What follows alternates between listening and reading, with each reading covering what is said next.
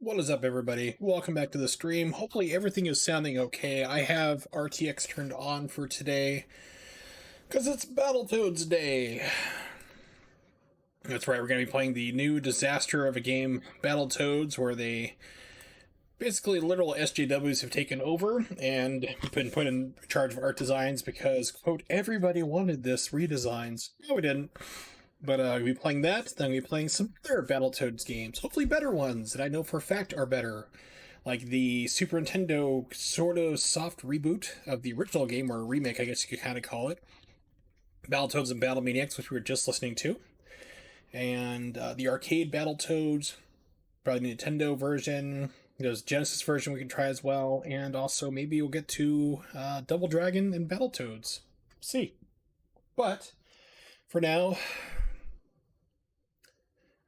let's get the paint started, shall we?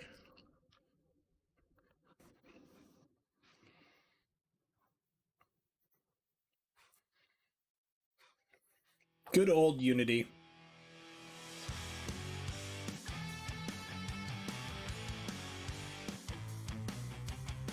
For whatever reason, it will not capture the window right. I have to do a certain setting, and it still captures the mouse pointer. It's bizarre. If I can just leave it like this and play through the menu, it looks like it might work.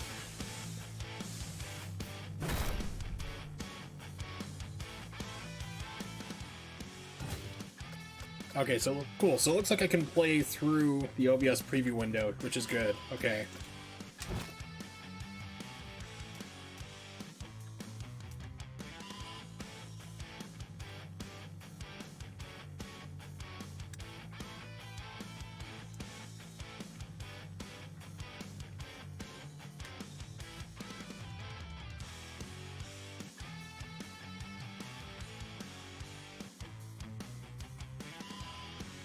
Alright, we'll see how this goes.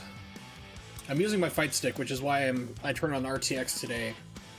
And yeah.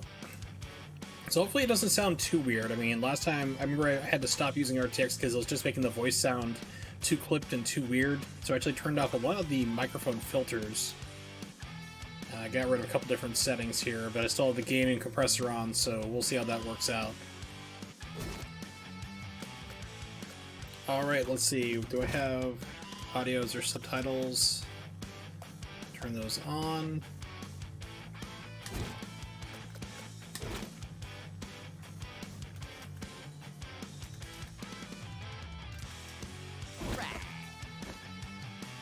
Was that rash or rah? Yeah. Okay, just generic sounds. Okay.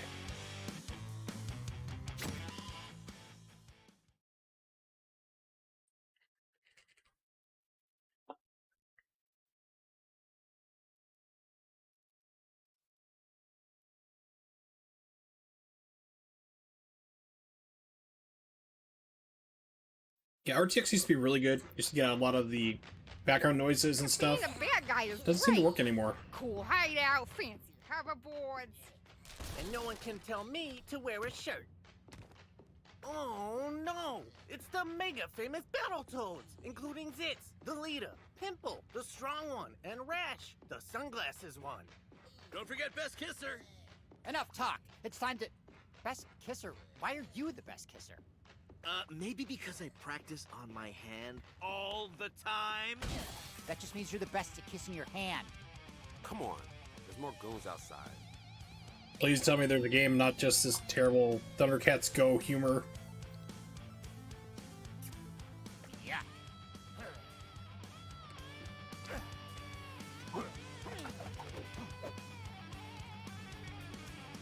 Oh, this is nice. It moves you forward when you attack.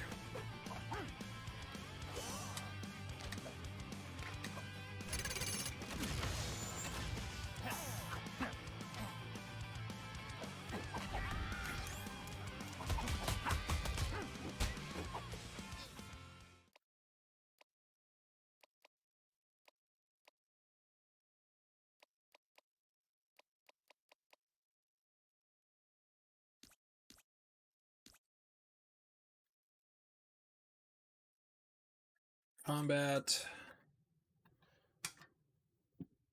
The jump. Strike. Evade. Okay.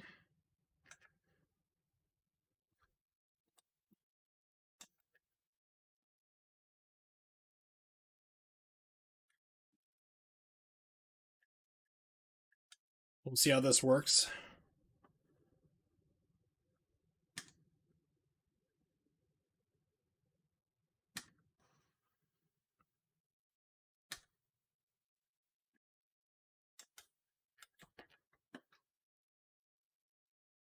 This will save. Okay, I said like wouldn't save. I'm like, yes, I want to save it, please.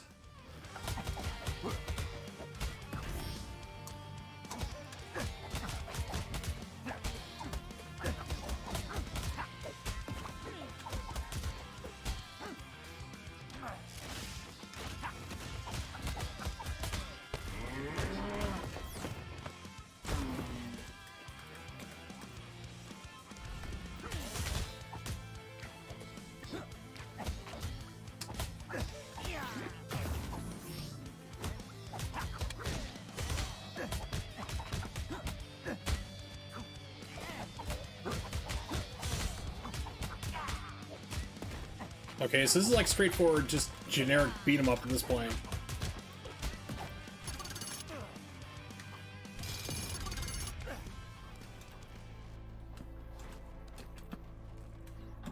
No dash? Okay, there is an actual button.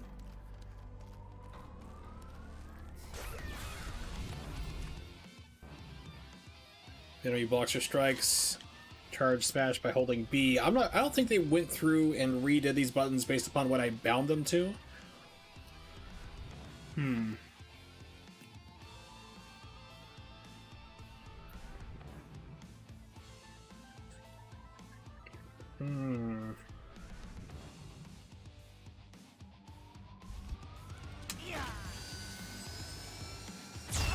I guess it did.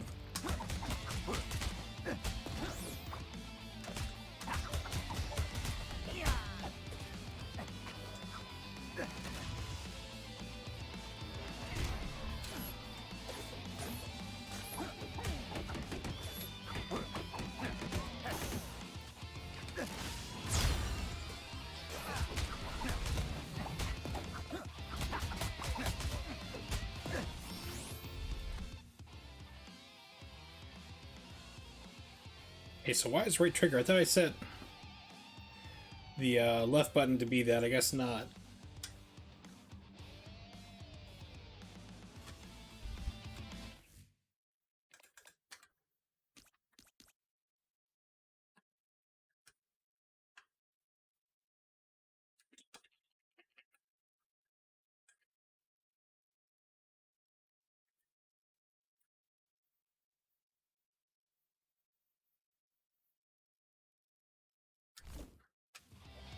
There we go.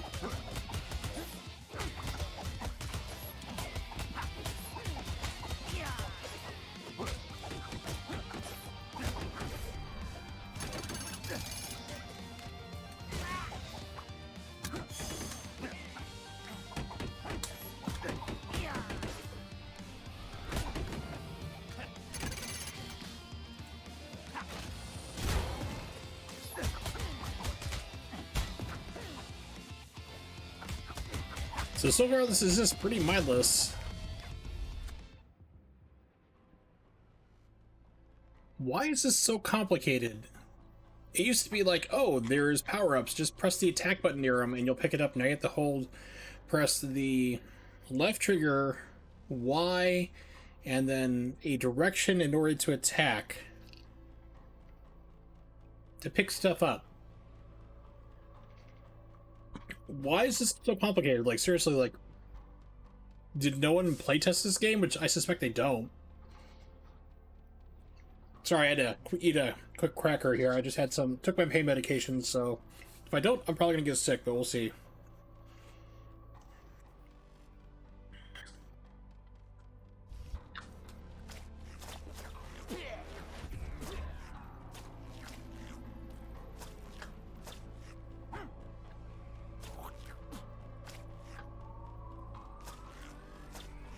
Am I not allowed to pick these up, or...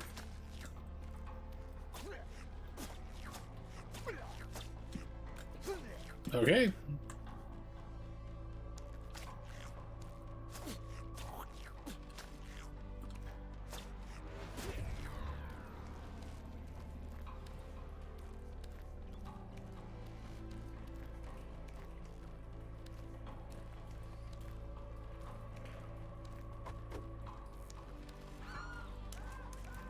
Look out!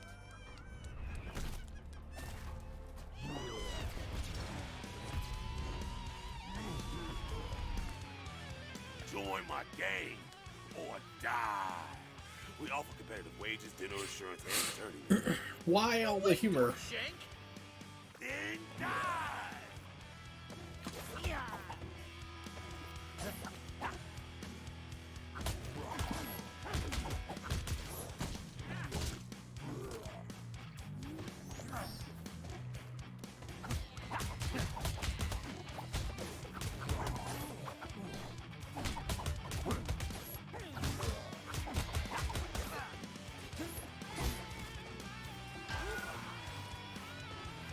What? So, why am I now playing as Pimple? Excuse me? What?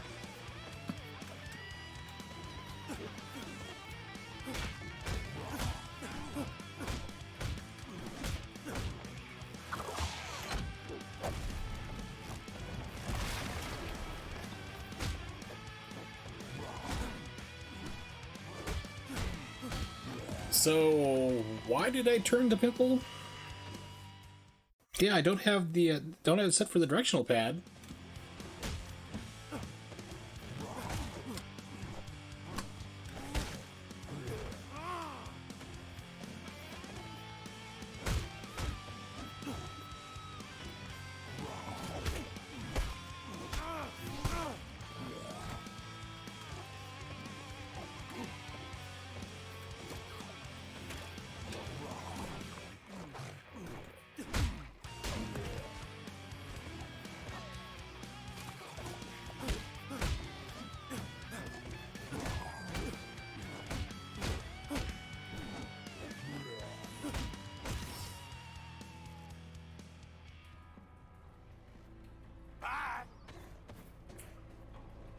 Is that it? Guess so. Look, an instantly gratifying victory ceremony. I just want to know why I changed from Zitz to Pimple all of a sudden. That's my curiosity.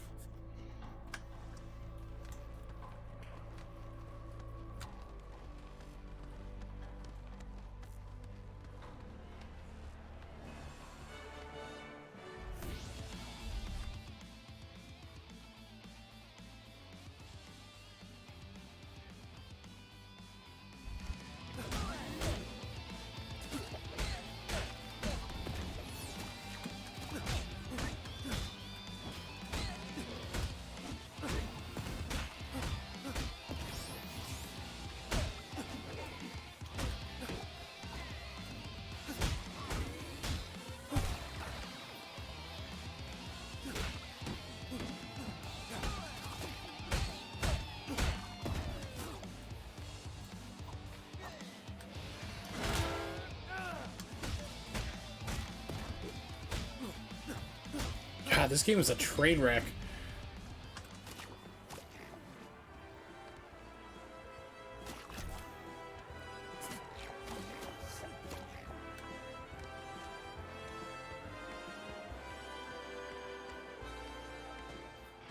It's pretty bad. It's a train wreck and you're on the first level.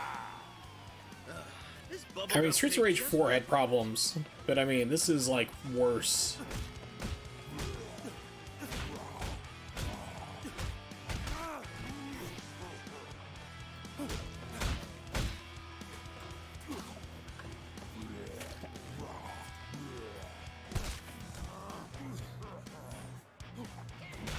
Where am I at?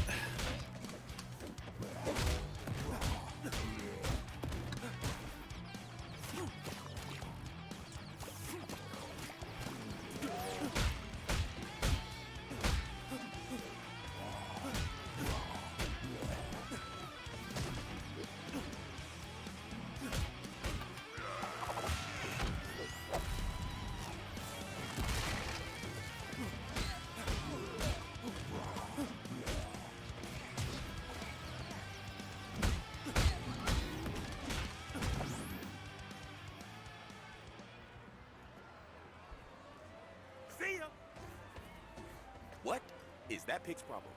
Besides punching too slowly. Nice I one. just want to know why I'm not playing as the character I started the game as. That's what I really want to know.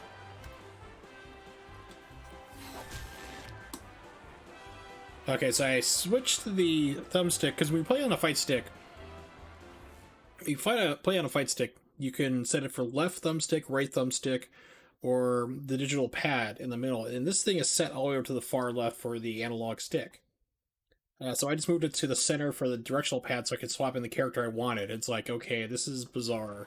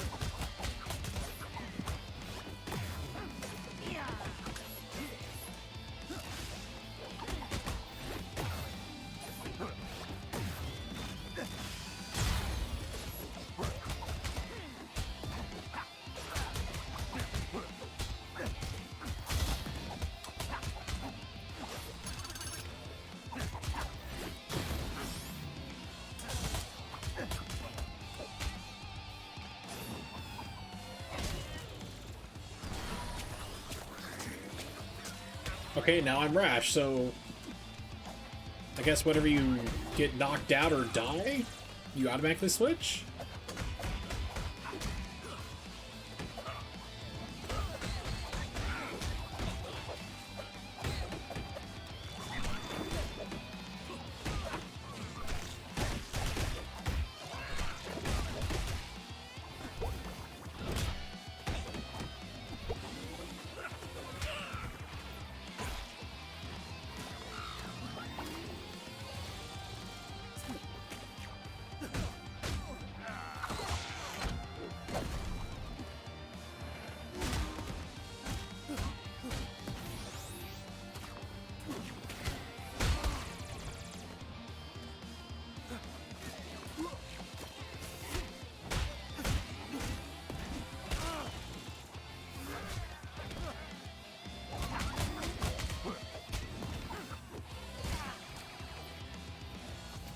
This also does not lend well to a good colorblind scheme, I should warn. If you're colorblind like me, this is not very helpful. It's hard to see what's going on.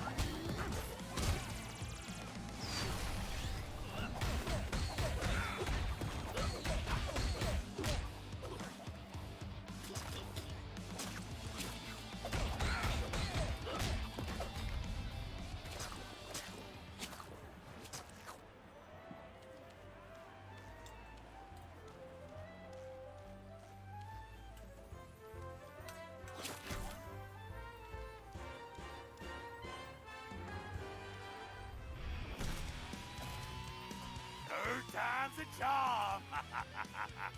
Give up, Pork Shank. There's 3 of us and only 1 of you. Who couldn't be bothered to animate my lips talking? 3 of us.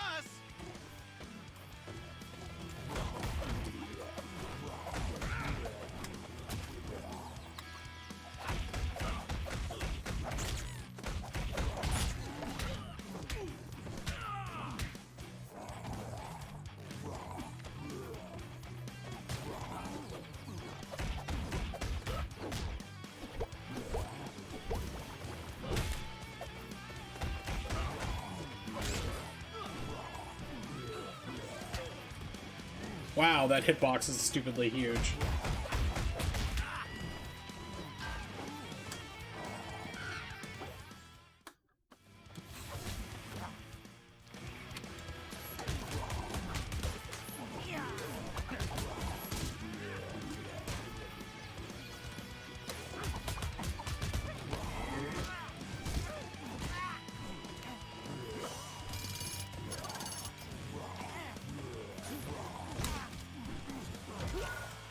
It's like Streets of Rage hitboxes.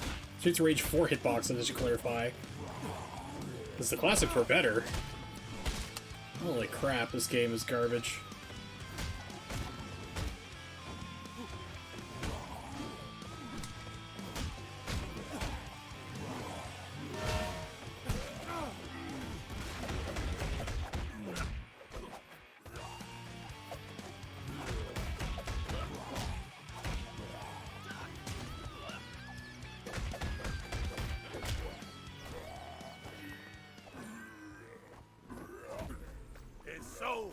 finally pass into the afterlife. Wait, there's nothing here. Make the most of the time you have. Remember, kids, if you believe in religion, you're stupid. There's no afterlife. Yikes. I don't think he's coming back this time. Oh well, sucks to be him. On with the celebration!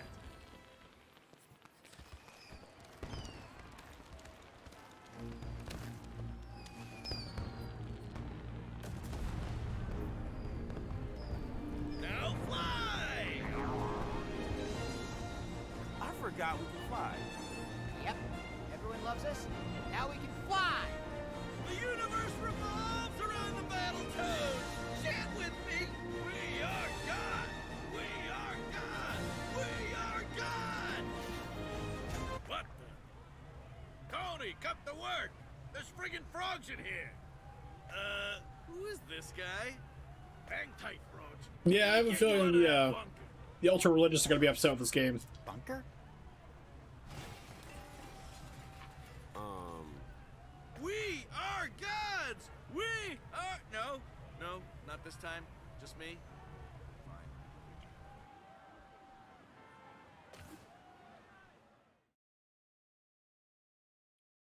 Okay, yeah, so that's the first level. And that boy was executed. In lighter news, we've all heard of Toad in the Hole. But toads in a hole? Julie Saturn Rings has more. Thanks, Zerb. Sounds bizarre, but that's exactly what a local construction crew discovered this afternoon. Yeah, so we was digging, you know, for construction stuff, and I find this bunker with friggin' frogs trapped inside. And I mean, it stinks. So we checked the wiring, and these morons been in there for 26 years living a simulated fantasy life. And I mean, they stink. 26 years in a fantasy bunker? You'd have to be gullible not to figure that one out. So, frogs, how you feeling? Stupid? We're not frogs. We're toads. The Battletoads. We're famous superheroes. This just in. No, you're not. This has been Julie Saturn Rings asking. I like that. What are they going to do now? Oh, so my mouse is actually trapped. It can't go to a certain level.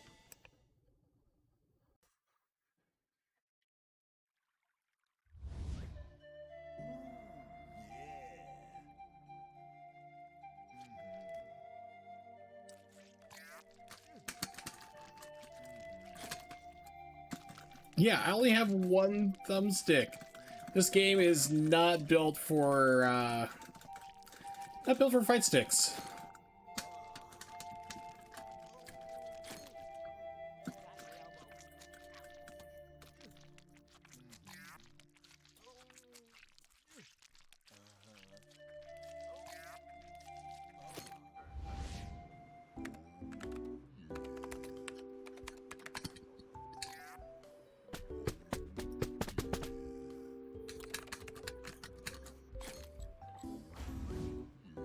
I thought the promotion was pretty much a guarantee at this point.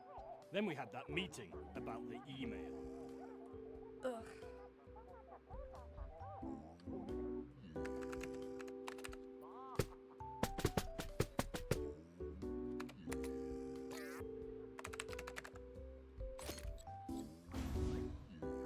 And I told him I don't care about games from the 90s. Some things are just meant to stay buried forever.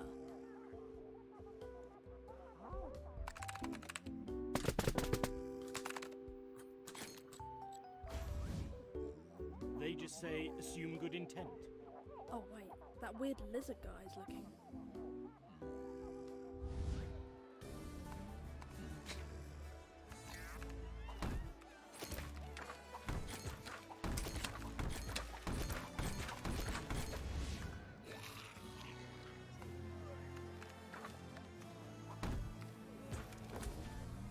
This is the game. This is Battletoads, the game where you were known for running around and beating up bad guys.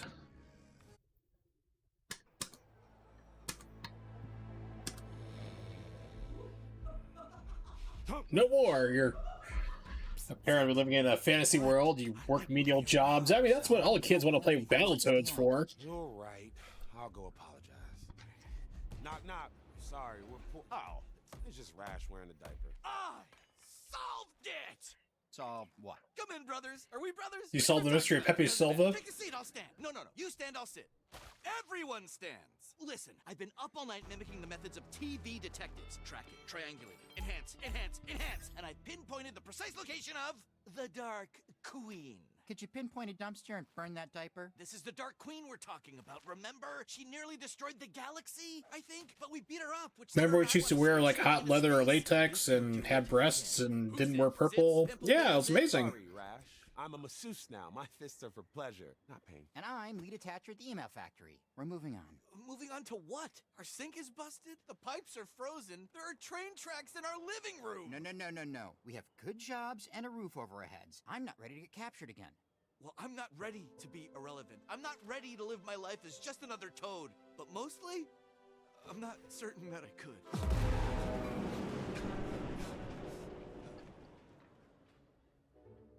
Okay, Rash, we're in. Let's go build you a brand new audience. You really mean it? You're damn right I do. Now, where do we find the Dark Queen? Not where. When? Time travel? No, we'll leave when I've cleaned myself up. Then we're renting turbo bikes, baby! Woohoo! Battletoads reboot! This looks more like Thundercats Go, but it's better when you compare it to that because Thundercats Go is just abysmal. To the point that I'm pretty sure that like Cartoon Network just secretly canceled it. Hey, remember, fellas, these turbo bikes are rentals. You know what that means? Trash him? Exactly.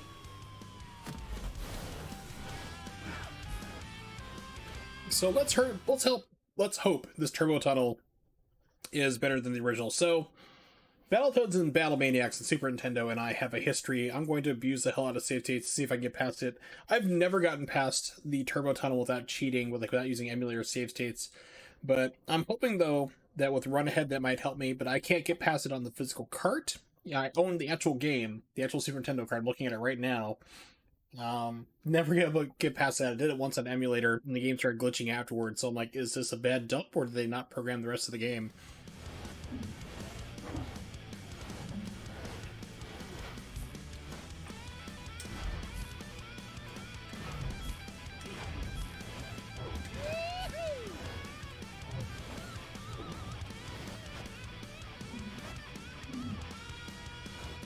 Yeah, this game is not designed for a fight stick at all.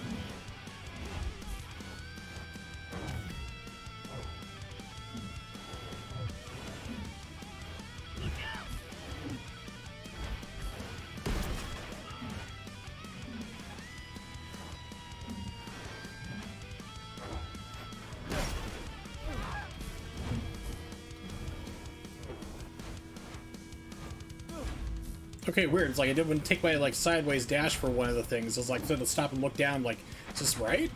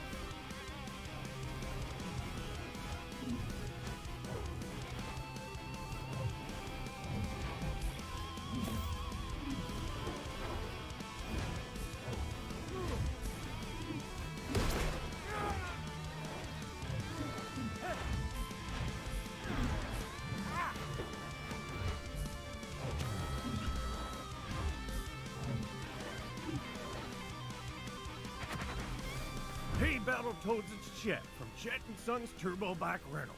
My sensors indicate you're driving like a bat out of heck, and dang it, if you don't slow down, I'll have my sons post nasty rumors about you on the galactic internet. Oh no, not They're that again. handsome boys, but they're mean as dirt and itching to embarrass you. Hope it doesn't come to that. Oh, that's a holding ground. Okay.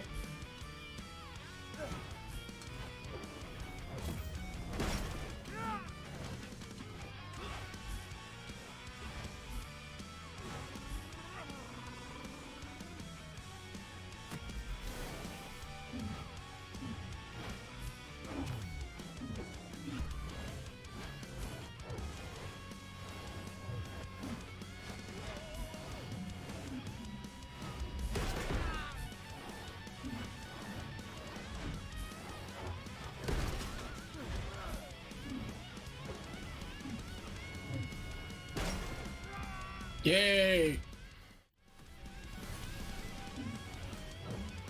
Well, fortunately, there's a checkpoint right there.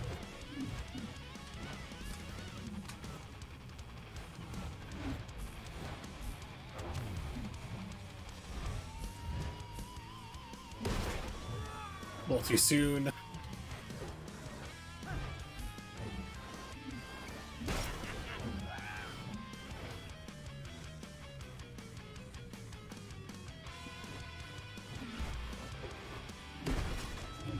Because weird, it's like the dash will sometimes, like, evade dash will sometimes either move you all the way over to the side of the screen or it won't. So it's a little unreliable, so you can't really quite rely on it to move you where you need to be. So that's kind of interesting to find. Alright, there we go. Click out of it here. Let me check something real fast. Let me know if there's any problems. If anyone's lurking, please let me know if there's any problems with the audio. I do have RTX on, so that way hopefully you're not hearing a lot of clicking. Let me try.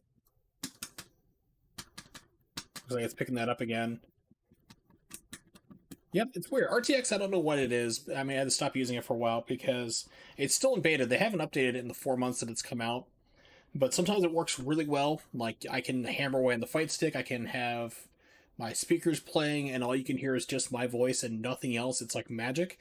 And there's other times, like I'm looking at right now, I can see, like, when I start hitting the buttons of my fight stick, that it starts picking up the button presses. Let me try that again.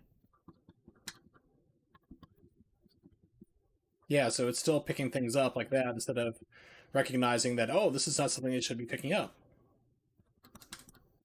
Weird, weird, weird. I'm gonna try finger snaps. Finger snaps, it doesn't pick up. I'm snapping while I'm talking right now, but if I start hitting the button, it looks like that's still picking up too, so... Yeah, RTX is weird. I really, really hope they put out an update for it soon, or a final version that fixes these type of things. Because I would love to use it more, but it's still a little glitchy.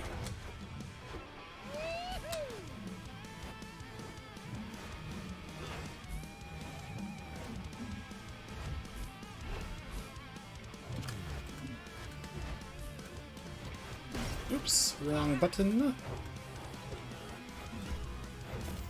I keep thinking I'm going to clip on the left wall, so I keep moving over.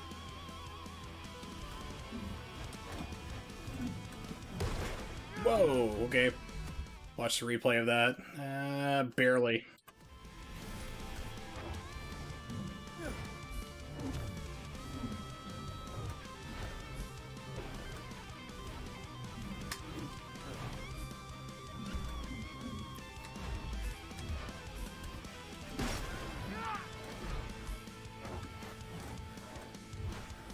Guess maybe it's the Bayonetta player in me that's like, gotta cut it close.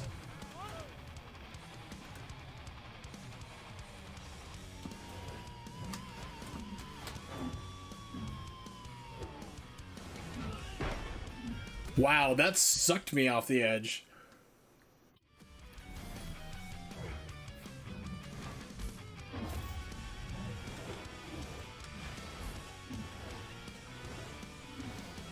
Okay, Rash is very glidey too, so apparently all these different toads have different handling on top of it.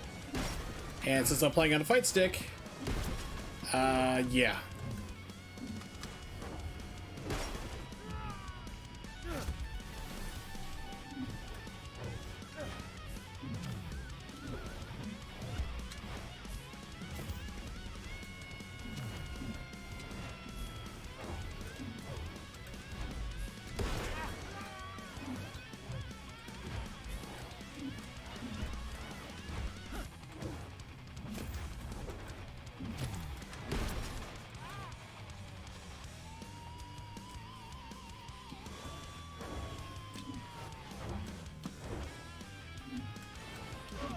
It just sucks you right off the edge. I tapped the left and it just kept going. Holy crap. I may have to just admit defeat and plug in a controller at this point. For these type of like beat 'em ups like that, well, most games like this are supposed to be beat 'em ups, and I've only seen one level so far that was a beat 'em up.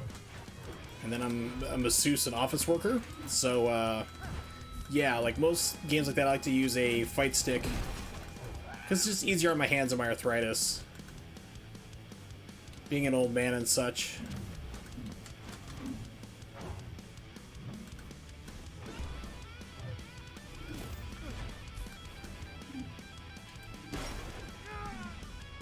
Alright, let me plug in my Xbox One pad. Hold on a second. Yeah, this game so far is, pardon me, is not a recommend. This is a pass. If you have the Xbox Game Pass, I believe it's called. Where'd my controller go? There it is. If you have an Xbox Game Pass for PC, or which is how I'm playing it, or an Xbox One system, you can play this game for free, quote unquote free, but you're paying for the service to get to it, or you can buy it outright for $20. This is definitely, I would say, if you have the Game Pass, try it out.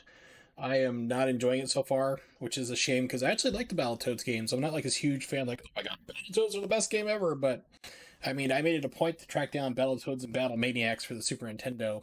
Not just because I have childhood memories of playing it, because I thought it was a pretty fun game. I mean, my brother and I had a lot of fun playing it, and I still did when I got my copy and fired it up to, on the actual Super Nintendo. But this game is just, it's not Battletoads. It's literally, someone came in and said, hey, remember Battletoads? We're going to do this. Oh god, why is it rumble?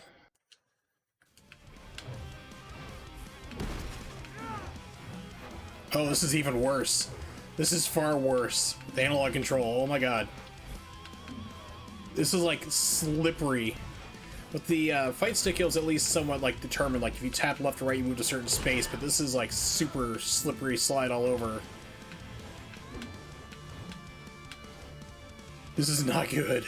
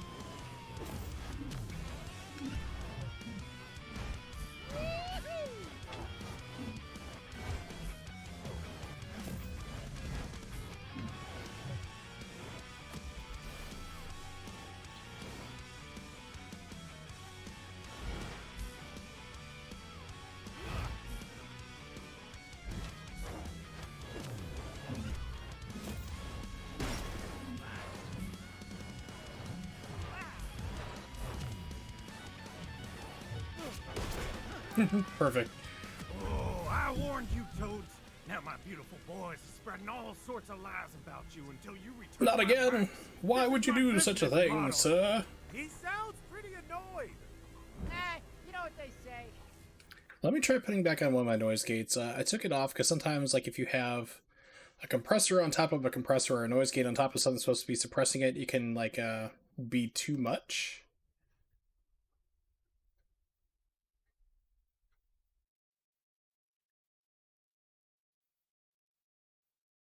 Fortunately, I took pictures of it all. Here we go. If I can get Windows to load it up. I don't know what it is about like Windows Picture Viewer, but it's got problems. Noise suppression. Here we go. I saved the settings for because I wanted to make sure, like, when I put them back in, that it would all be functional and the same. Filters, compressor.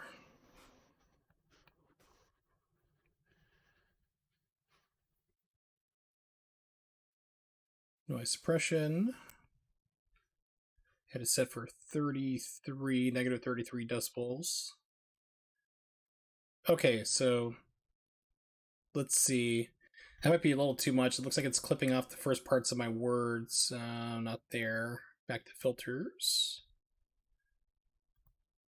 Let's try 31.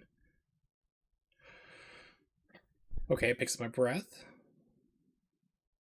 And it's still, yeah, it looks like it's still cutting off the first part of whatever I say, which is kind of not what I want to do.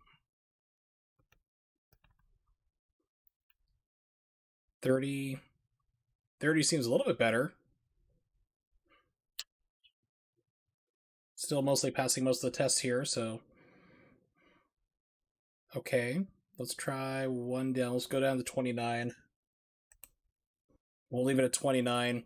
If anyone's lurking, please let me know how the audio sounds, if I need to readjust it, if I'm clipping in or any type of problems. Then you can go back to lurking. I promise I will leave you alone, because lurkers are always welcome on my stream, in my channel. But my big rule is, two big rules. one, don't be a jerk, and two, if there's any problems with the stream, video, audio, let me know. I am more than happy to fix it.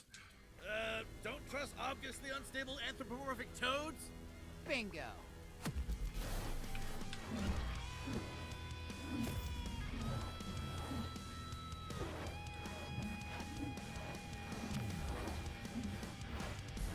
Jump too soon.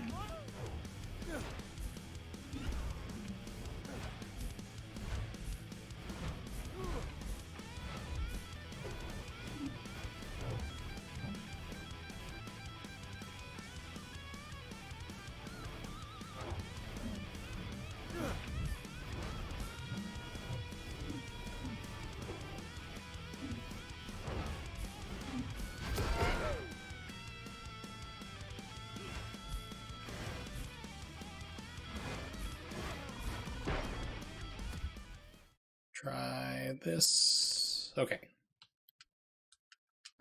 Oh, weird. It's not taking my, if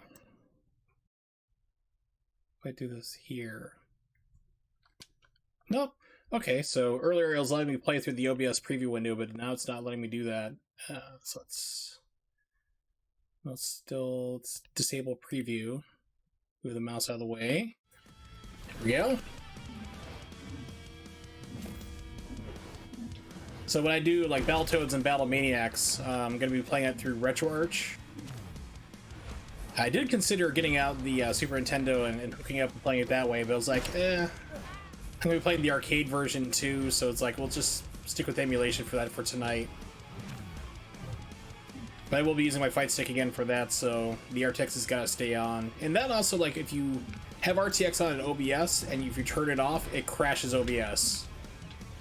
It's another bug, but it's been 4 months they haven't put out any updates, which makes me kind of leery because it's a really cool product. I love it when it works, and right now it's hit or miss.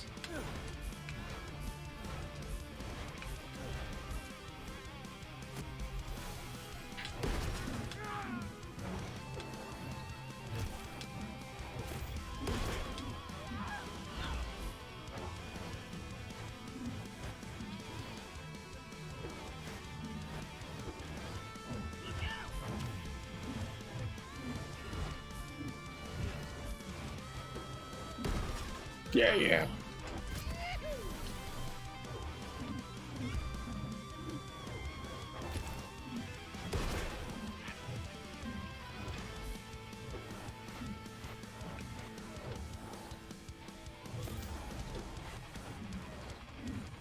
And while I'm doing this turbo tunnel, and I should be thinking about what I'm doing instead of trying to talk, more setbacks on the PlayStation 3.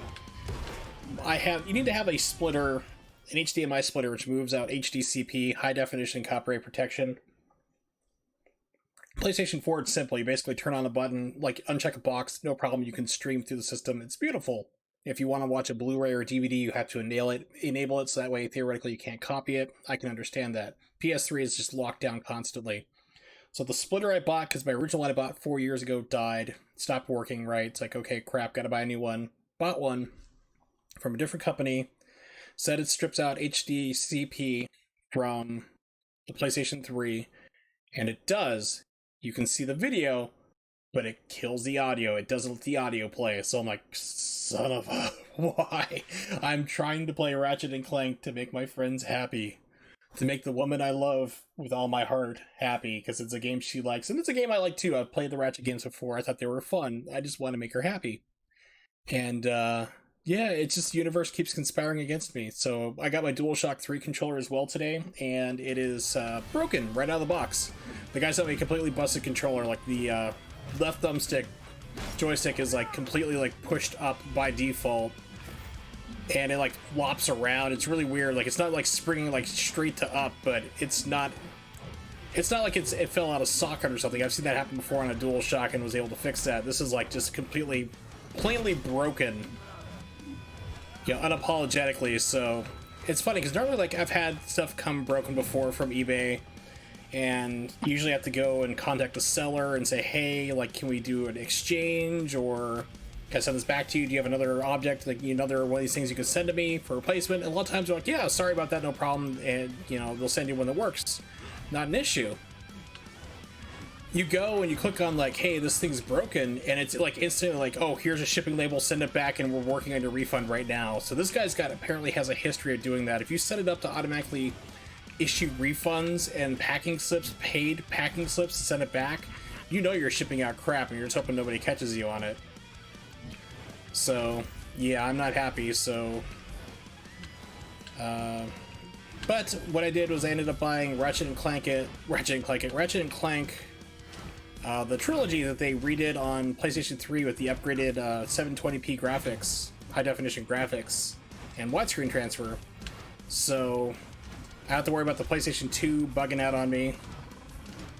It's weird because all the other PlayStation 2 games on my PlayStation 3 work just fine. It's the last of the backwards compatible models. But Ratchet and Clank, for whatever reason, just does not play with the emulator that they put into the PlayStation 3. It like instantly crashes as soon as you press a button to play. Like you hit start, left, right, up, down, it crashes. Like it locks the entire system up. It's wild. So I'm like, well, $15 for Ratchet and Clank, the high definition version, or spend $20 and get all 3 games remastered. I'm like, there we go. But then, of course, it's the problem with I got the game working. It works beautifully. It just has the wrong... It's not stripping out the HDCP completely, so I had to buy another one. It's going to be here September 8th through the 14th, so somewhere around my birthday in like 2-3 more weeks. Finally, hopefully be able to do Ratchet and Clank. I swear, we're going to get that game. I don't care. The universe has to, like... It's going to kill me for it, but we're going to do it, damn it. As bad as I want to see my girlfriend, I want to play that game. This stage lasts forever. But it's like interesting game design that they took it like from the new design of we don't want you to fail, so you have unlimited continues. No game overs.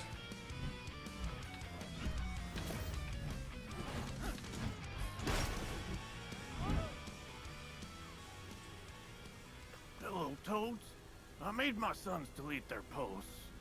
The truth is, my business is failing, and if you destroy those turbo bikes, I'm ruined. My sons were too beautiful to learn a real trade. Please, return my bikes. This is Chet from Chet & Sons. What's he so worried about? The bikes look literally the same as when we started this journey.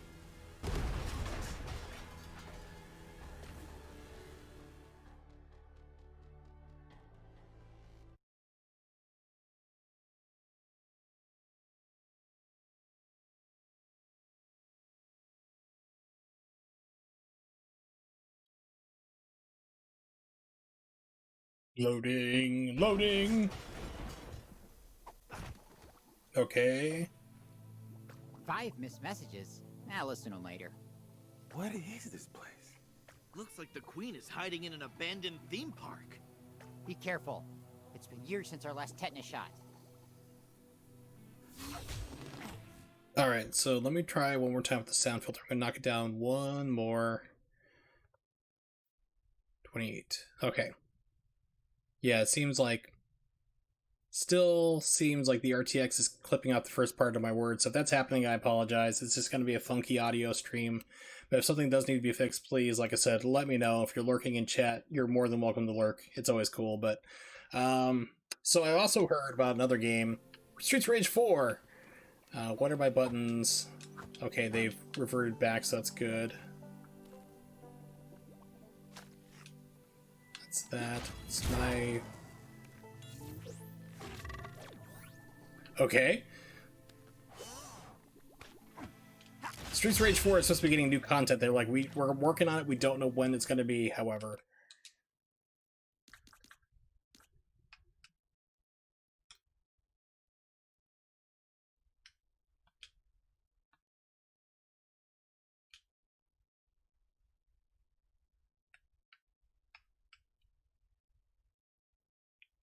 Okay, what is...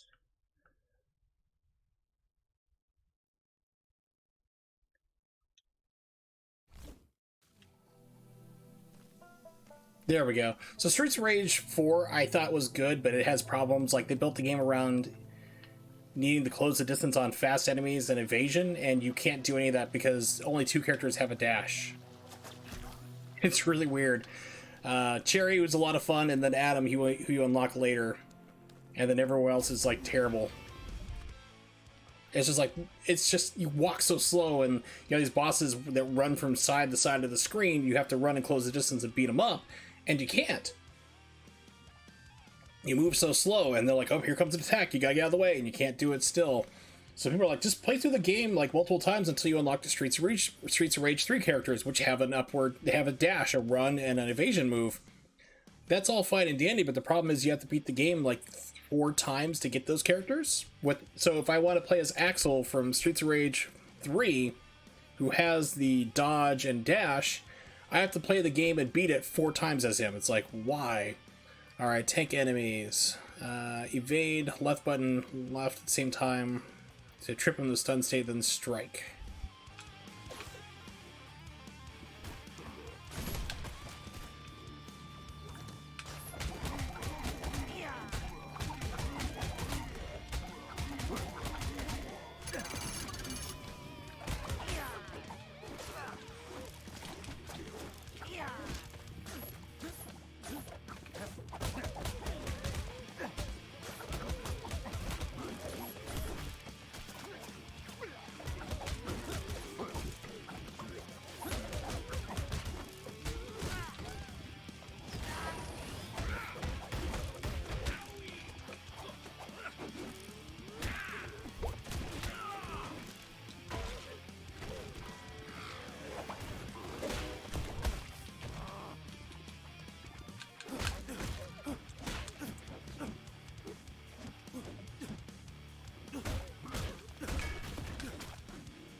So is that it? I can't tell if like I'm actually doing like the parry or counter correctly.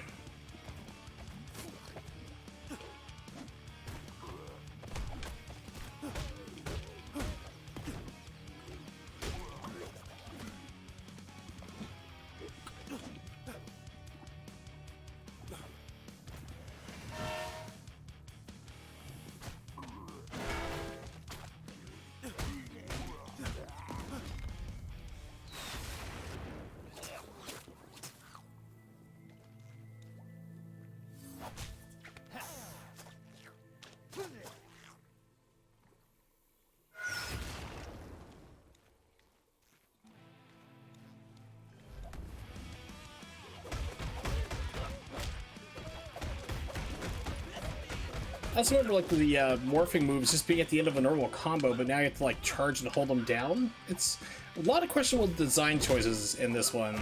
I'm not sure why they decided to do it, to be honest. I mean, if you've never played the other games before, it'd be fine, I'm sure. But like, just even picking up health is complicated. In the old games, it was just basically like, oh, there's a fly. You just need to basically hit attack next to it and you'll suck it up and get energy. Now you have to press 3 buttons minimum in order to get it. Hold on the left stick, press Y, and then the direction you want to suck up the fly. And it's like, why can't you just hit the attack button? Alright. Bubblegum spit. Press left trigger, A, and then left stick towards... Why is this so unnecessarily complicated? I don't understand it. I'm like genuinely baffled by the design choices in this game.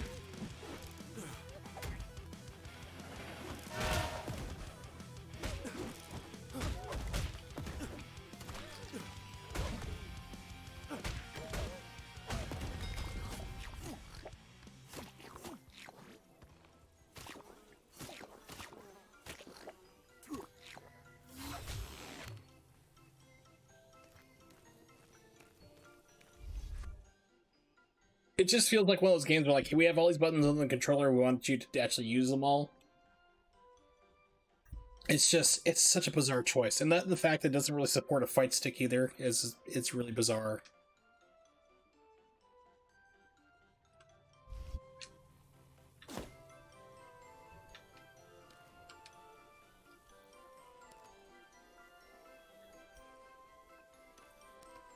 It's like, okay, maybe I can shoot the birds in the back? Nope.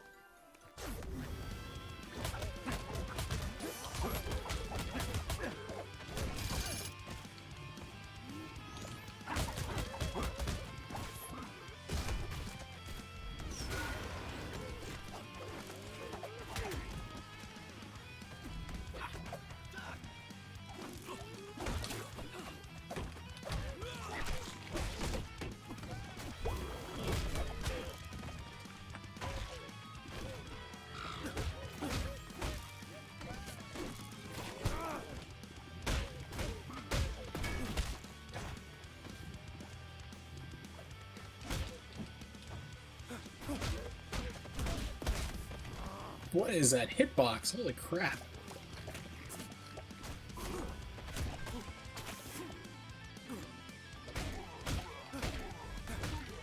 Yeah, I thought Streets of Rage 4 had questionable hitboxes. This wins.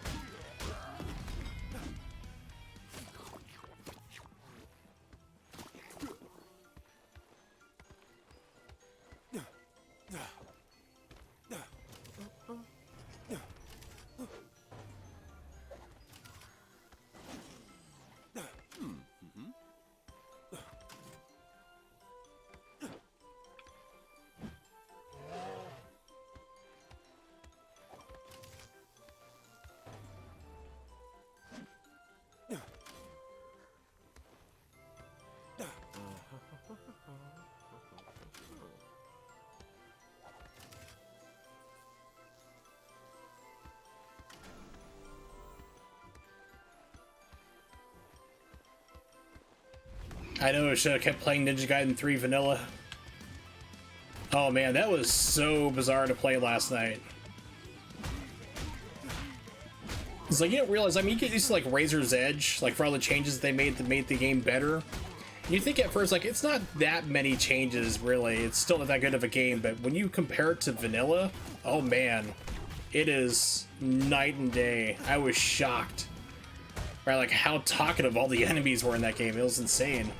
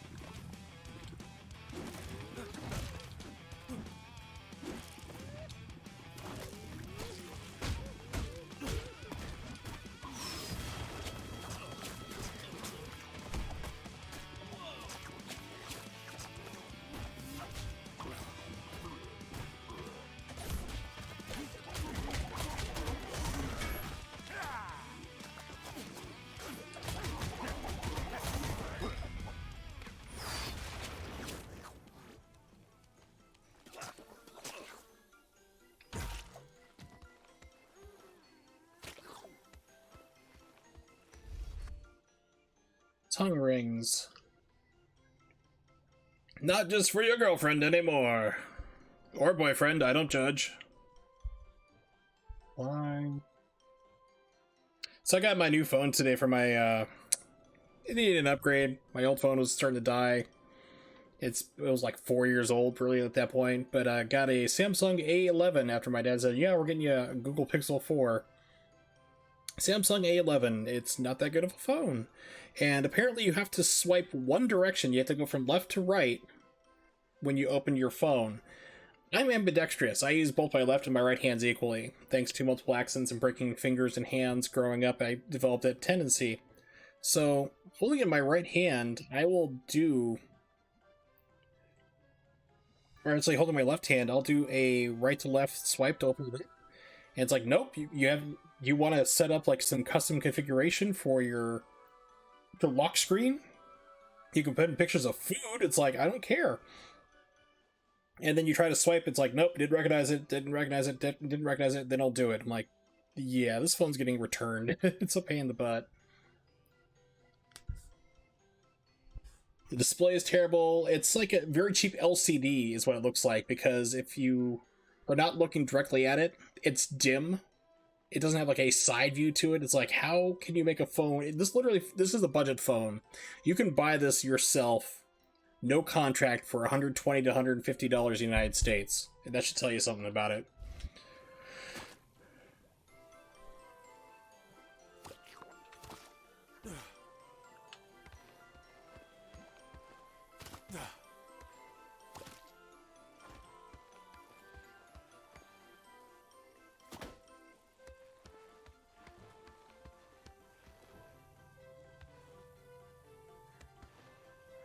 Ooh, look, a spaceship! That is a nice-looking spaceship. I'm just relieved it's not another ambush. Yeah, how come there's never anyone around here until they want to fight and then they magically appear? Some things we'll just never know, Rash. And some will just have some really, really loose justification.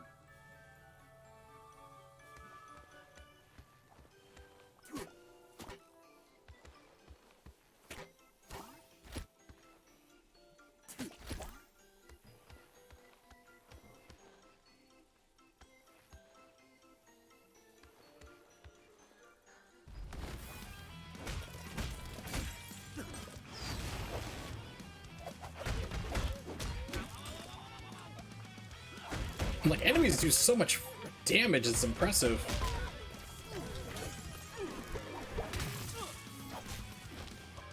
Like, 2 hits and you're dead.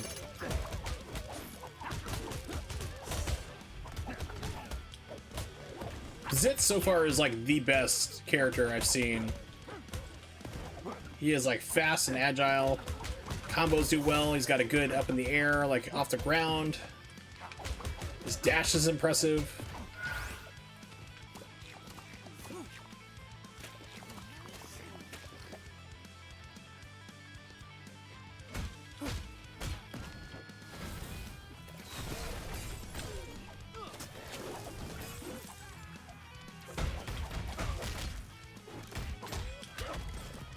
Whoa, what the hell is that hitbox? It's like, yeah, he's like way off the screen. We're gonna hit him though. We're gonna get him.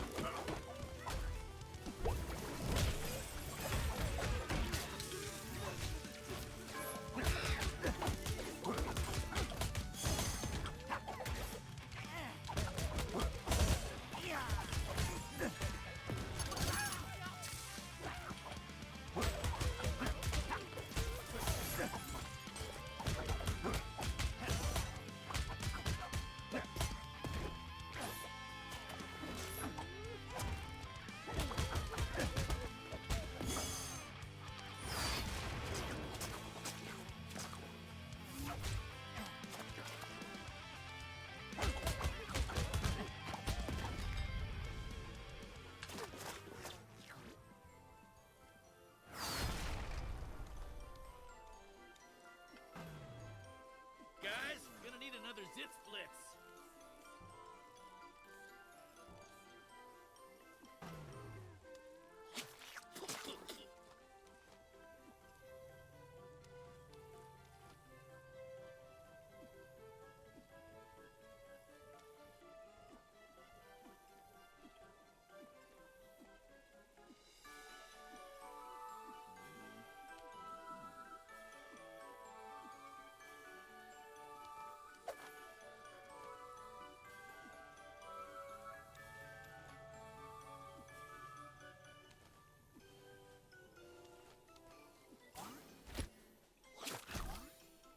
Okay.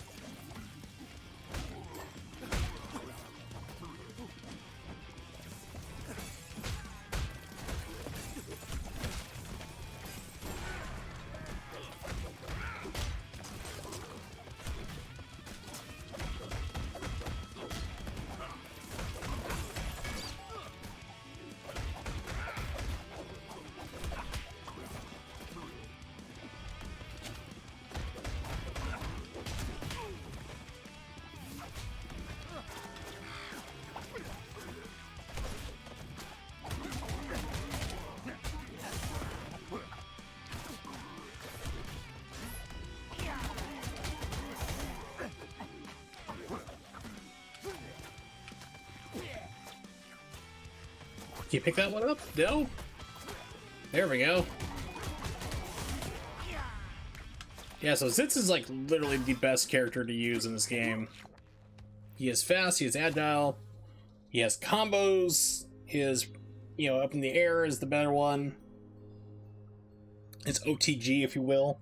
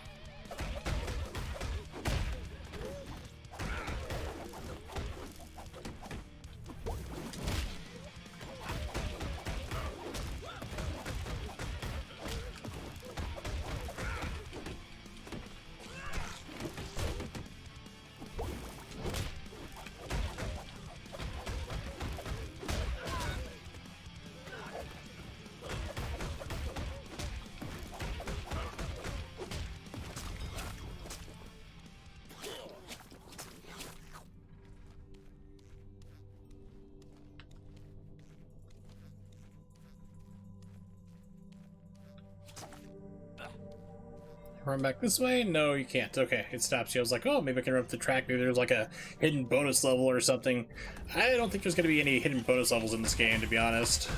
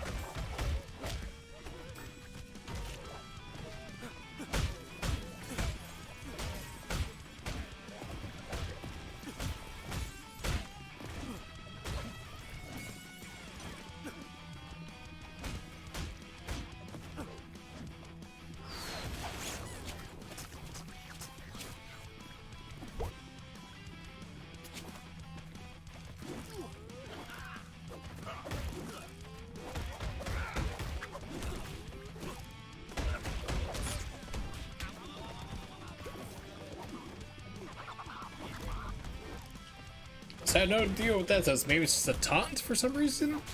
Not sure why you'd have a taunt in a game like this.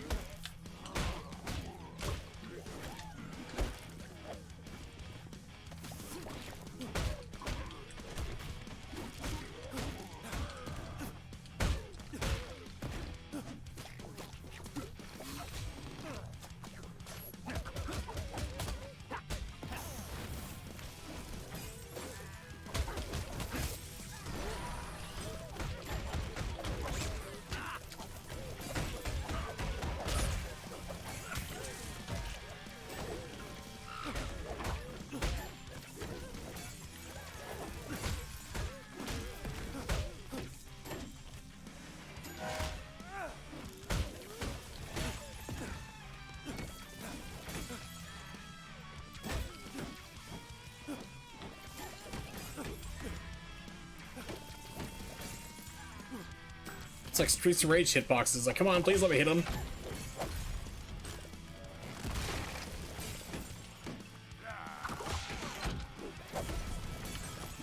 He's trying to do a charge attack to get rid of the guy's shield. Can't do that. There we go.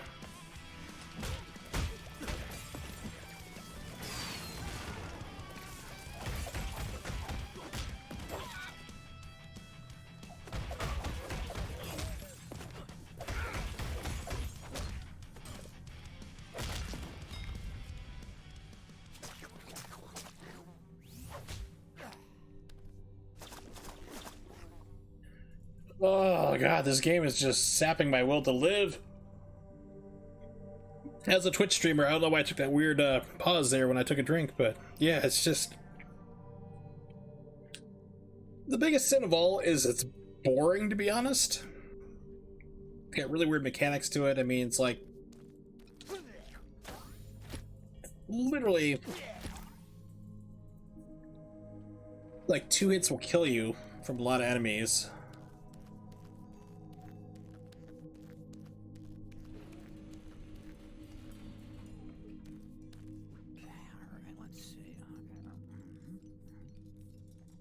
Move, moving hazard, triggered hazard, trigger, hack flag. Okay.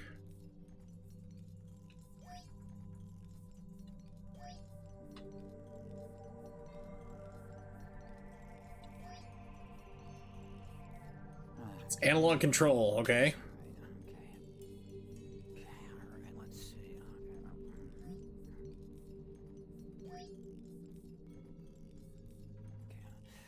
Control Alt Delete.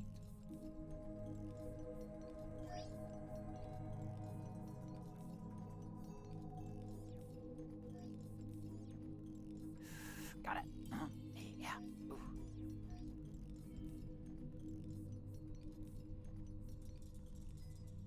Hey, what do you guys think of this line? I may be zits, but you're the one getting popped.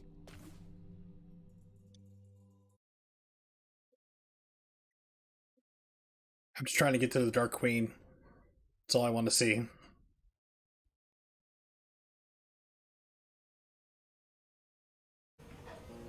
Don't get mad at us. You asked for feedback. Yeah, but I didn't expect any.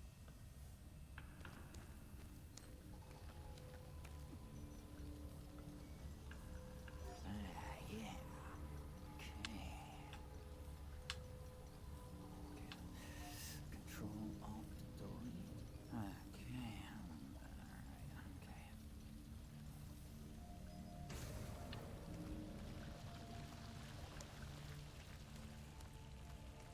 okay. And look, you can stand on this without trouble, so why have a gap in the floor?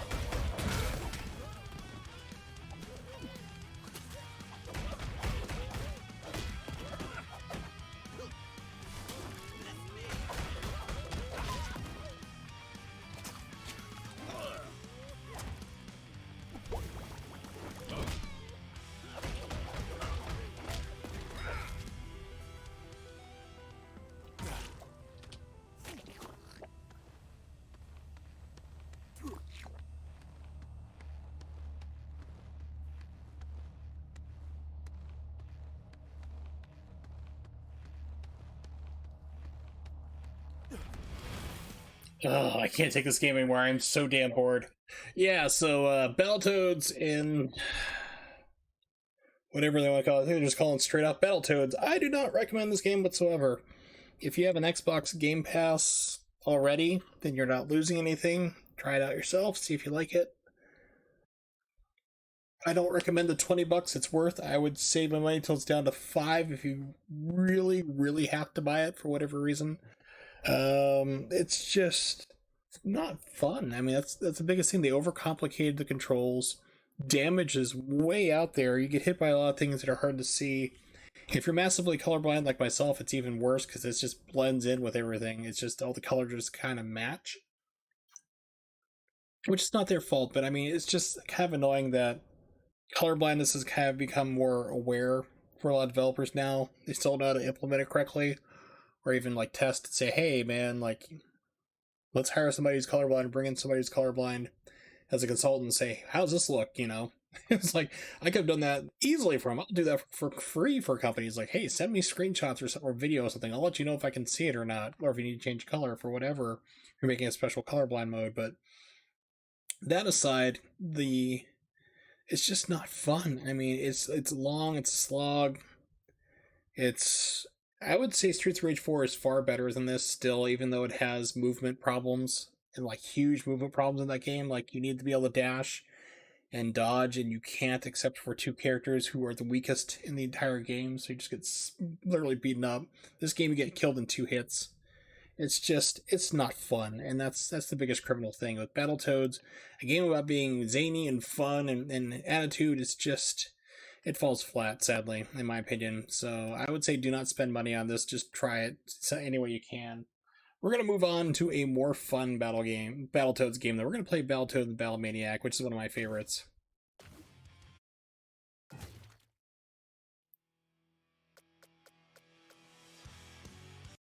Yes, we're going to quit this game, and hopefully I don't have to ever play it again. Alright, let's get rid of that. Give me a second here. I'm switching over to RetroArch. There we are. Oh yeah, I know it's not centered in the screen. It will be in a second. We're going to do Battletoads, Battlemaniacs. Let me get this all moved over.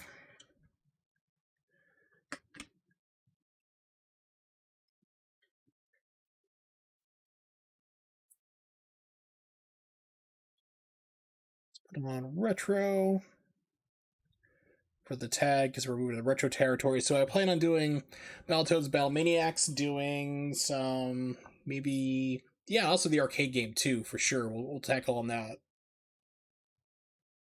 For this, I might need to shift over to my fight stick. We'll see. I know I do the main one for Battletoads. We'll be doing it that for sure.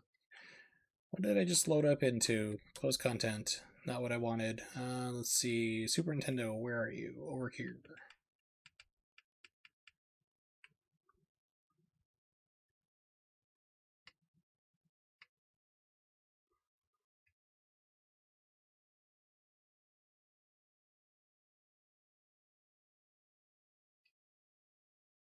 Gotta say, I think I like the American box art better.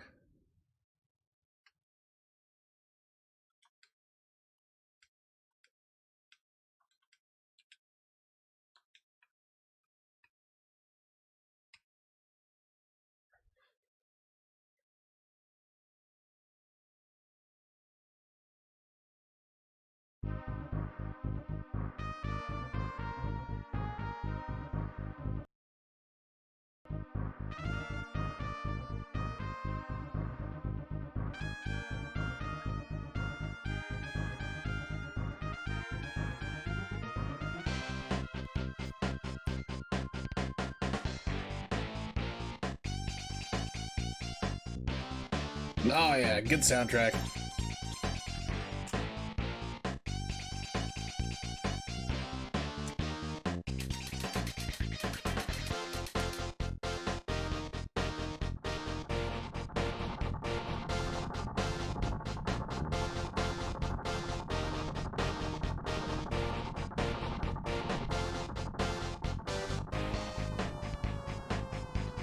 By Scuzz.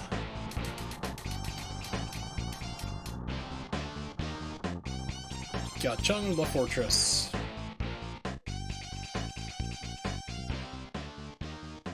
Toads, I've invited you to witness the witness first demonstration of game something. I wasn't paying attention. Sorry, I was looking at my audio mixer instead.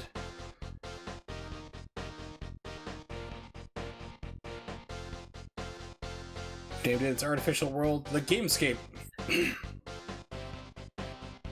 So I'm guessing the last Battletoads game, like that I was just playing, was tied into this.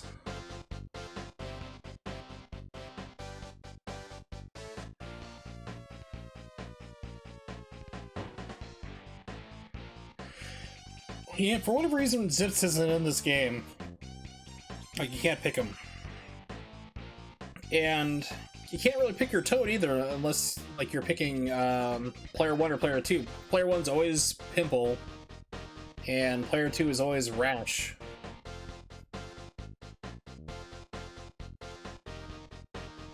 The Dark Queen!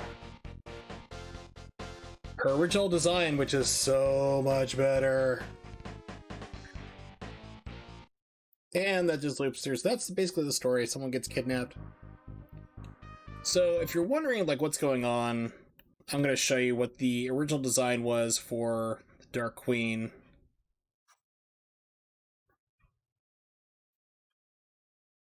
Before it basically, literally, I'm not kidding. You know, super like you say social justice warrior SJW, it's a slur. This person's like, no, I'm an SJW, and I changed this on purpose because it needs to be changed. It's like some things just leave it alone, you know.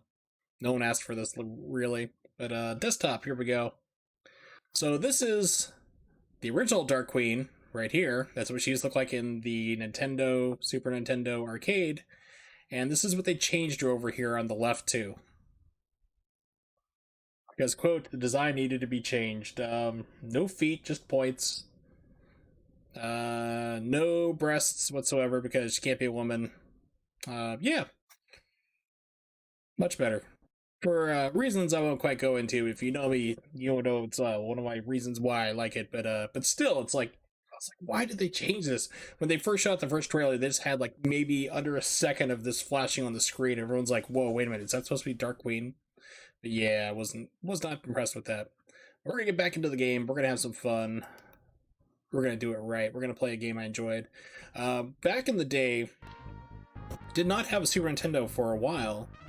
I always loved that icon that's shifting around. But so we brought the Super Nintendo, and we could rent it $15 for 3 days, 2 games of our choice. Not too bad of a deal. So this is one of the games that we'd rent. So my brother and I played the heck out of this. So I have a lot of fond memories of it. Gotta get them back. Let's crash the Gamescape and cook some beastin' bacon.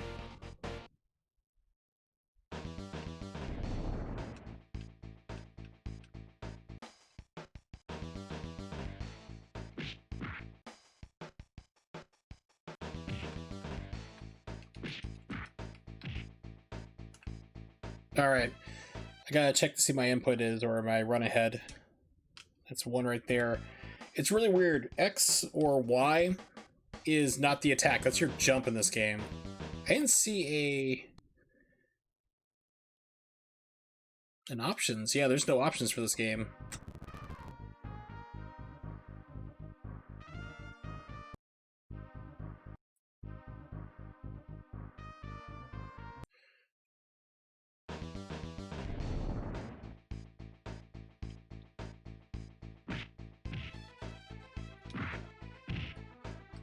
Alright, so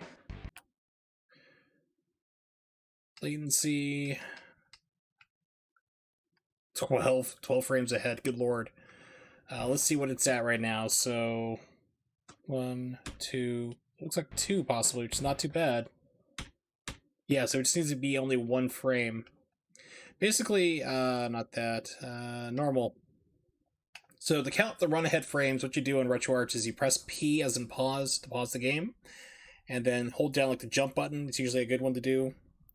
And then you press K as in kangaroo, and I'll move the game ahead 1 frame at a time.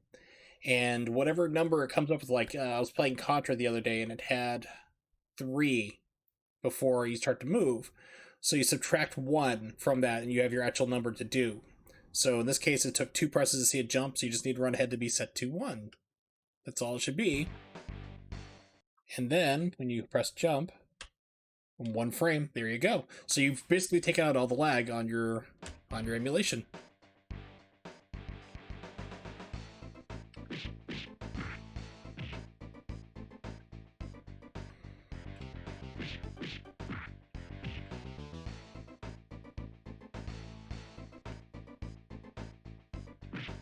Oh, come on, I messed it up.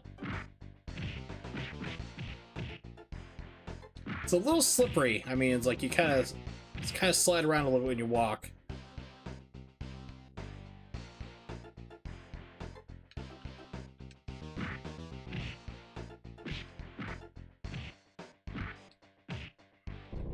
But look, I mean, it's like you can do these cool moves and stuff, and you don't have to press 4 buttons to do it.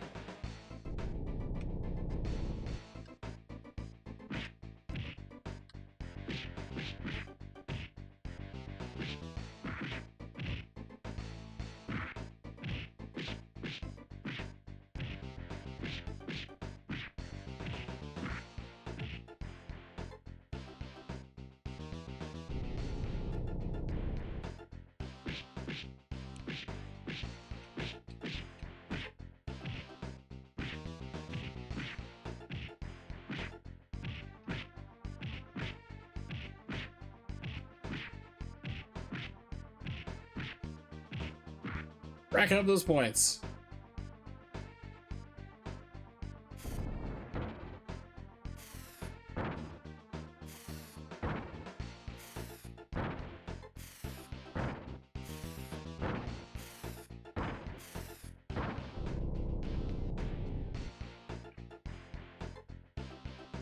Ooh, it's getting tricky.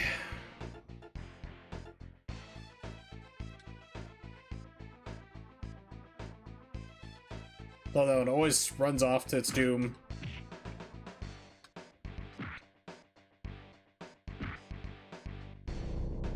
Whoa! I thought it said like I'm right on the line. No, I was not.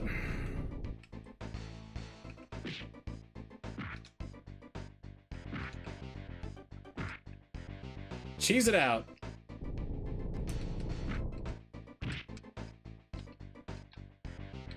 I don't remember ever making the jump over there. That's funny. That I do remember. They can actually hit each other, do damage to each other, which is kind of fun. You can sometimes manipulate it into that happening, but it's not the easiest thing to do.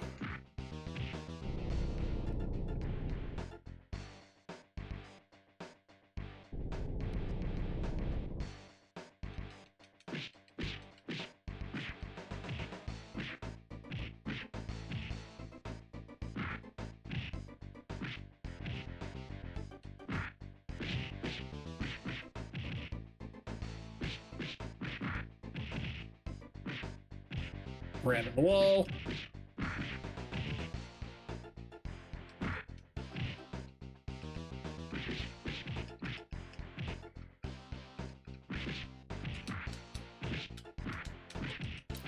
Unfortunately, there's no like get off me move like you would have like Streets of Rage or Final Fight or any other beat 'em up. They never really did that with the Battletoads series, which would be useful. I'll give it that. I mean, it would be very useful to have. Yeah, it's still centered in the screen. Okay, we're good. Really?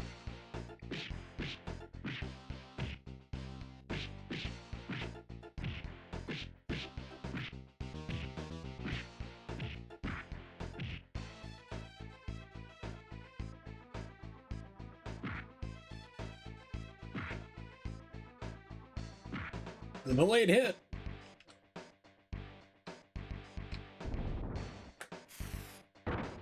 Look, there's the Dark Queen up in the top right. How's she supposed to look? Always love that little detail. You can see the lava flowing down the hill in the background. Now, one of these things is going to collapse. That's... wow. I forgot this game will do that to you sometimes. Just like multiple running right off the edge.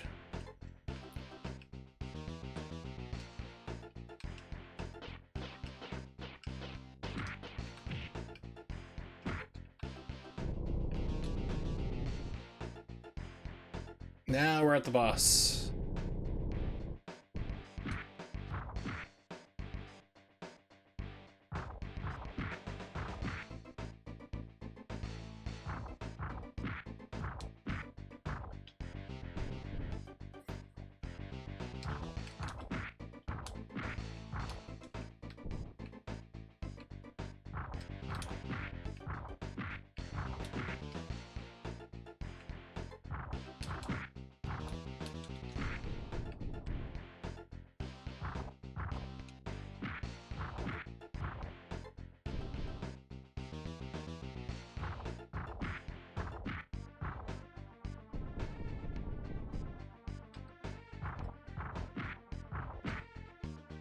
So you're thinking like, wow, maybe I can pick up the rocks or something. Nope.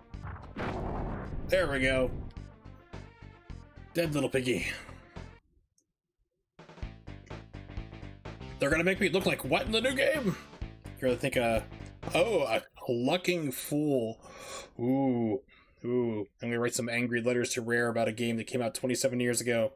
The slimy snot snafflers? Is that an actual word? I doubt it is. It is a word. Holy crap, okay. Plural of snaffler. Okay, what is that? One who snaffles. You're not helping, dictionary.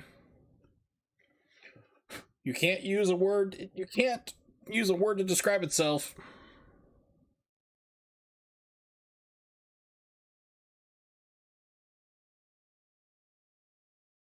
Snaffle, noun, Dutch origin. A broad-mouthed, loose-ring bit, metal in a horse's mouth. It brings pressure to bear on the tongue and bars and corners of the mouth, often used as a training bit. Okay. So it's basically a part that you put in the horse's mouth to help train it. Okay. Got it. Okay.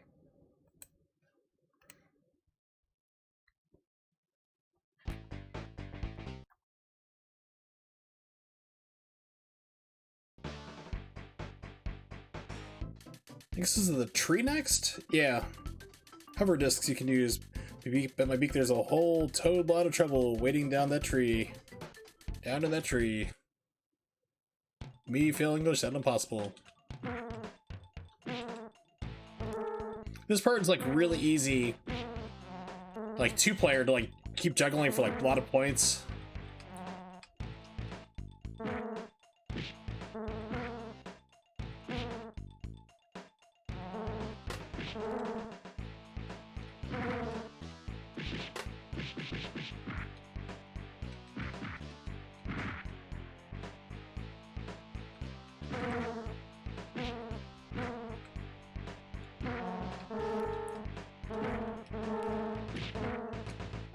That sound doesn't sound like it's emulating right.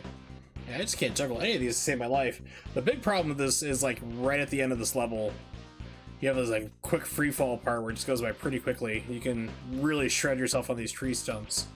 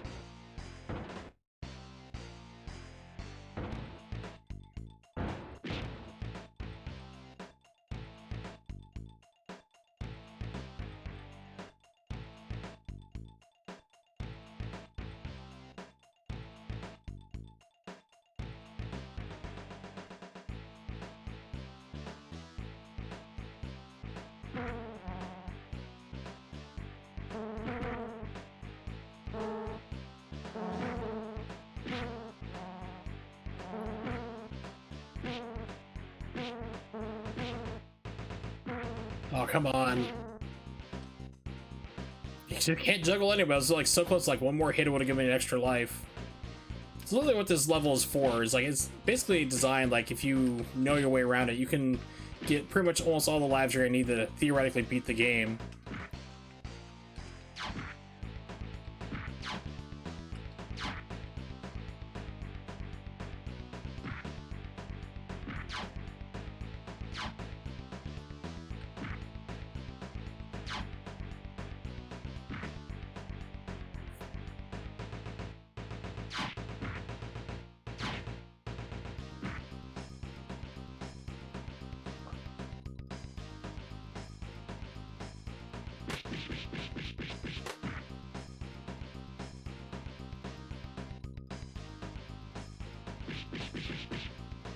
Really, game? It sucked me right in the wall. And unfortunately, any continues in this game bring you right back to the start.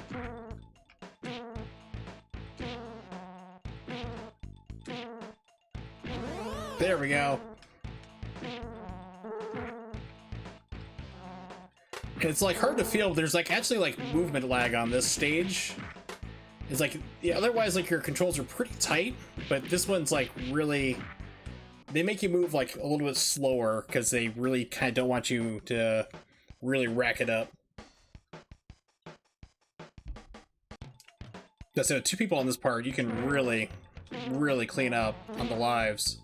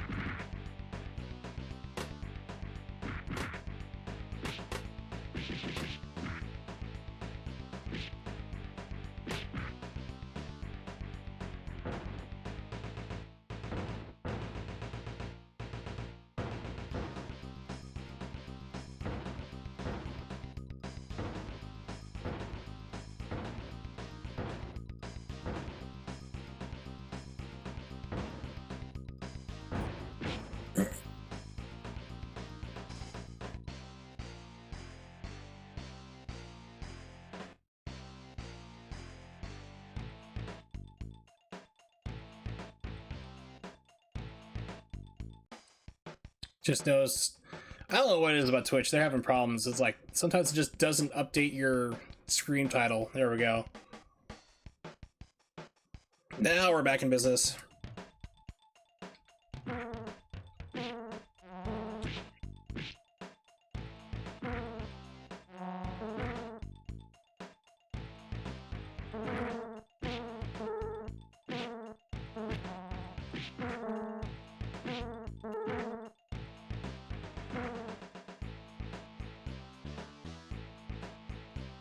That was a good waste.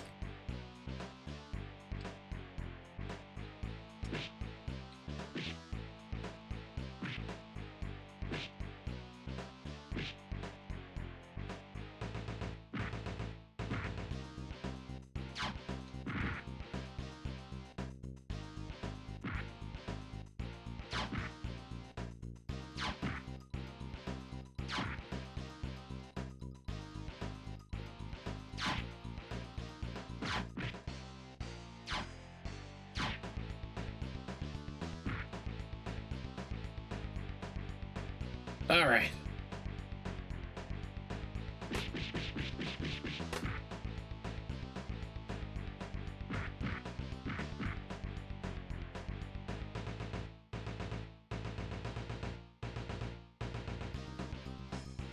Fan's a little tricky because some of them are like will blow you like this, and then others will start sucking, and you can't quite tell.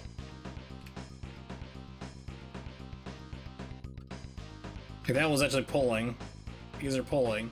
That one's pushing.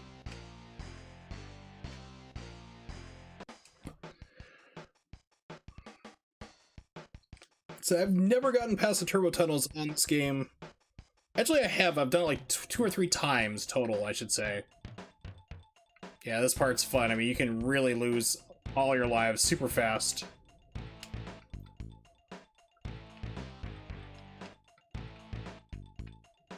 There we go.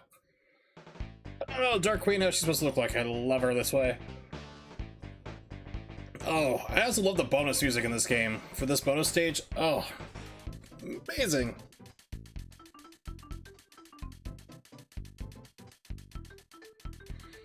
Snatch the pins. I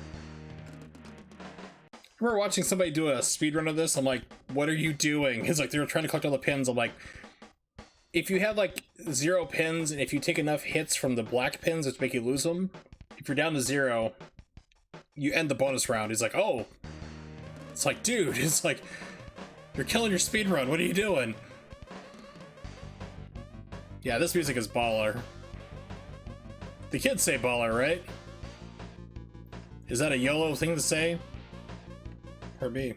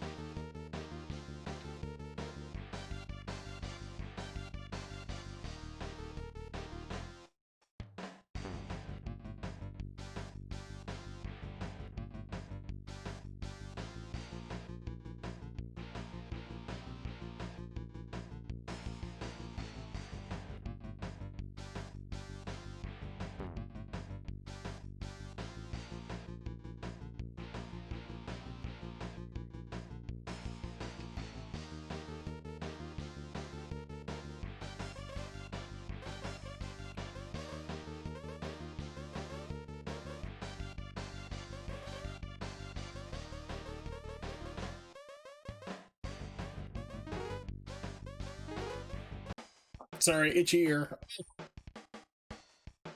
Wow, my delay is behind a lot. Let me see how bad that is. It's at... It says 2. It's a lie. Total lie! Alright.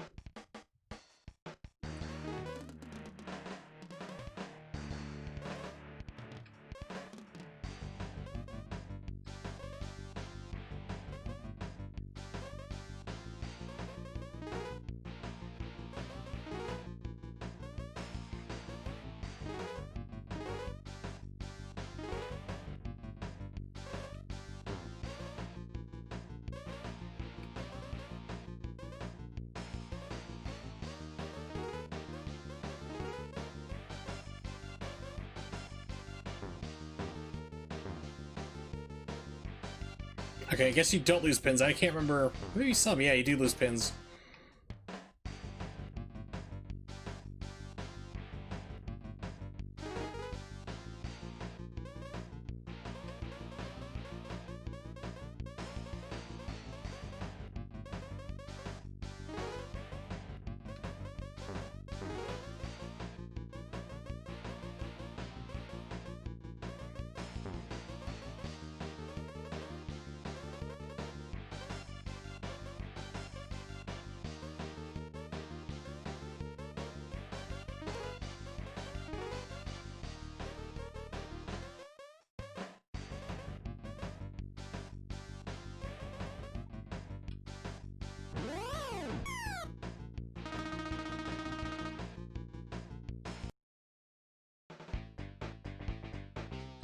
Enjoyed yourself back there, because I know that something really nasty is gonna happen to you. On those bikes, yeah. This is where I'm gonna abuse the heck out of the save states. It's the last one is like totally insane. And I don't know how. I've seen people do it before. I'm like, how are you able to do this? They're like, oh, you just gotta be real fast. I'm like, I've done that. It's insane. So hopefully with the lag reducer on here, might be able to do it. And save state abuse for sure. It's the last one, because I know it's always like, it's literally the last gauntlet. It comes flying. It's super ridiculously fast. And you'll know when I get to it, but it's special. We'll say that. And the one that takes me out is like always like one or two wall pillars, like right before you'd be done with it, move on to the next stage, and that's always like the worst part of it all. All right, here we go.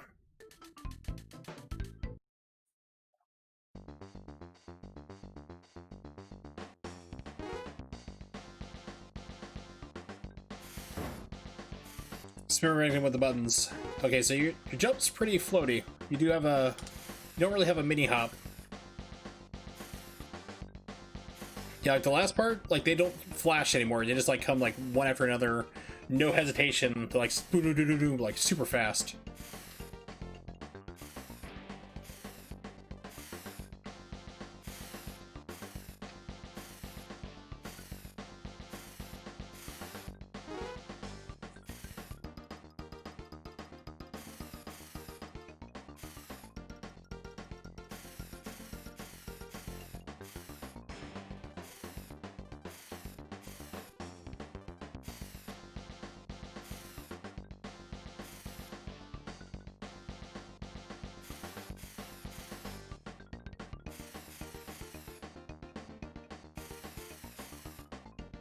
You can actually jump over the giant walls, but it's like frame perfect just about.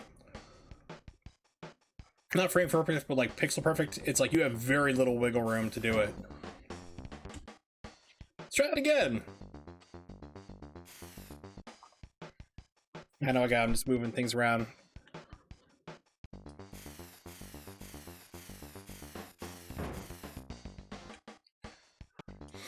Must pay attention. I'm like looking at stuff in the background, like, wow, this is like really kind of cool to see, like all the different implementations, and yeah, then as soon as you take your eye off of something in this level, you get creamed.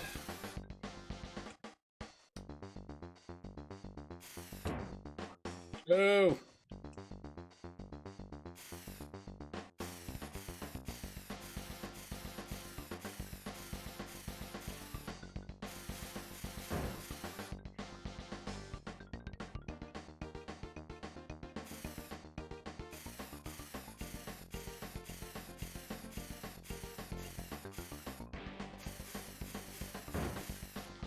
I am cutting it like too close.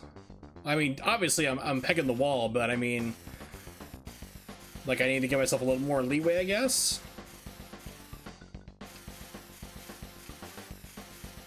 You play games like Bayonetta and Ninja Gaiden, like the Xbox ones, you start to get like cutting things like super close. Oh, that's right. Tricky, tricky, tricky.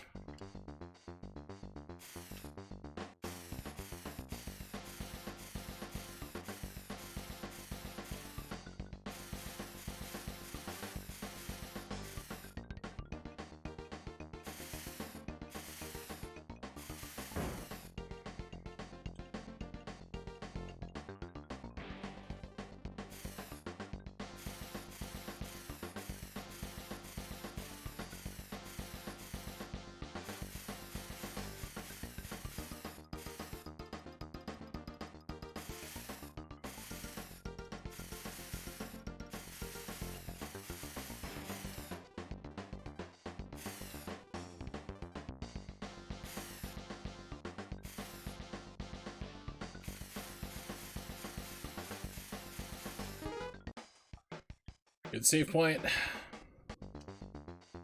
Oops, turn on the F frames per second. Hey, look at that, 60! Who would have guessed? An old classic Super Nintendo game would be 60 frames per second. It was odd when they weren't. You get games like... Which is real fun, you see people like say, like, Star Fox, like, it was an amazing game, it ran 60 frames per second. I'm like, you've been playing it in an emulator. Play it on a Super Nintendo, it runs like 7 to 10 frames a second.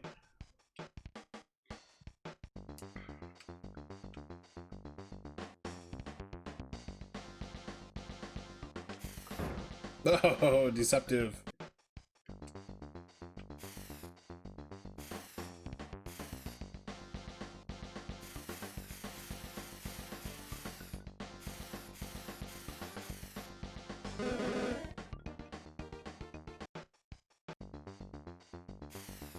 That's just one of the things, like, you just gotta know what position to be in.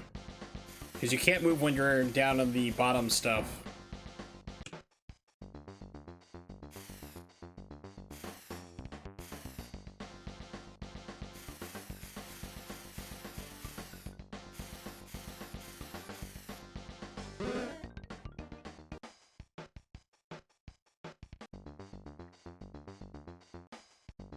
Weird, the music restarts every single time you unpause.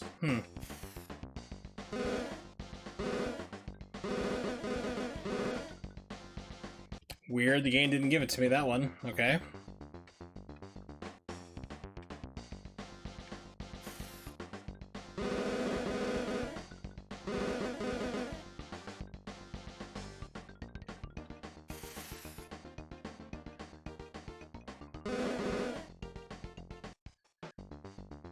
I don't remember it being this tricky, but of course, you know, back in the day I had enough time to sit here and play this and memorize all this stuff.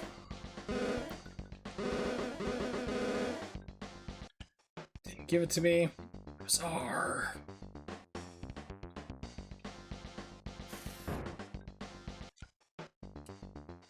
So one way or another, we're gonna get past this. I don't care how many times I gotta abuse the hell out of the save states. We're gonna do it.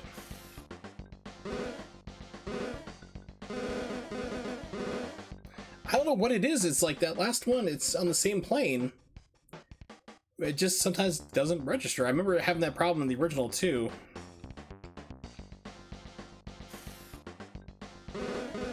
Like on the actual hardware, I should say.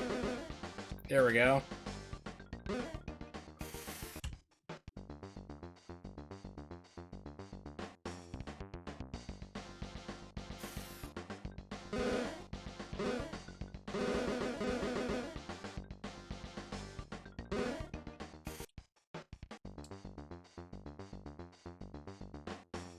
I know.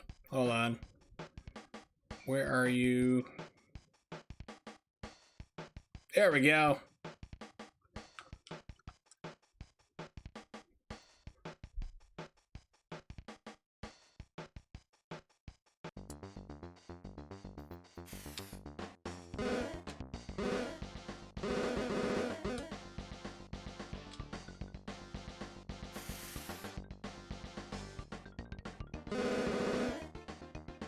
Hit the button.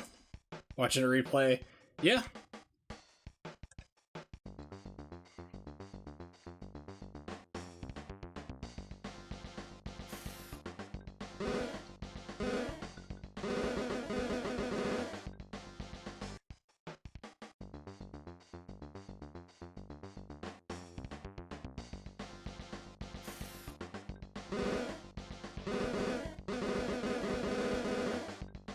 I don't know what it is. Like, you see I'm hitting the button on the right timing.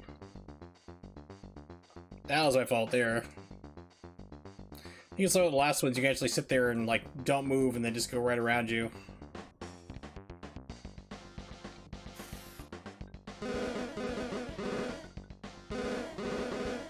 Start jamming on the button, see if it works that way.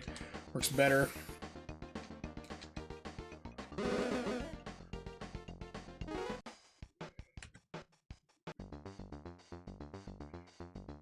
This is it. This is the bane of my existence. This is how far I can always get.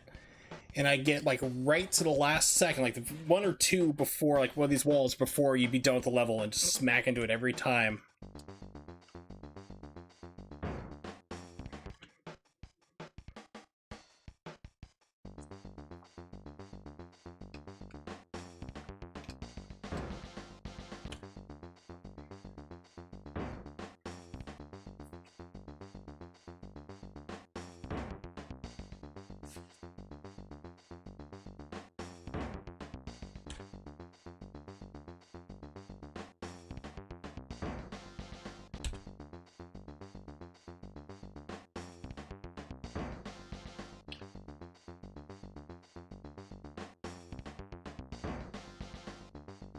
We went too fast. I mean, not the game, but, like, my timing. And, like, literally, like, where I just hit the wall is, like, one or two left and would have been... Like, another split second would have been done with the level.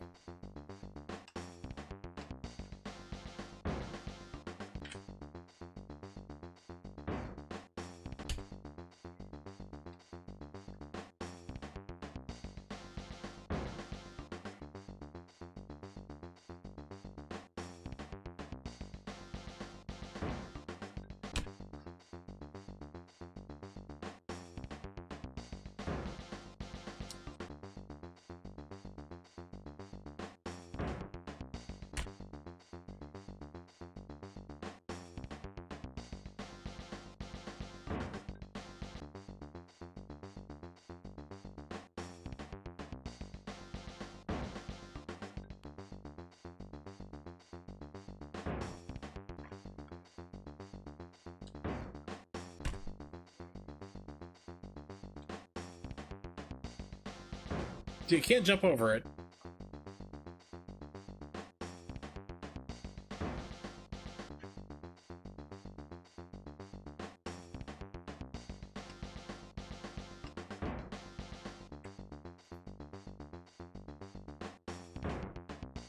Isn't this fun? Imagine being a kid trying to get through this crap.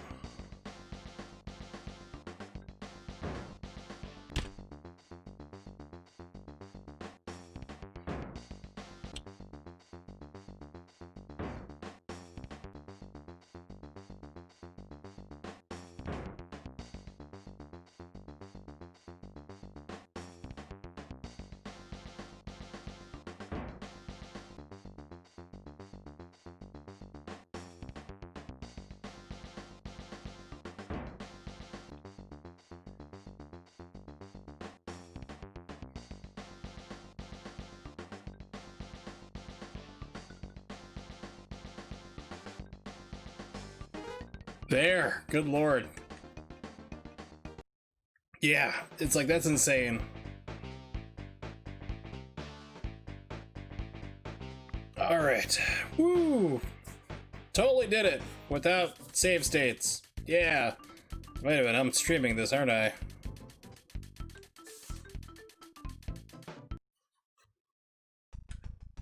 Oh yes, the snake level, I've been here once or twice. I don't recommend it.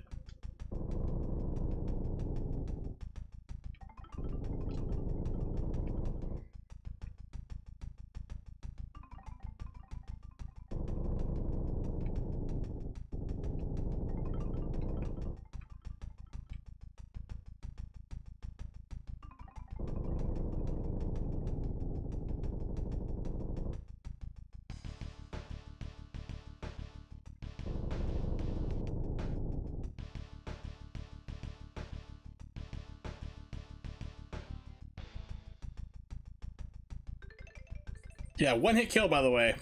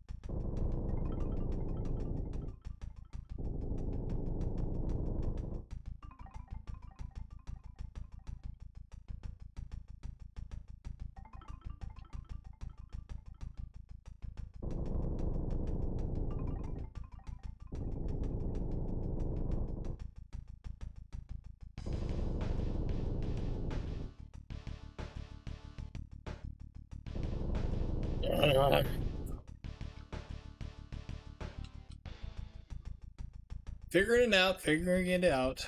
We're getting there.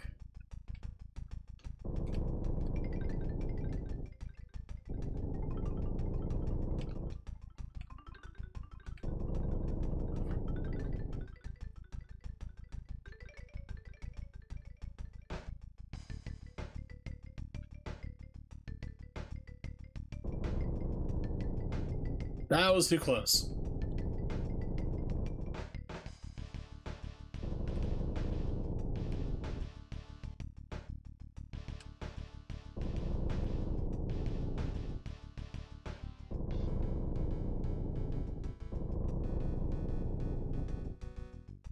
Oh no. Oh.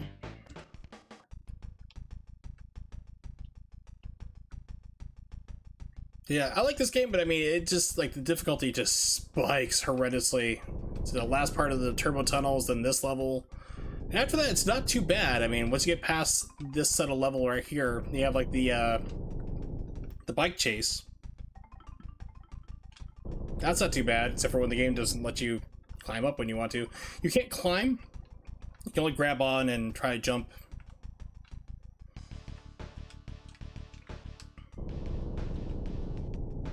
And the game gets reasonably, like, you know, it gets, like, a little more fair. Like a notoriously, like, unfair game, but, yeah, it's not too bad. I mean, there we go.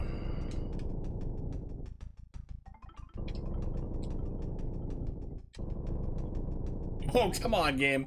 Watch a replay on this one. And, yeah, it delayed it.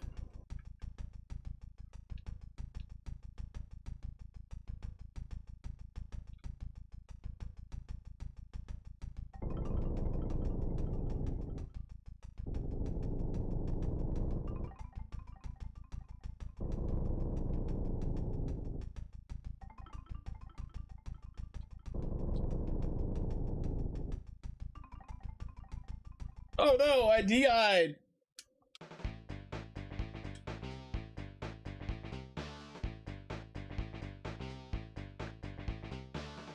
Apparently it's the best I do. I'm sorry I disappointed you. Game's over. Finito. End of line.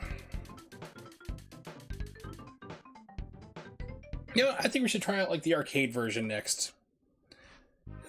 Thanks to emulation, I actually never knew for a long time that there was an arcade version of Battletoads. Like, I first came across it, I'm like, what now? I was like, excuse me?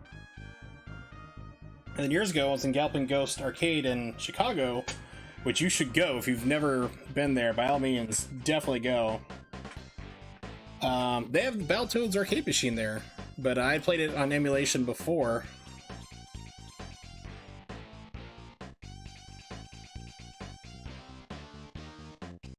There we go, back out of that here. But for now, here I need to hit up the restroom real fast. So we're going to come back with the Battletoads. What is it here? Arcade game. Yeah, so for now, let's put on some Bravely Default.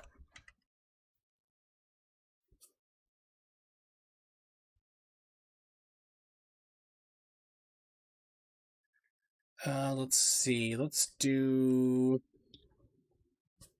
the concert. All right, be right back. Hang tight.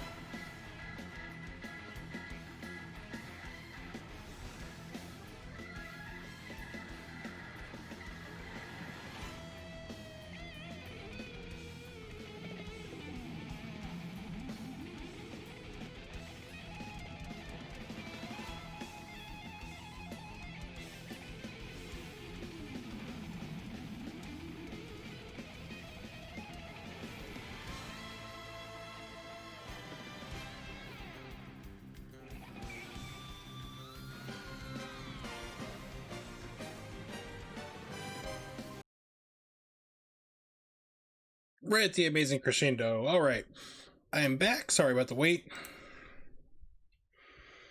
I think I have this here, maybe underneath MAME, I think, Luke. Let's see.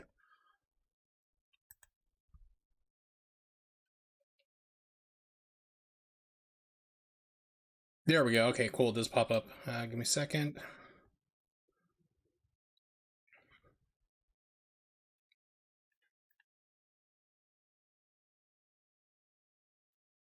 We'll center this to screen.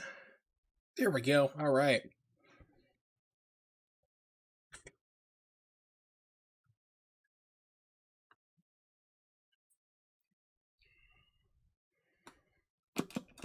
Oh no.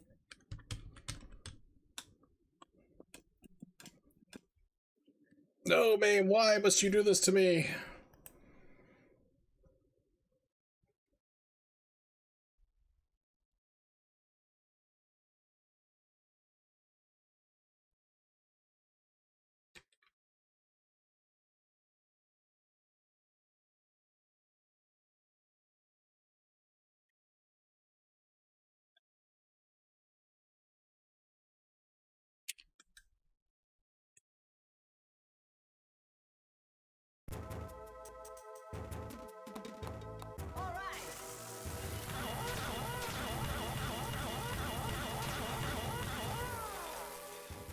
That seems like it might be a little too loud.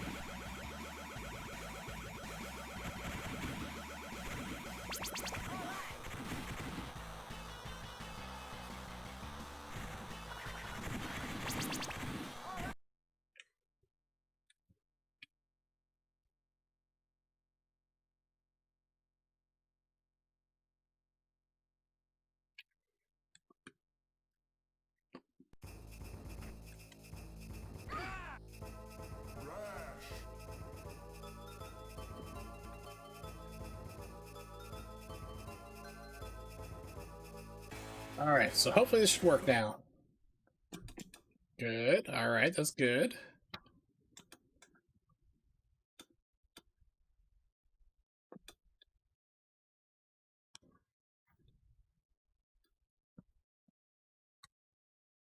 It's like, tips are settings. Nope, you can't change it. Okay.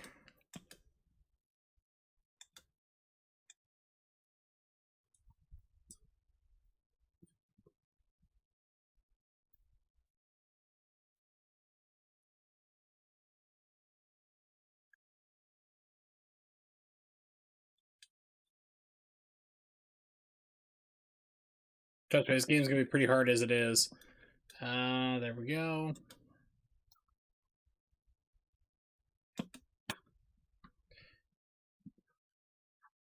Right.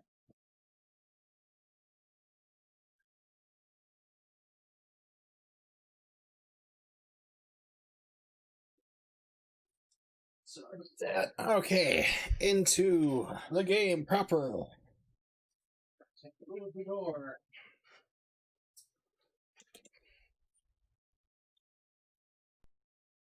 Here we go. All right, so yeah, Battletoads has a arcade game. A lot of people know about it.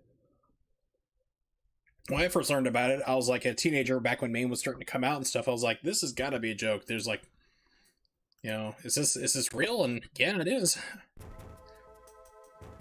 Stomping time.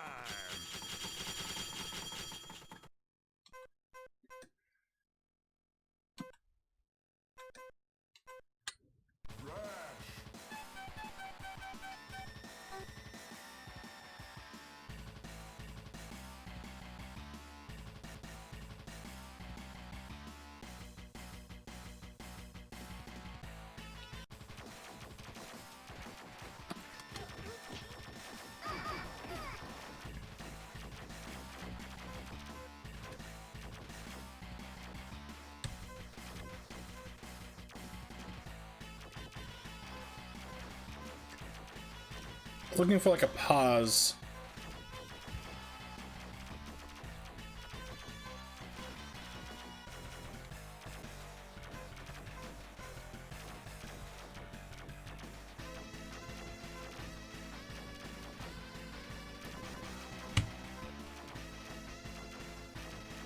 There we go. Hey, look at that. So yeah, so the big thing about this game is it is a super quarter muncher. I mean, literally, I mean, it's an arcade game, so it's designed to do that anyway. It's how they make their money. But this is like even more so. The other thing that makes it kind of stand out is there's actually kind of violent. There's blood, and you'll see for sure, but it's pretty hardcore.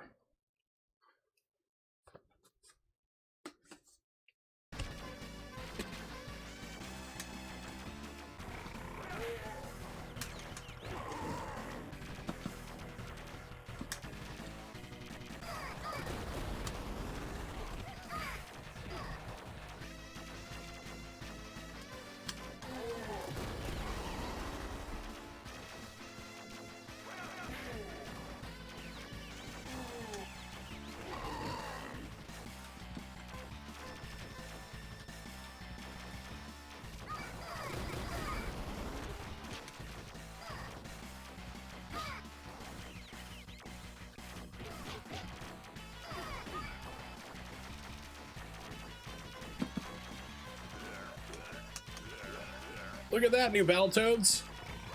They figured this out years ago.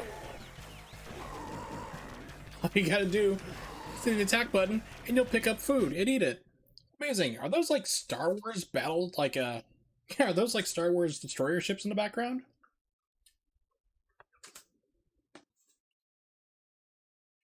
Gotta be us, looks like it.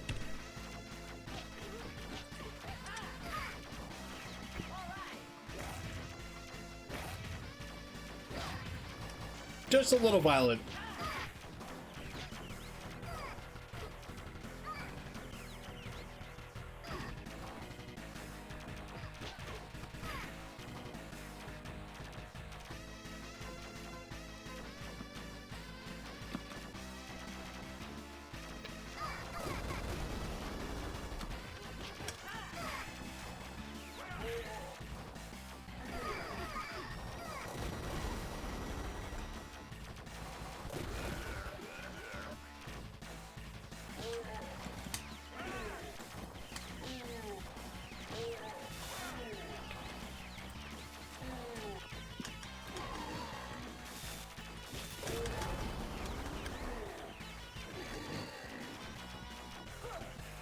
Don't cut your enemies.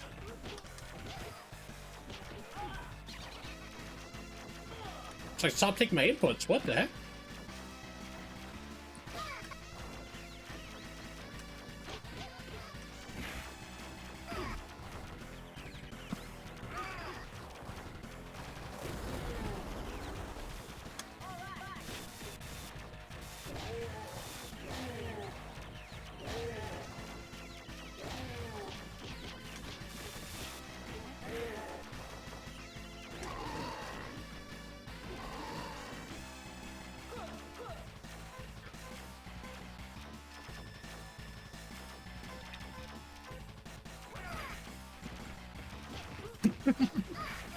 Don't lose your head.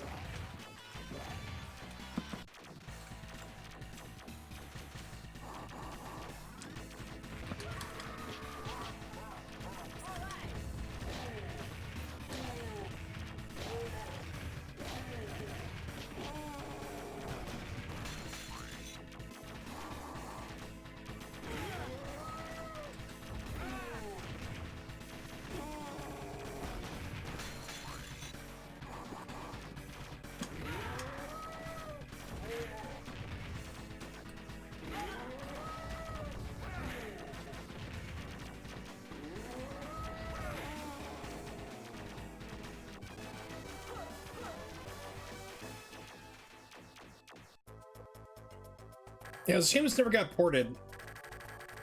I don't know why that is. Could have easily been done. I mean, you'd have to tone down the scaling and stuff. I'll be able to use some of it with like mode 7.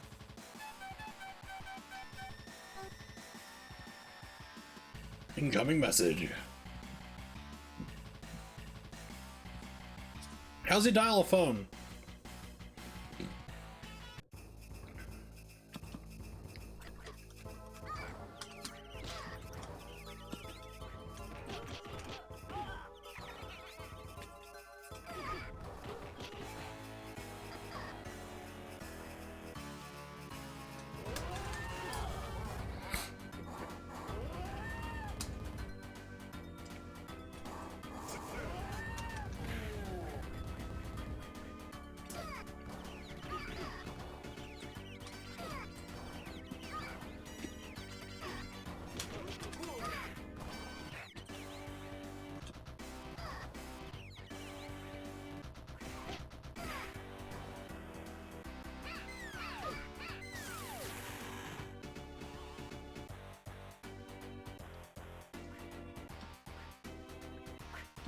Mr. Frothy, no! Bad Mr. Frosty! This is not Clay Fighters.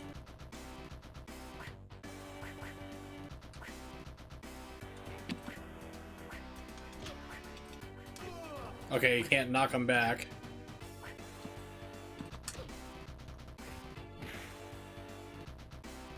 Oh, I thought that was like a physical wall that's stopping me. That's why I didn't go forward. It was like, oh,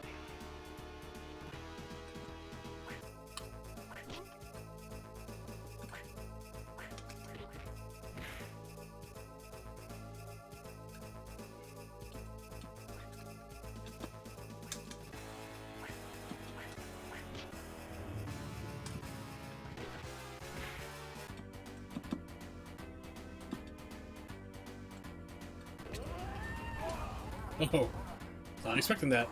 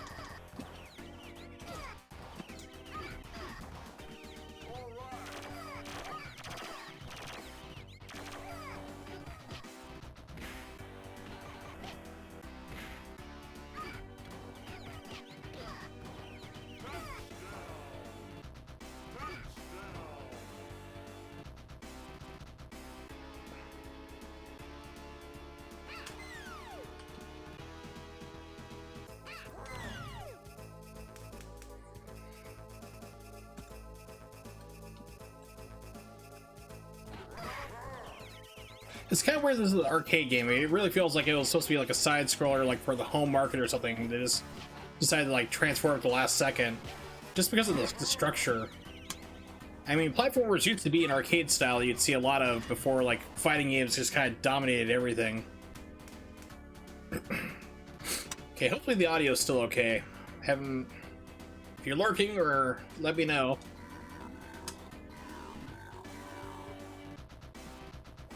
And then you can go back to lurking.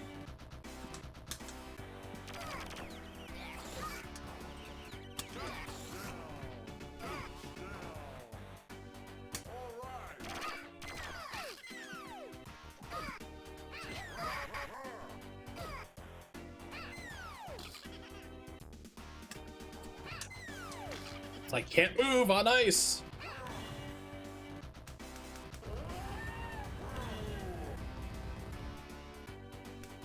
All right.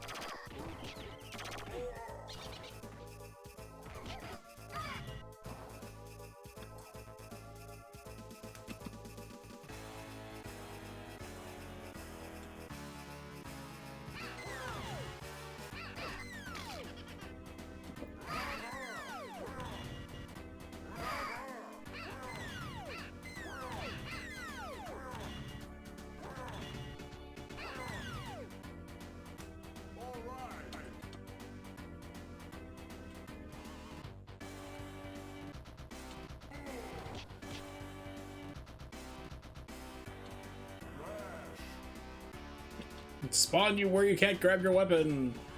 We totally didn't do that on purpose.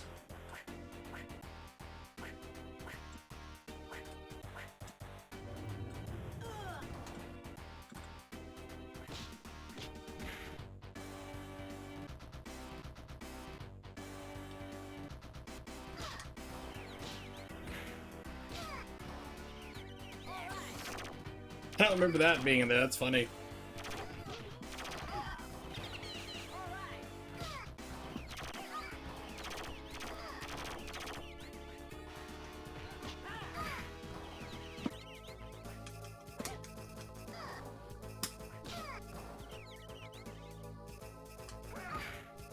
Off with his head.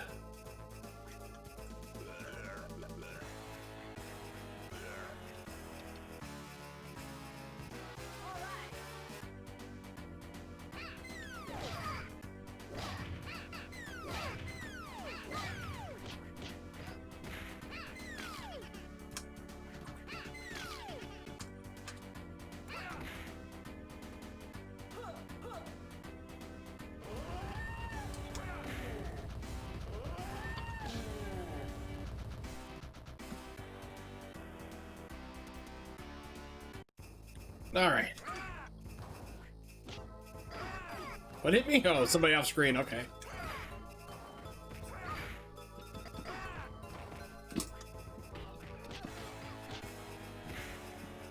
And the old boot.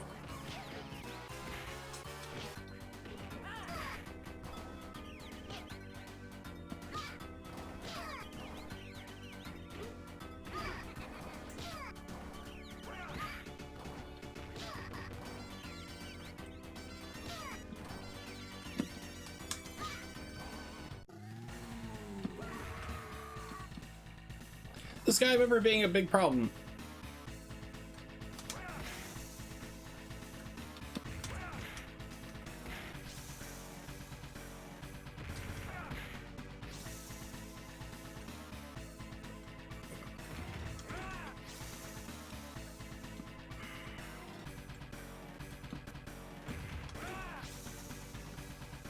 On a random arcade-related note, which has nothing to do with Battletoads or anything, if you have Fightcade 2, Street Fighter, the movie, the arcade game, is now supported. You're welcome. I still wish we had a good home port of that back in the day. So I buy that for the Sega Saturn, like, yes, that janky arcade game I love. Perfect. And they just turned it to Super Turbo instead.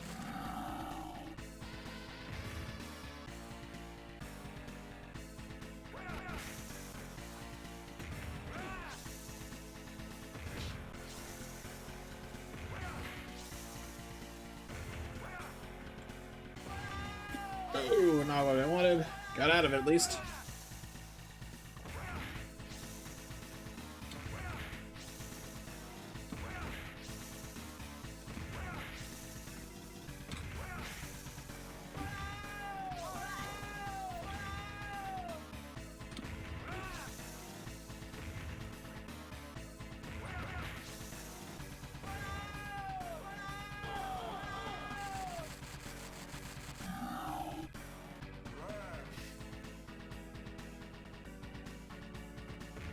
I think they ran this at GDQ one year.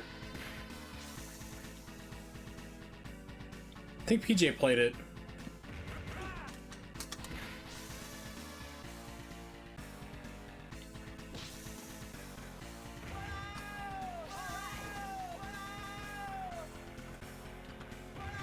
Oh, come on.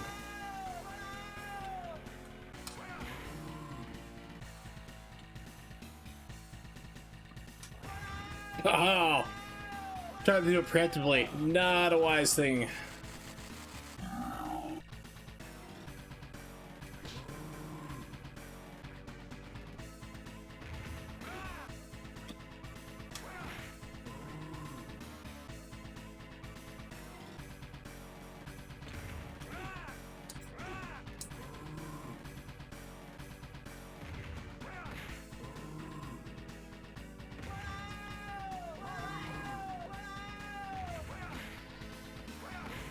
There we go. Finally, it's like, when are you going to die?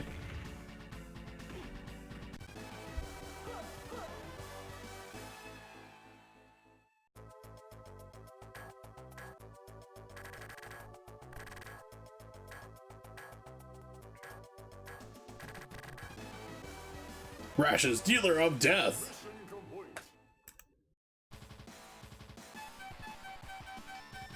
Oh no, that's a predator blowing up in sequence. Kaboom. Ah, yes. Look, the Dark Queen, once again, how she's supposed to look. Height 6 foot? 6 foot tall, 126 pounds? She would be thinner than that, yeah.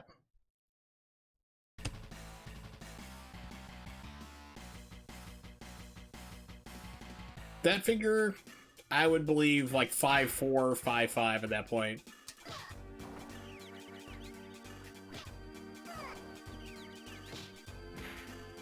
Maybe 5'6".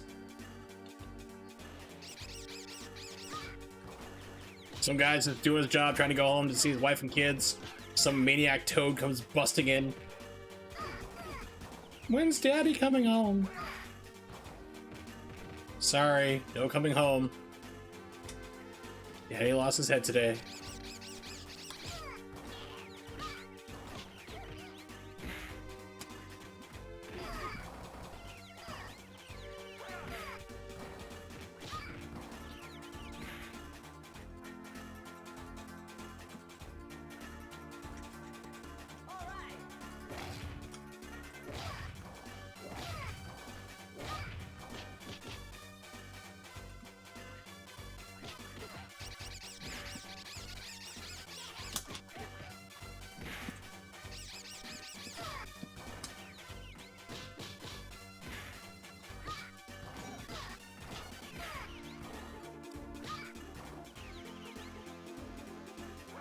I always love that flying kick.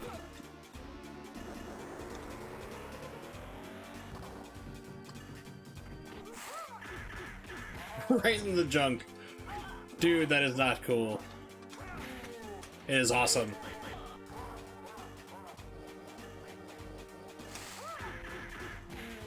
Yeah, literally, it's you're grabbing the testicles, and that's great. Hats off to Rare.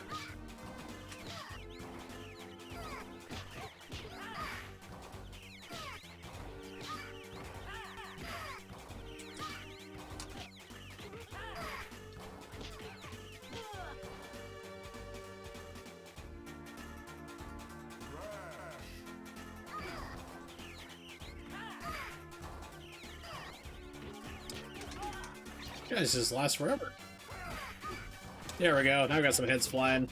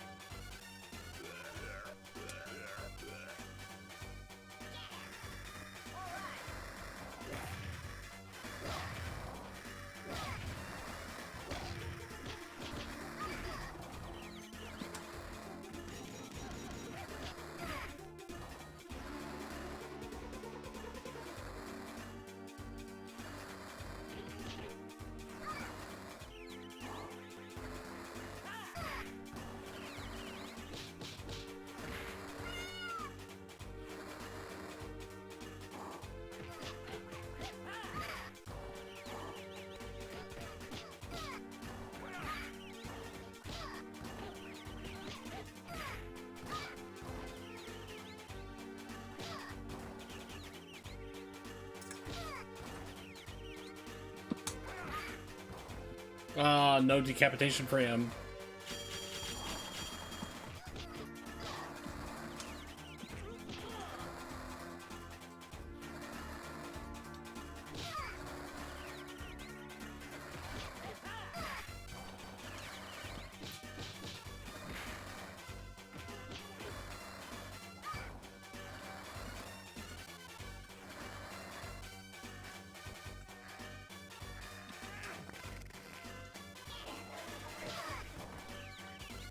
Was not expecting that. It's been a while since I've done a full playthrough of this game, so I was like, I don't remember that being there.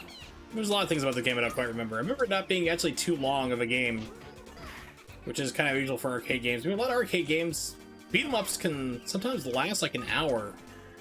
You know, if you're a speedrunner, of course, you figure out how to do these things and exploits a lot faster and not a problem, but like the average person, like, gosh, what was it? Warriors of Fate, I think it was called? The North American version? Playing that game casually takes like at least an hour, 15 hour, 20 minutes to beat.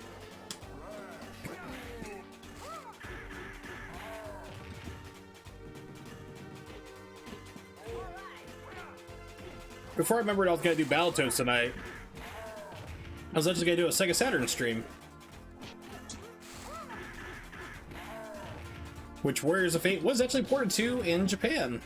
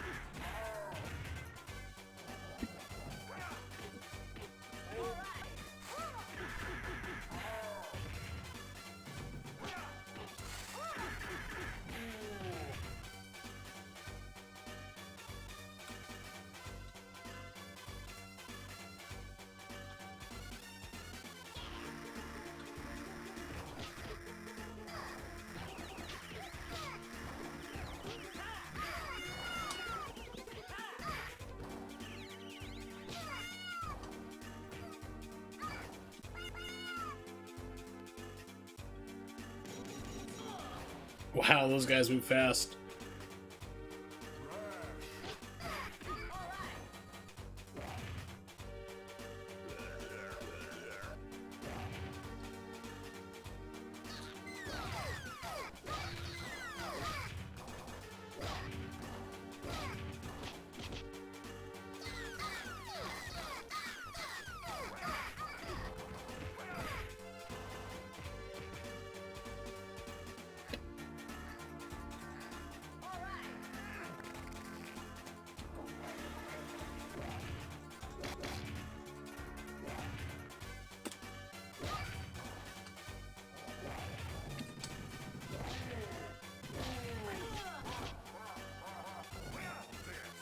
Yeah, so if you try to like run up and jump kick him, it seems like a lot of times he'll just instantly grab you or hit you out of it.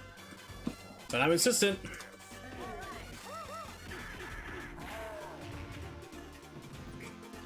So I was wondering if you guys like take off his head.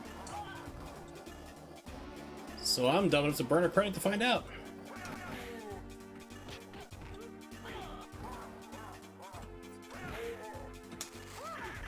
That's not gonna kill him. Yep. Nope.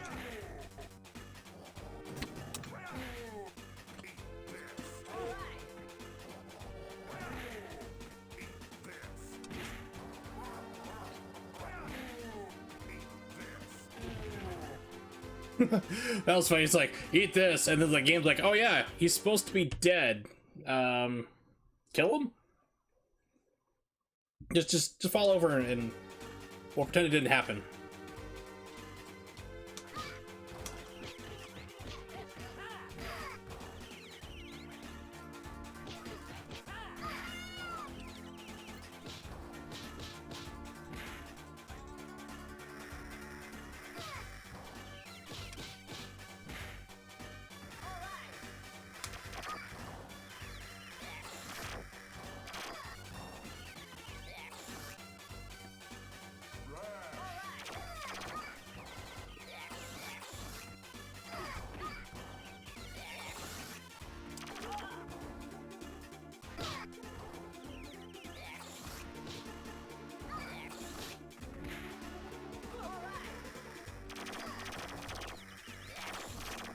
Hey, crying evil. You want people are calling crying devil or crying evil. Crying evil. What's up, buddy? Good morning to you. It is good evening for me. You missed it yesterday. I did Ninja Gaiden Vanilla Unpatched. It was brutal.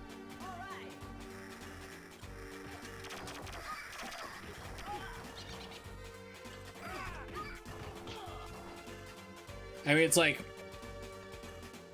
you know about like things getting changed for Razor's Edge, and you think it's not a whole lot of things. It's a lot of things, leading me to the point where I'm wondering if legitimately, like, if they just released the game early. I think you had that same theory. I think you were telling me about the same thing. But having played Ninja Gaiden 3 Vanilla, I really think that's the case. I think that the game just wasn't done. They're just like, put it out the door, get it going now.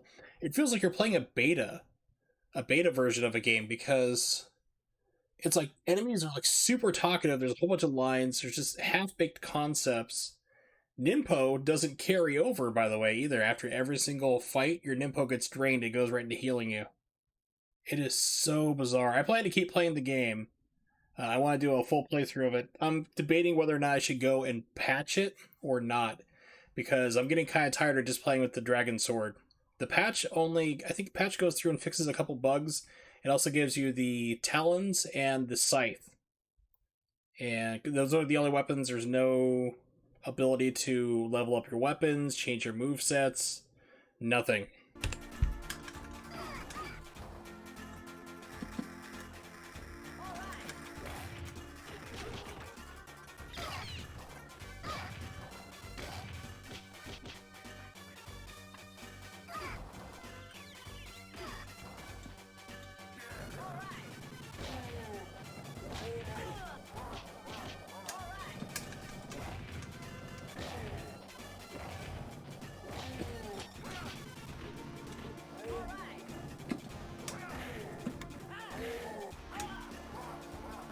Give me the old nut punch.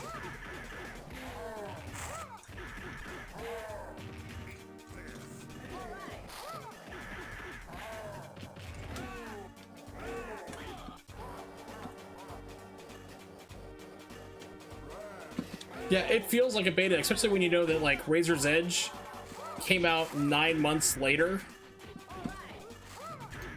It feels like a beta version. And also, like, I forgot like how talkative the enemies were in that version too. The vanilla is like they just don't shut up. And they have like a lot of crazy lines too. Even Ryu has lines that got cut. There is a lot of forced walking in that game. Like, you're forced to slowly walk and have conversations with Mizuki. I think it's her name, Mizuki McLeod. So you're forced like to walk and talk with her constantly, and you always have to walk into these stupid ambushes that you could like get out of before. Like, you know, there's a guy around the corner, he's gonna try to stab you. Like, you can just slide past him, take him out. The game is like, nope, you have to do it. Oh yeah, not only the please don't kill me thing, enemies will surrender to you. If you do a Nimpo and it doesn't kill them, they'll get down their hands and knees and put their hands on their head. They'll surrender to you. It's insane. No decapitation, no dismemberment. Enemies are alive and they'll crawl away like, oh god, I need help. You know, I'm in so much pain. Things like that. It's like, as one of the viewers put it last night, I was watching it, he's like, as one person in the chat is like, they're trying to give Ryu a conscience. I'm like, they tried and failed miserably. They didn't understand what they were doing with the game. It just was not good. I'm still planning to play through it, but I'm just like debating whether or not I should patch it or not. And I'm thinking I probably should, just to get the extra weapons, because it's getting boring just playing through the Dragon Sword only.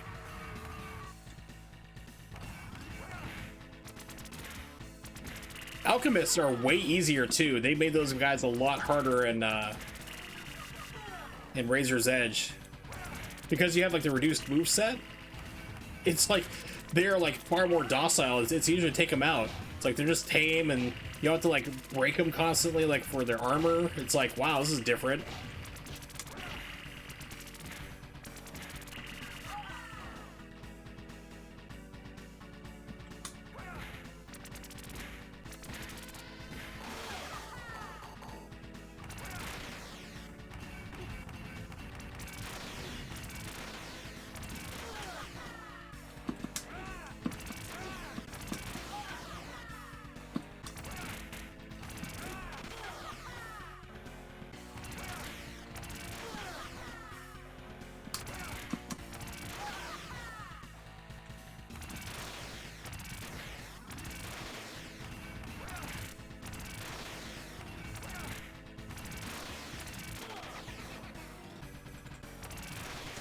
As you can see, the evil queen's up there, and she has breasts, which are bad, terrible things to have, according to the new game.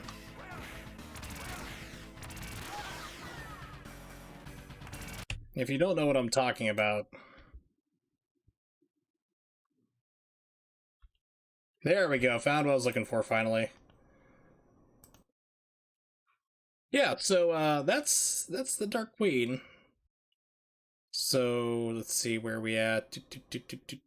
Desktop, where are you? There you are! So yeah.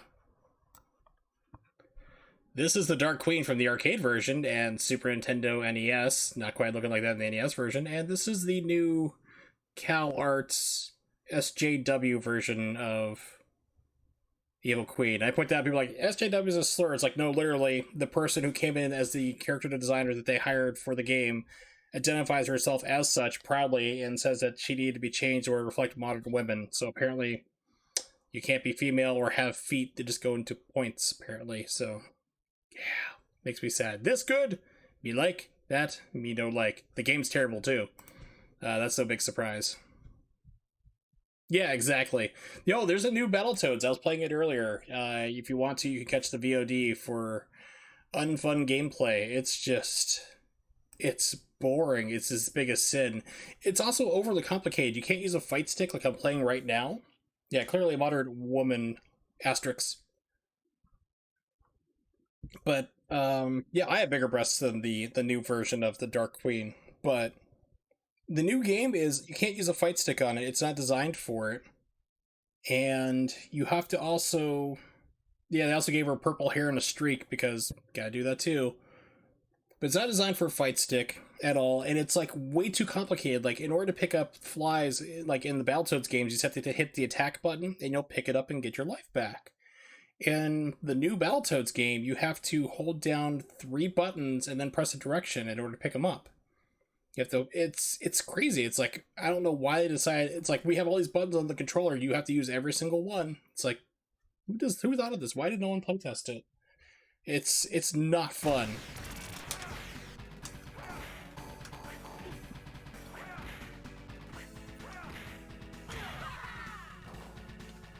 I stopped playing it because I was just bored. I was like, there's other games I wanted to get to on my stream tonight, but I was like, I was just bored to tears.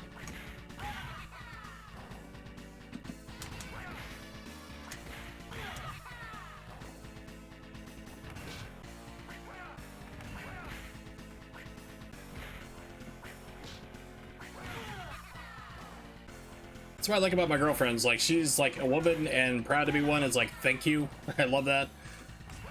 She likes wearing high heels, which is fun. She hasn't worn them in a while, though, but she likes to look nice, and she looks great when she does, you know, get dressed up and stuff like that, and she's beautiful to begin with, but it's kind of nice to have that role. It's like, yeah, it's like, it's nice.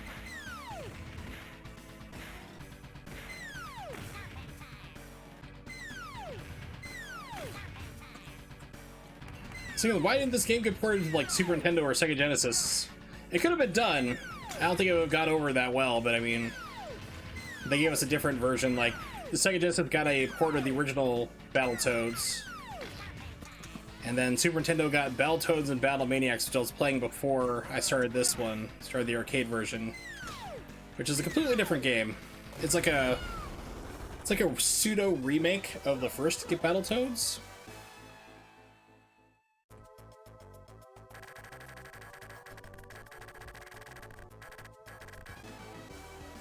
The Duke of Destruction.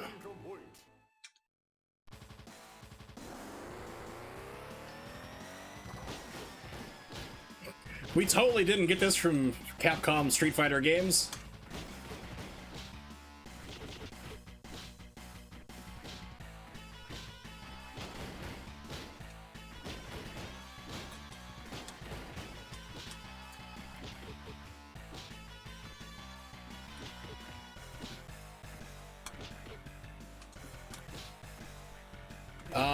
There we go. It's like, what am I supposed to be hitting now?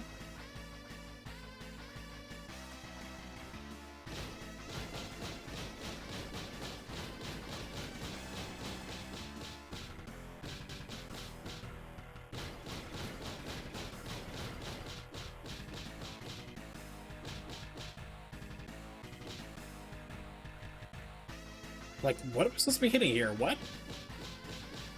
It's not doing anything. Okay. He puts in the Predator's self-destruct sequence, blows up everybody.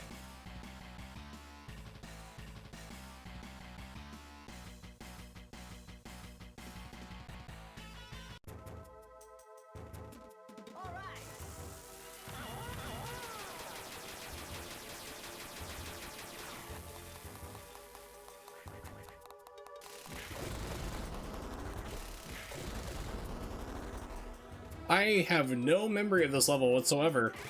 And I've actually played this in the arcades. In the States, we have a state called Chicago, or not Chicago, it's a city in a state called Illinois, around the middle of the country. And they have this arcade called Galloping Ghost. And they have a whole bunch of like different arcade games that are really hard to find. They have some like well-known classics. They actually have the Battletoads arcade game, that's where I played it. They have a Sailor Moon one. They have the prototype for, what is it? Primal Rage 2. The Beavis and Butthead game that was canceled. They have that machine there too. It's like a lot of cool stuff. You pay like $15 and you get to play all day long. It's amazing.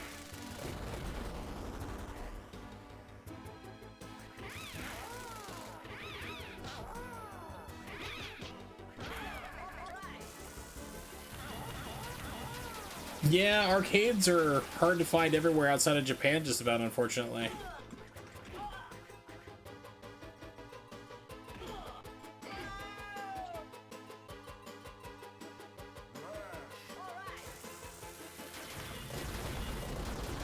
It's like, press the jump button to instantly kill everybody on screen. No effort provided. Like, there's no limit to this. It's like, I didn't put in a special code or something. Oh, there it is. Okay, there is actually a limit. Never mind. I was like, what? It's like, why did they give you this strong screen clearing attack with like no downside? Oh, the other problem I have with the new Battletoads game too is that the balance is way imbalanced. It takes like 2 hits to kill you.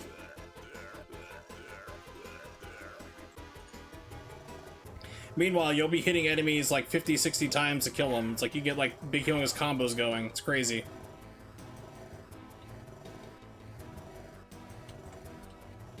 Streets of Rage 4 I had problems with, but the game was... it's still better. Oh, come on then. Let me pick that up.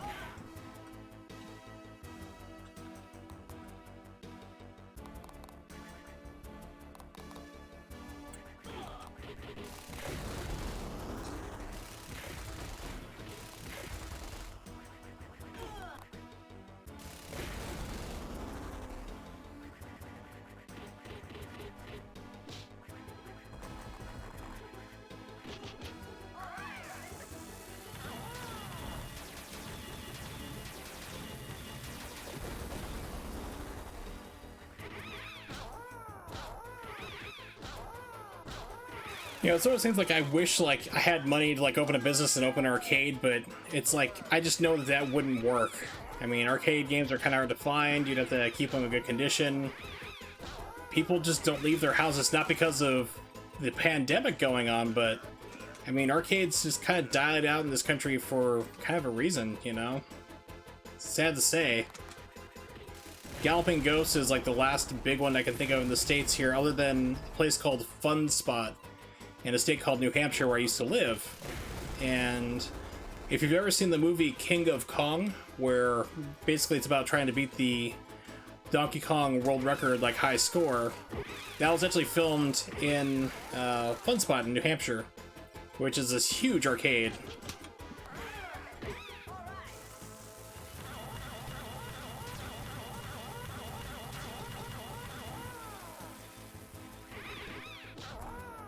I remember I'd been living there with my then fiance for a while. And for whatever reason I'd been in the state but like never heard of it, like I had lived there. And my fiance is like, we should go to Fun Spot. I'm like, what's there? She's like, oh, lots of things, you know, they got like mini golf and bowling. It's fun to go bowling. I'm like, okay, well I guess we can go do that. It's like, because it's New Hampshire, you don't have a lot of things to do. She's like, oh, there's also an arcade. I'm like, get in the car, we're going. So we drove like 70 minutes south to get to this place.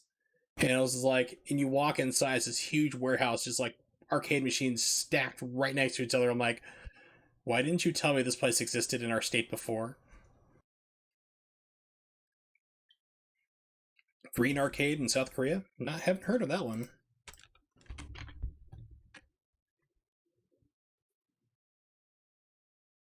Closed its doors 2 years ago. Huh.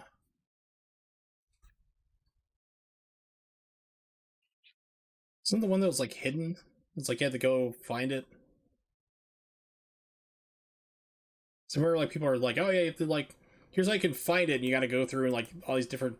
I was like, it wasn't too easy to find. It's kind of like off the road, off the beaten path, I guess you call it.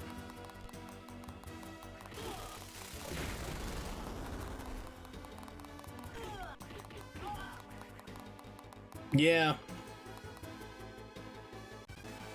In New York, there was a Chinatown arcade that closed out. That was before COVID. Before the pandemic took everybody there on that. Oh yeah, Tekken's huge in Korea.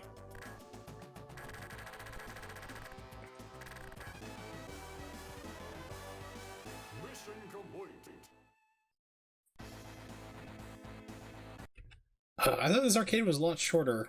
I guess not.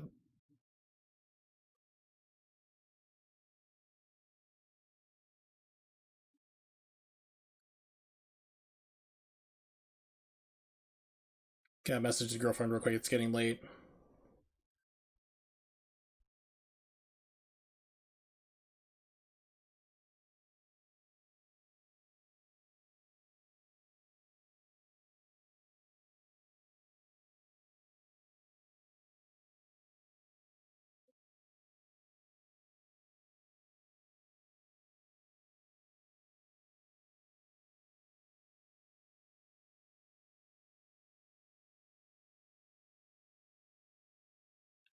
Sorry, I know, it's just empty black screen, pause there, I'll just type it away, I'm just hammering out real fast.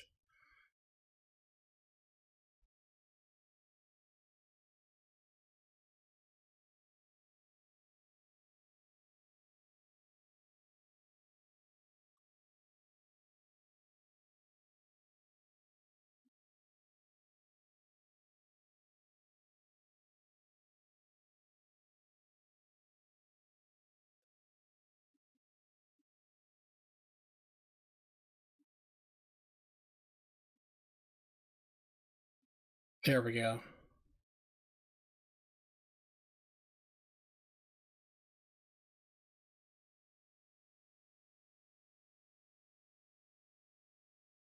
There we are. Message the girlfriend sent. Perfect. Playing home online, just in the same atmosphere, pressure, and arcade. It's a completely different experience.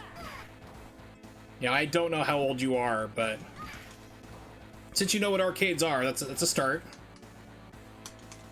But yeah, arcades was a different beast entirely, because you also had like performance anxiety too. Like you had to perform, like, you know, like I've heard like stories about people in arcades like being jerks, and that usually didn't last too long. A lot of arcades I went to, because people just wouldn't tolerate that crap. Like you just get your butt kicked if somebody was like being a jerk like that. You know, we just like we didn't put up with it. It wasn't like violent, like this guy's being mean, kick his butt. It's like, hey dude, just chill out and get out, you know.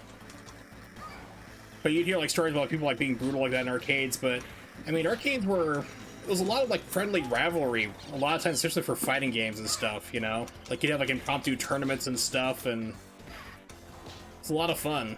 Like I remember there's one guy who had a Tekken tag machine at the arcade, and he was like really good at Tekken.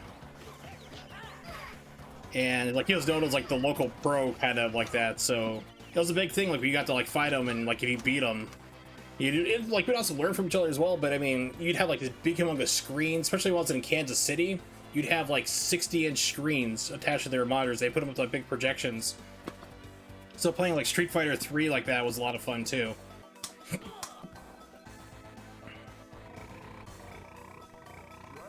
So if it was like a big popular game, like everyone could see how you're playing, you know? Why won't it let me pick up this box? There we go.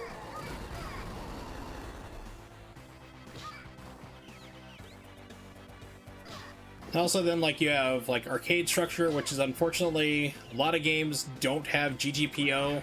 They're starting to finally get that. I mean, like Guilty Gear Strive, they're like, hey, wait a minute, people want this thing called rollback netcode. It works really well. It's been solved for like 15 years for net play. Why aren't we using this? You know, it's like, please do it.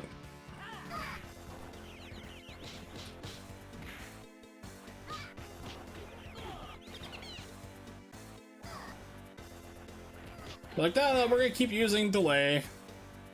And we're like, in Japan, like, oh, it's not a problem. It's like, well, yeah, because your infrastructure is set for it. The rest of the world is not. But, you know, the whole myth about Japan not having lag is just that, a myth. I mean, it's the size of California. It's a pretty big state. It's like, basically Japan's about, I think, almost the size of Germany, just about, in length, like from north to south. But more people, of course. But it's like when you're going in country like that anywhere, unless you're like looking at like United States or like Russia, somewhere you got a lot of land in between, thousands of kilometers, delay might work, but there's just so many factors behind it. It's just dumb not to use rollback netcode, or aka GGPO.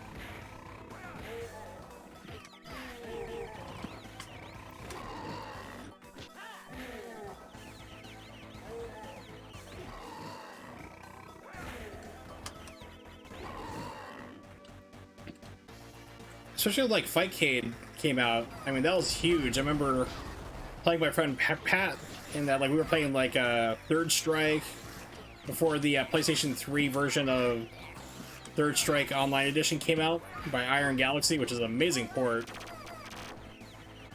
And we're like, it felt like we were sitting right next to each other and playing. It's like, and we didn't have the best internet. It's like, holy crap, you know, why is this not used everywhere?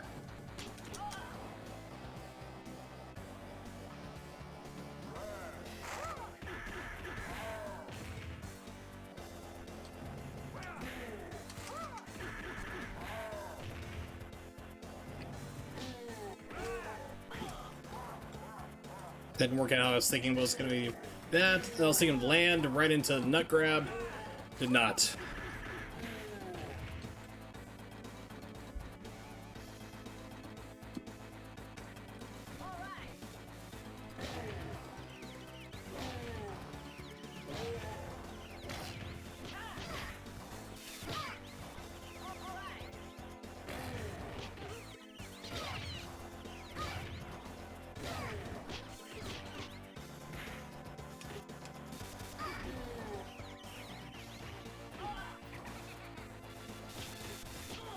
Oh, come on, game. So I'm using RTX, so it's supposed to be taking out the arcade like stick clicks and clacks, but I don't know how it sounds. I mean, I stopped using it because it still hasn't. It's been out for like 4 months in beta testing technically, but they haven't released any updates for it. And sometimes it will work. It's really good. Like I can play with the speakers on. I don't have to wear headphones. It's not gonna pick up any of my fight stick buttons. And the other times it just stops working. Like today it was kind of weird. Like it would pick up half of my button presses and half of it not. And I think it also clips out half of my audio for my voice. Like it takes a split second and then jumps in. So it's sometimes it works great, sometimes it doesn't work at all. It's really weird. So I'm hoping they come out with a update for it soon, because when it works, it's amazing.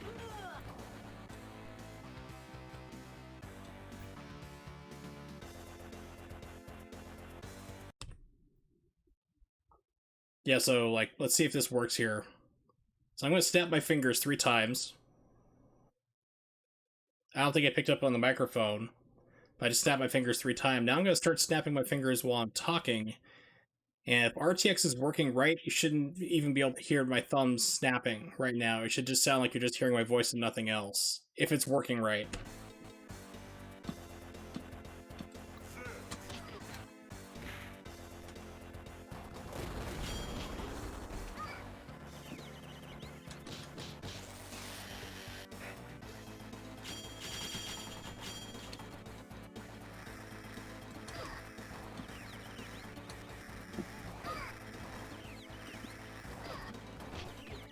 Yeah, exactly. That's the crazy thing about it. It's like when it works, it's amazing.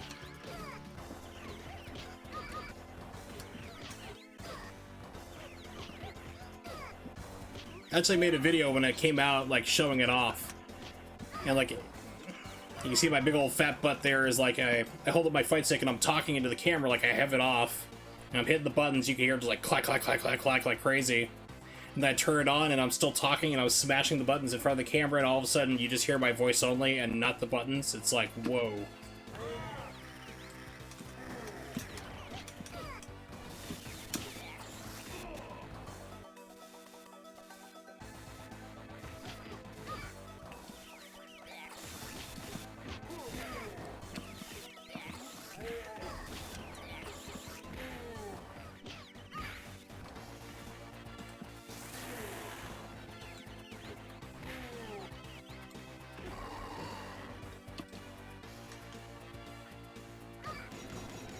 It's like, we don't want you to pick up the box. There we go.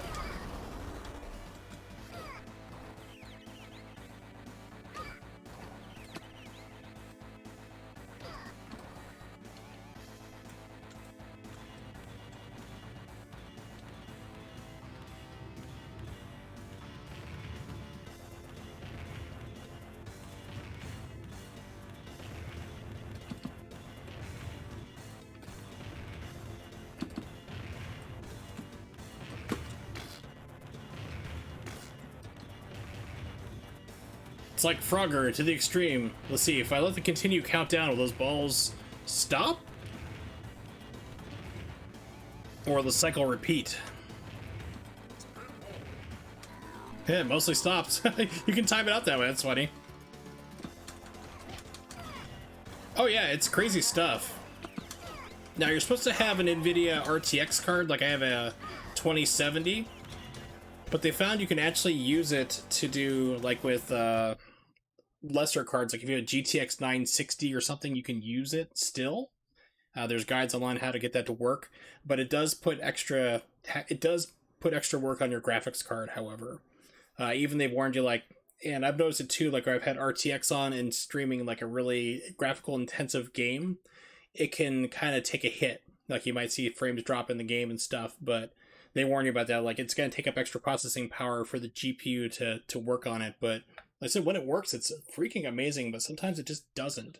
Like I'll be going through, and I'll be hitting buttons or I'll be playing music, and all of a sudden someone will, like on a stream, would say, like, what music is that? Like, oh, you're not supposed to be able to hear that. You know, it's like, sorry. So they put on the headphones. Also, it seems when I start to talk, I think it kind of cuts off the first part of my word. I'm not quite sure. I'm going to just say, Mary had a little lamb in a second. See if it cuts off the first part of Mary. Mary had a little lamb. So that's saying it slow, but if I go, Mary had a little lamb, I think it cuts off the first part. So it's still trying to pick it up.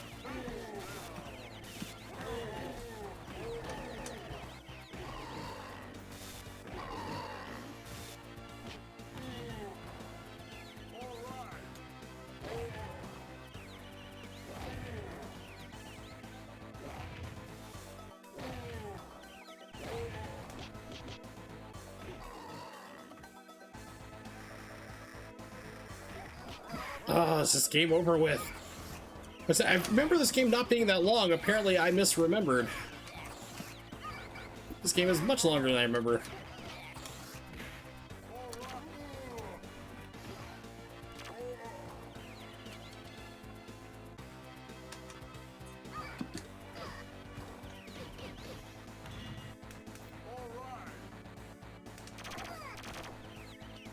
Okay, so it seems like it's not cutting off. That's good. But I've noticed that before. It's why I stopped using RTX for streams. Also, depending on like how much background noise or it's trying to process, you can sound kind of mechanical or tinny or distorted. So that's another downside to it as well. So it's not perfect, but I mean, it does a pretty good job.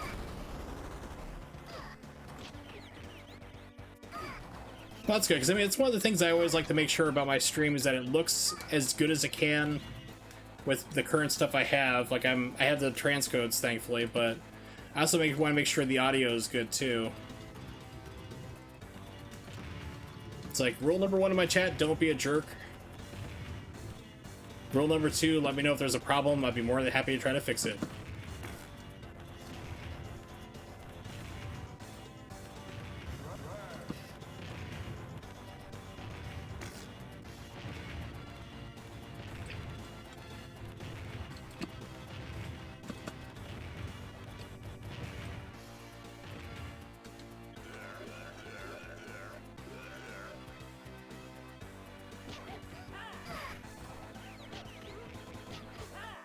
So I ran into more problems today as well, trying to stream PlayStation 3. My DualShock 3 controller came broken completely, like the thumbstick is completely busted.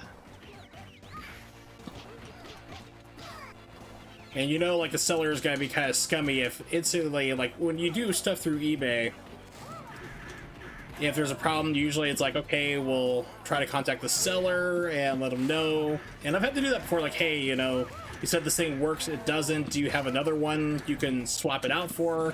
Sometimes they're like, yeah, no problem, sorry that happened, and they'll send me a new one, it works just fine. This one was instantly like, here's your shipping label to send it back free of charge, and we're refunding your money instantly. So it's like, okay, this guy's probably got a bad history of shipping out junk and broken stuff. You know, if it's like instantly eBay is like, here you go, we're working on getting your money back. It's like, whoa, okay. Let's see, where is it? I tweeted it out earlier. Here we go. So I'll just bring it up on screens. Like, why even bother with that?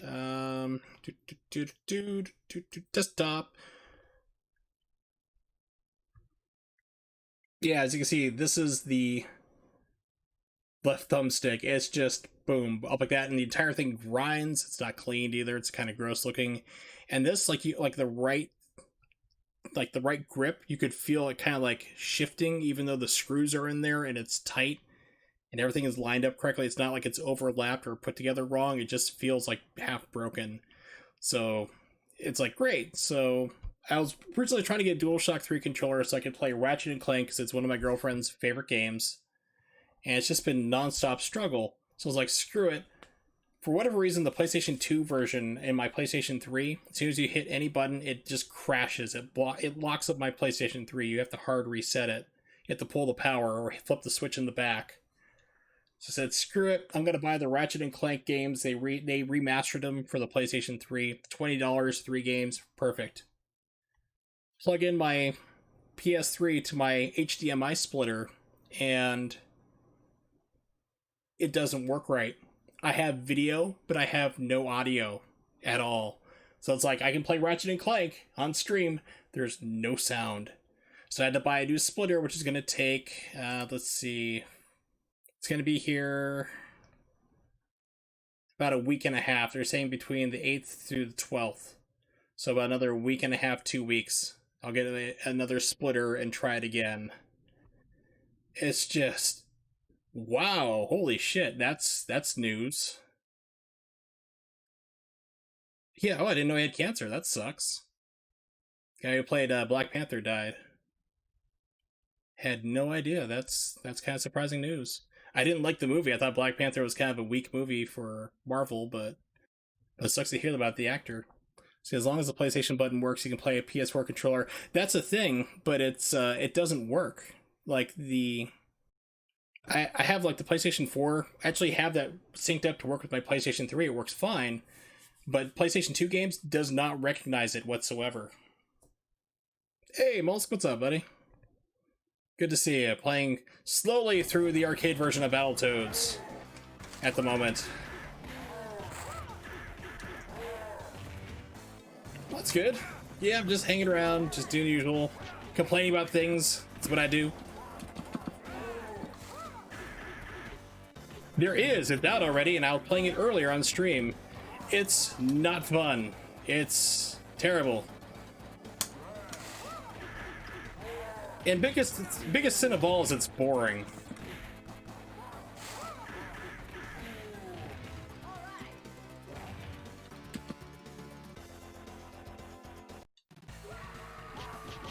Yeah, here's your weapon. We're gonna have you drop it. Good luck. Yeah, it's such a bizarre game. It doesn't support fight sticks, for one. Like, you can use it, but the game's not designed for it. Yeah, the graphics are terrible. It's like CalArts is the style. And if you've seen Thundercats Go, the show, I'm pretty sure Cartoon Network is just buried because it's an abomination. You can only see it online. They only have 2 episodes released. But it's pretty bad. It's like that, and along the same humor too.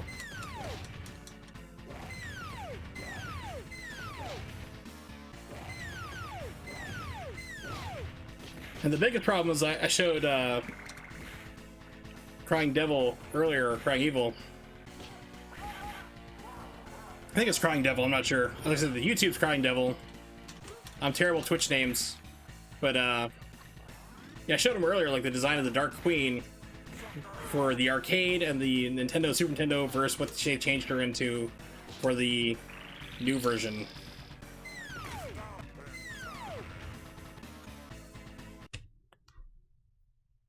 It's just an abomination. It's like, why would you do this?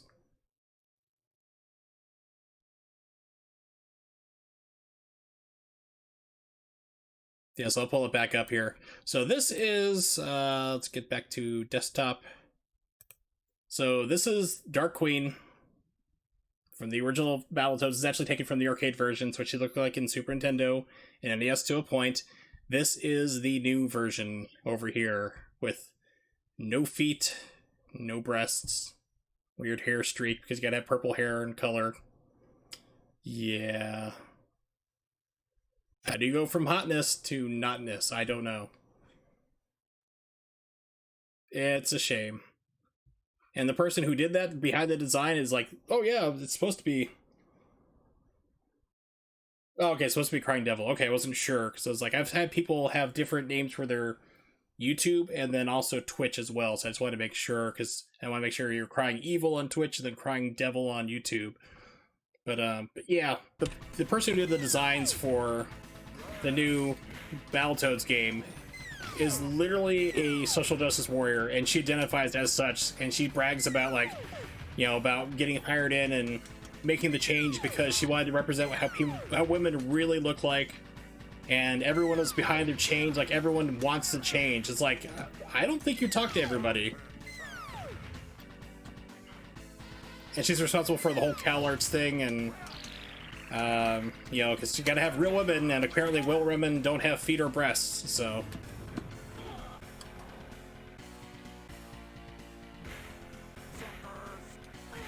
Something that my ladies' friends will all disagree with and say, no, we have both those items. Unless we're involved in a tragic farming accident, yeah.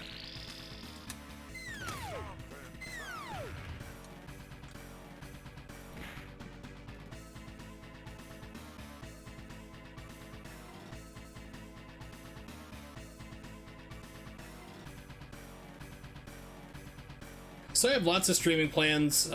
Do want to go and... I'm kind of taking a break on Ninja Gaiden 2 for the moment. Kind of got burned out on it a little bit.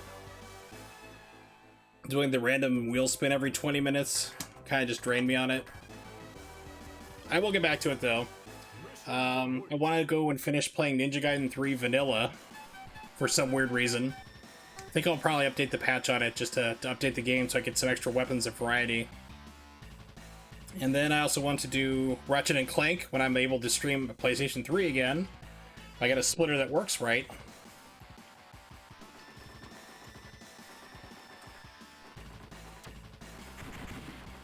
Then I want to do my Second Chances games. Maybe someday I'll get Ghost of Tsushima. I've been wanting to play that, but I don't have money to buy it because I keep having to buy other things like a controller, splitters. Dude, updating vanilla is not good. It's still terrible.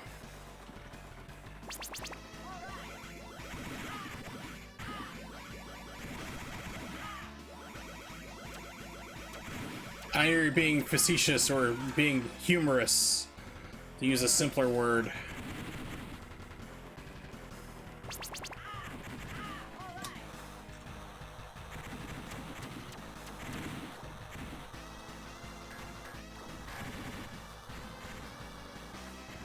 But I mean, it's just like,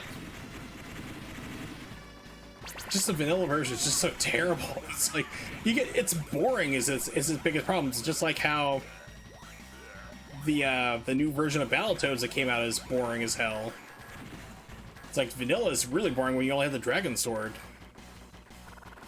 Or the ability to update your weapons or your move sets or carry your Nimpo over. Because every single battle you lose it at the end of it. All your Nimpo drains out, you have to start over. Oh, you also have to use your Nimpo too, certain fights at the beginning of the game in order to progress through, or you're stuck there fighting an endless horde of enemies.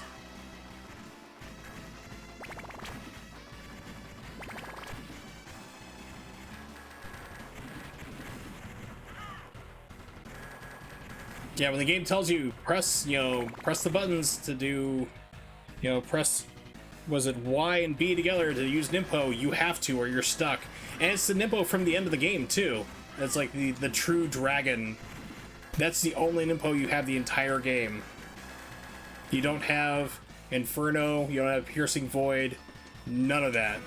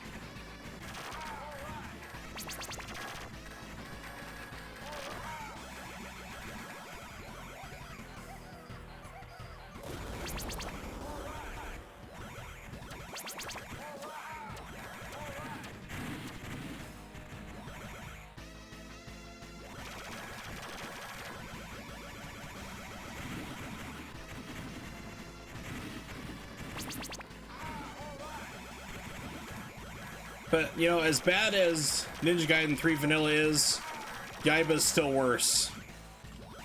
There's just no excusing that game.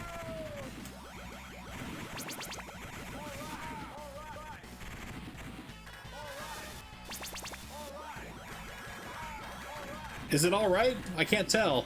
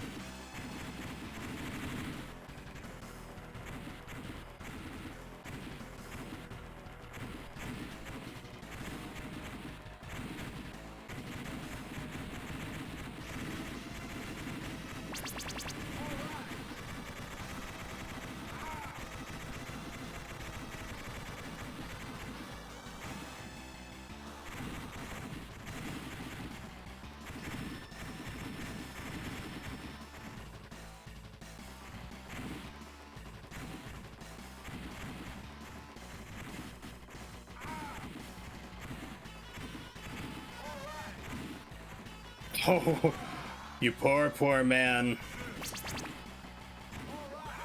Yeah, I bought it on Steam for like $5. And I felt ripped off still. I've streamed it from time to time. I'll pull it out and play it as just like an example, as a warning to others to not play the game or buy it. Just like I'll play occasionally the PlayStation 3 version of Bayonetta, which is just not good. PlayStation 4, sure, that one's good. It's a good port, from what I've heard. PlayStation 3 version, not so much.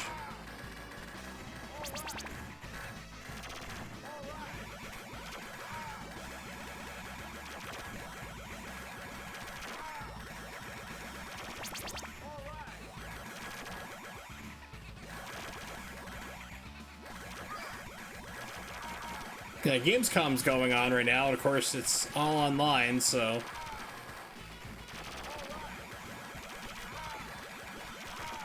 Yep, Bayonetta got ported to PlayStation 4, that and Vanquish. And it's basically the PC versions. which are really good. They run like 60 frames per second. But Bayonetta on PlayStation 3 ran 15 to 20 frames per second. It was horrendous. Why is this game not over with? Oh my god, I was hoping to get to like the original Battletoads, but now I just want to get through this, like get done with it. It's just like a matter of principle at this point.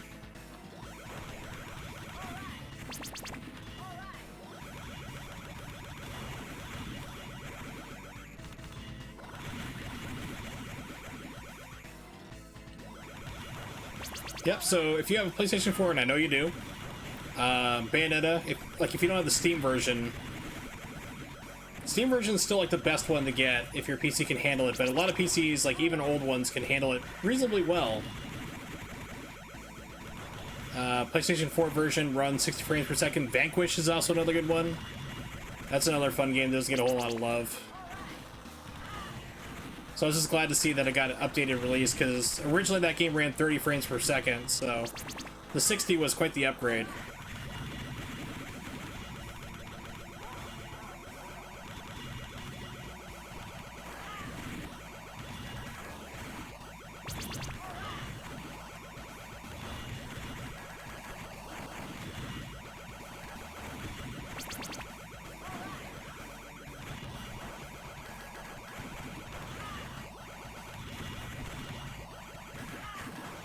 Now, sadly, Bayonetta 2 is not on PlayStation 4, because I would have snagged that up, like, I would have bought that instantly.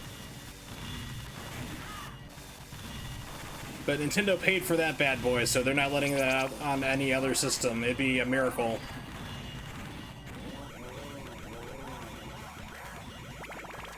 The only way you can play Bayonetta 2 on PC is if you emulate it. Which I would like to do again. I really want to... I've got to find out what's wrong exactly with my Switch so I can try to fix it. Maybe if I'm thinking I probably need a new dock, which is like $80. It's almost a third of the cost of the system. This guy better be the final boss at this rate. Good God, why is this taking forever?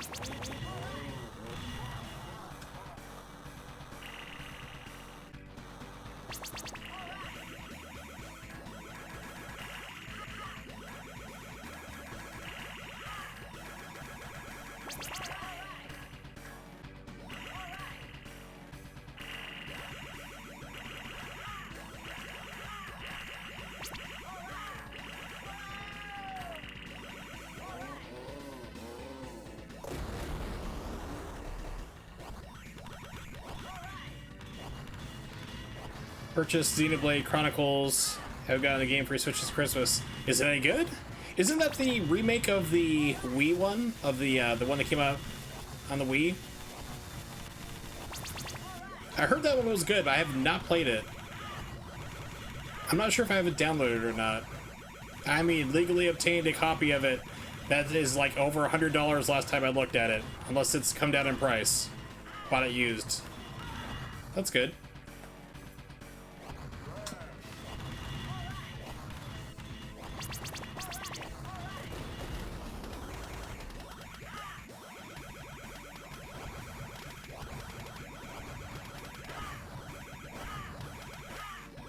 I'm just trying to tank this guy through. It's like, just end.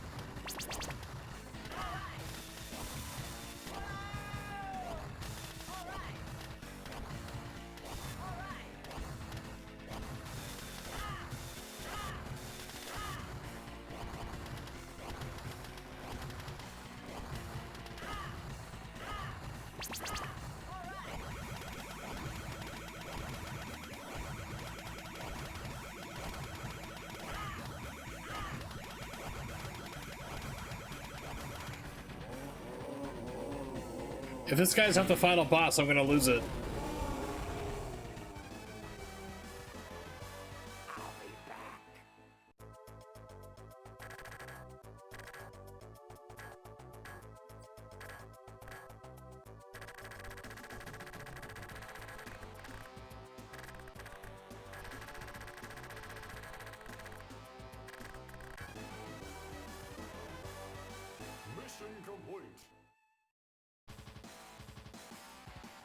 Everything to go quietly. Yay!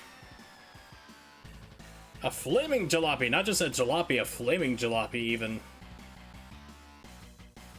Trying hard but failing miserably to maintain their cool, unflappable image, the Toads crash their bullet-ridden banger onto an empty planet.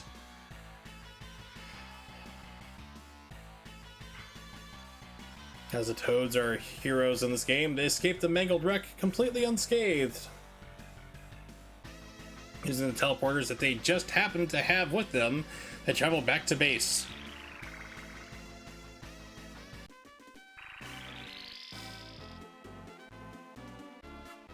Totally awesome. Whoop the Dark Queen's butt for the usual galaxy-dominating plans, even though you don't fight her at all, apparently. Took an hour and 4 minutes. Ugh, too long. It's like playing Warriors of Fate, which is a fun game, but it just takes like an hour and 20 minutes to beat. Unless you can speedrun it, then I think a speedrun is still like 40 minutes.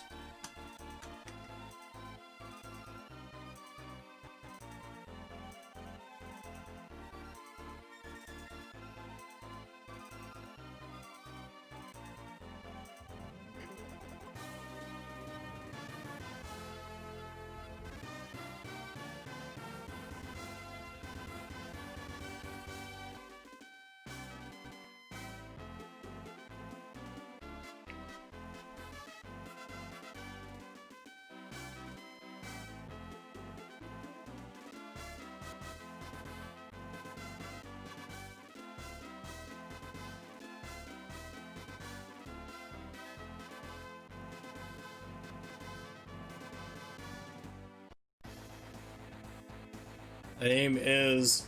I don't care.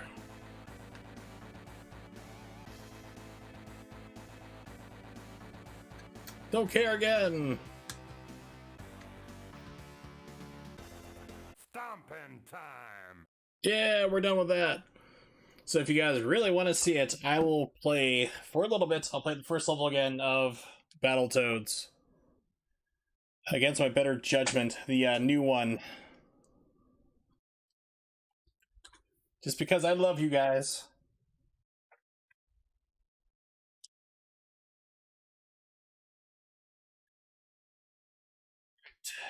Plug in. You, like I said, you can't use a fight stick. It just does not work on that game. It's not built for it.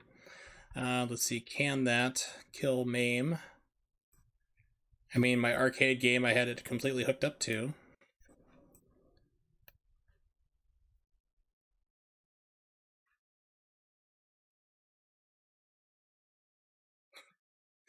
Love is suffering. I will agree to that statement.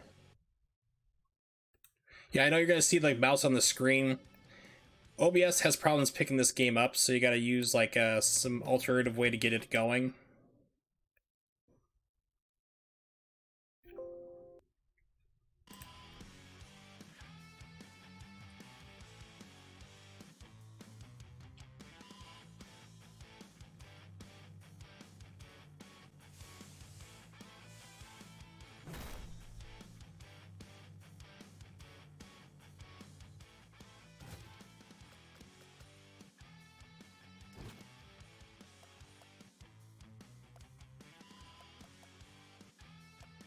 Yeah, I only made it like still through Act 1. It's just ugh.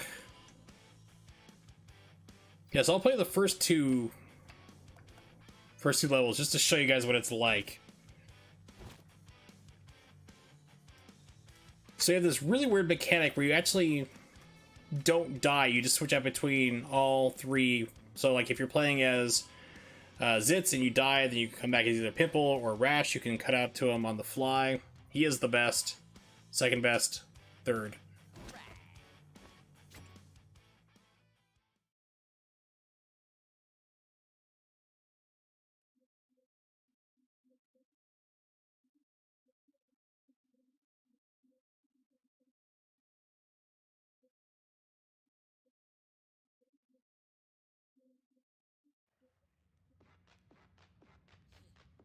Being a bad guy is great. Cool hideout, fancy hoverboards. Oh, it gets worse. Tell me to wear a shirt. Sorry.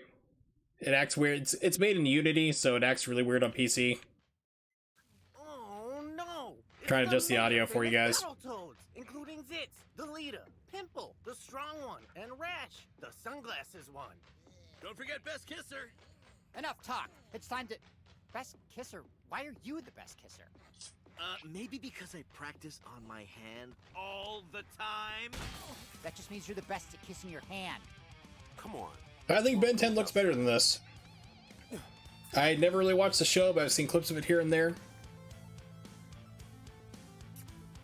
Yeah.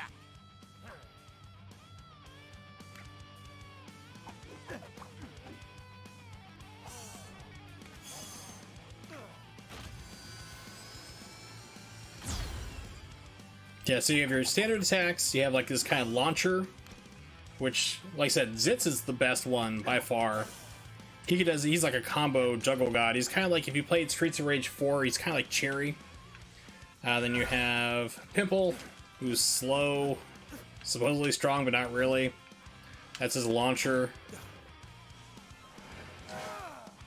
Oh, by the way, there's no, like, you know, like Battletoads, how you'll suddenly change your hands to giant fists or big boot, things like that. You actually have to hold down a button to do that. And it's required in order to get that look going. Or just magically change like that. And then you have Rash.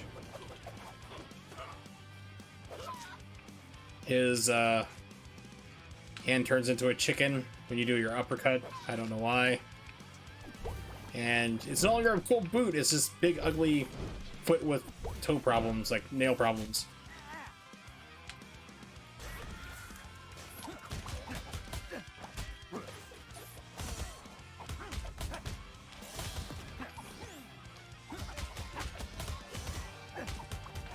Like I said, it's like Zitz is like the combo king. He is like, I say, if you play Streets of Rage 4, he is Cherry pretty much.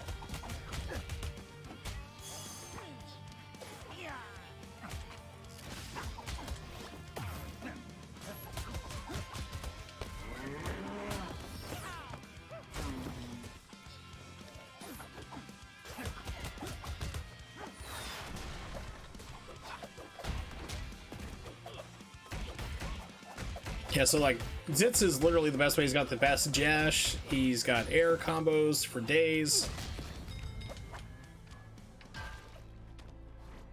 So the control scheme gets super convoluted too.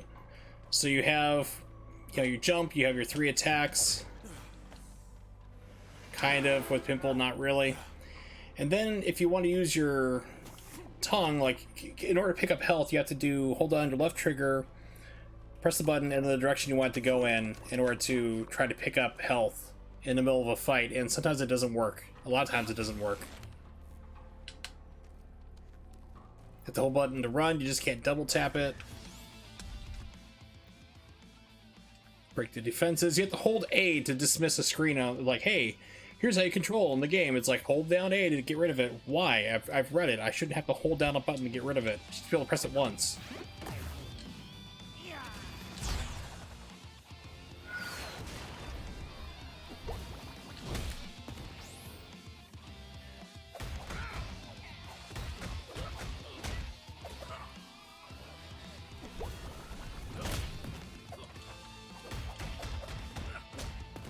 Yeah, so here's all your health pickups. So you have to do a 3-button press and a direction, which technically would be 4, in order to just get your health back.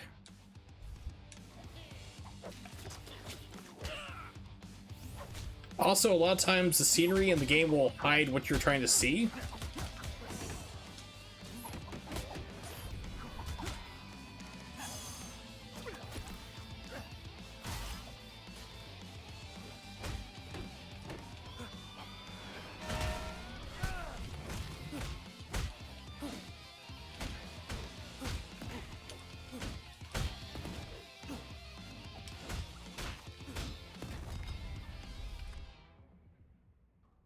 Yeah.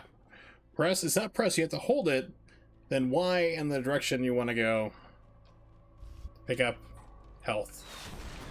Can't make it easy, fast, no. Make it weird and complicated.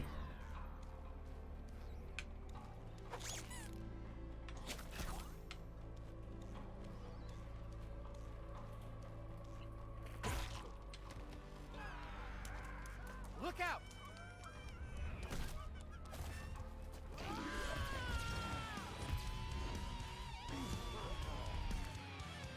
Join my gang or die. We offer competitive wages, dinner insurance, and paternity leave. No way, Dork Shank! Then die!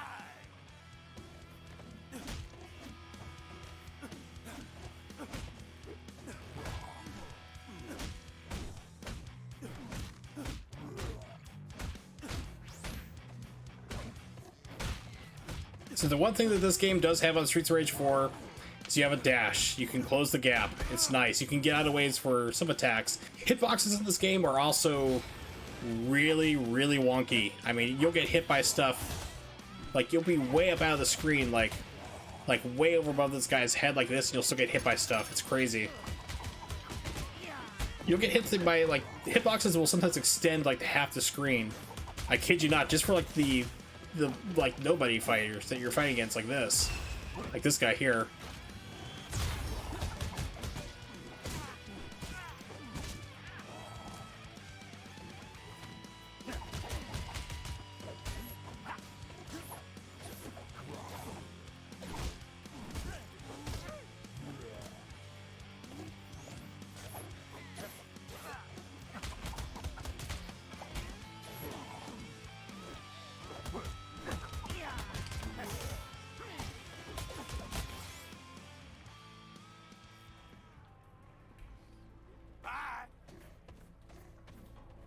Is that it?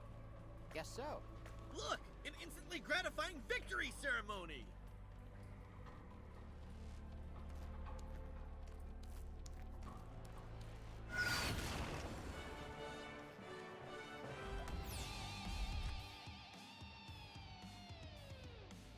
Tongue press, you can grab people towards you.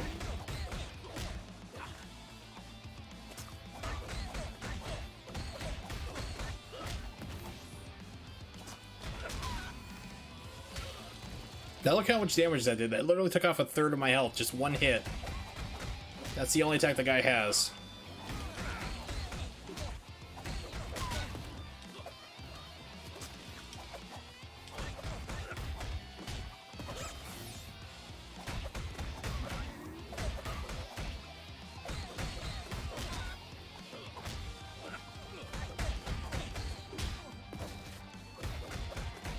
Also, I don't know, maybe it's just my color blindness, but like I find it kind of hard to see what's going on. Like all the different colors are on the screen. It seems like everything just kind of blends together. It's like hard to distinguish what's going on. Either that or I'm just getting old. And you get health replenishment, which is almost nothing.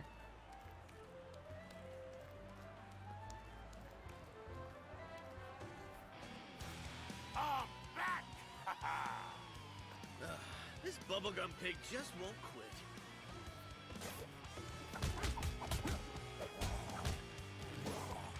Yeah, this move will hit you for sometimes around half the screen. Like he's up there and you'll get hit like standing here.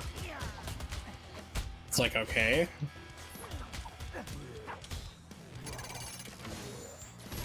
Yeah, like that hit me. Notice I'm on the bottom of the screen. I just got hit. I got hit where he's standing there, like half the screen. I got clobbered by it.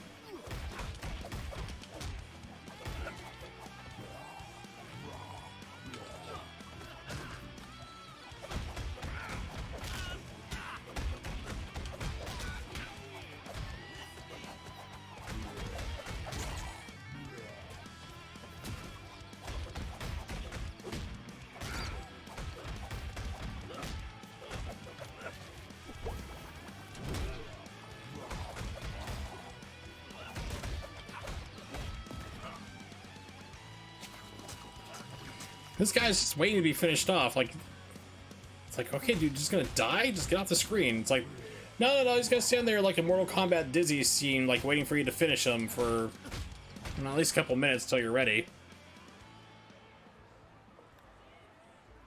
See ya. What is that pig's problem? Besides punching too slowly. Nice one. So let's see, what day is it here? It's going on to... So I'm thinking Sunday, the 30th, if I'm not busy. I'm trying to see if hopefully if I can see my girlfriend. If not, it's probably going to be like 2 weeks, 3 weeks. It's going to drive me insane not to see her that long. I miss her, get the blues. So I'm thinking Sunday, if I'm streaming, we will continue on with Ninja Gaiden Vanilla. I'm going to patch it. I might have to start over. I might start over anyway. But I think on Sunday, if I do stream it, I'll start it a little bit later. Maybe 10 o'clock at night. So if it's a better time for you, Crying Devil, if you're able to watch a little more, if you want to see pure vanilla hell, I can start the stream a little later than usual, just for you, because I know that being over in Euroland, it's pretty hard to get up that early in the morning.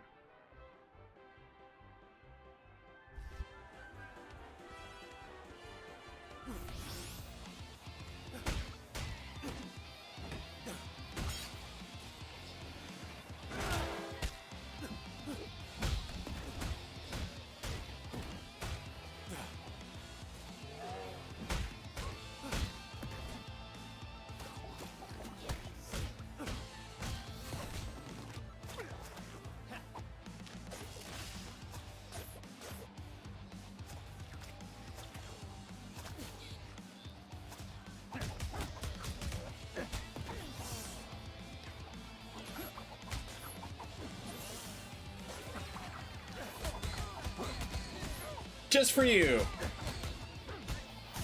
So I mean, you gotta think about, like, how often do you really see vanilla streamed? People intentionally giving themselves that type of abuse. Oh no! Well, that won't work.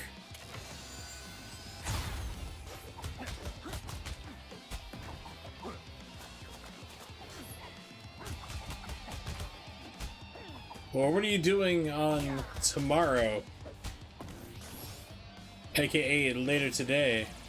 Or I guess it would be tomorrow. I know time differences. You're like 6 hours ahead of me, I think.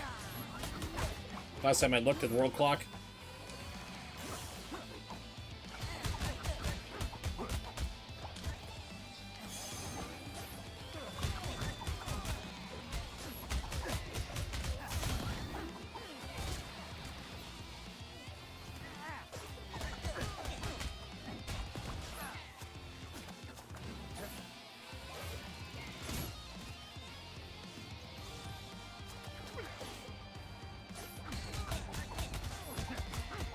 Cool.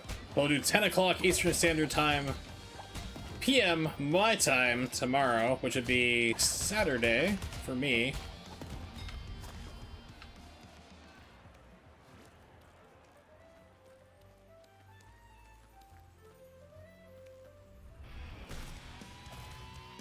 Third time's a charm. Give up, Pork Shank. There's 3 of us and only 1 of you. Oh yeah? Well, there's still 3 of us.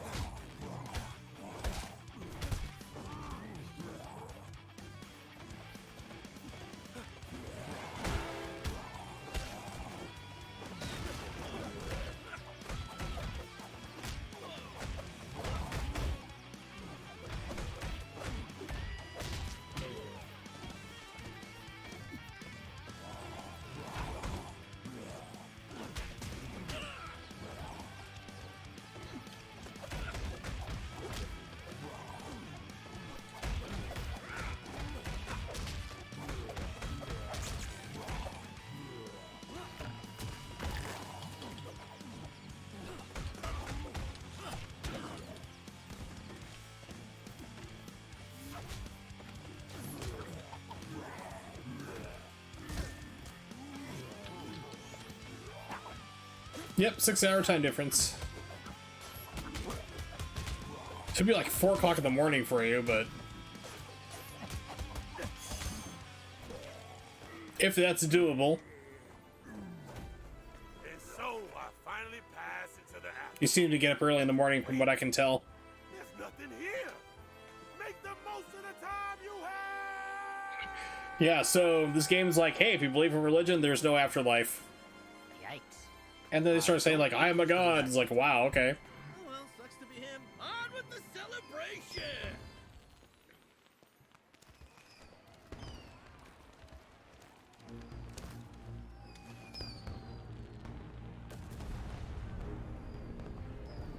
Now fly! I forgot we could fly. Yep. Everyone loves us. Now we can fly. The universe revolves around the Battletoads! Chant with me! We are God! We are God!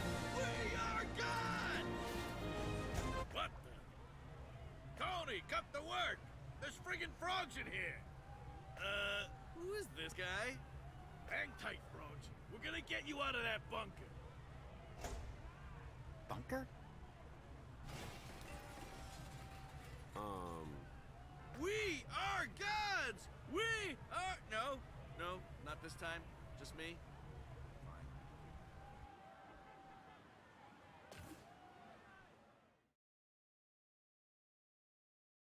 And that boy was executed. In lighter news, we've all heard of Toad in the Hole. But toads in a hole? Julie Saturn Rings has more. Thanks, Zerb. Sounds bizarre, but that's exactly what a local construction crew discovered this afternoon. Yeah, so we was digging, you know, for construction stuff, and I find this bunker with friggin' frogs trapped inside. And I mean, it stinks. So we checked the wiring, and these morons been in there for 26 years living a simulated fantasy life. And I mean, they stink. 26 years in a fantasy bunker? You'd have to be gullible not to figure that one out. So, frogs, how you feeling? Stupid? We're not frogs. We're toads. The Battletoads. We're famous superheroes. This just in. No, you're not. This has been Julie Saturn Rings asking, what are they going to do now?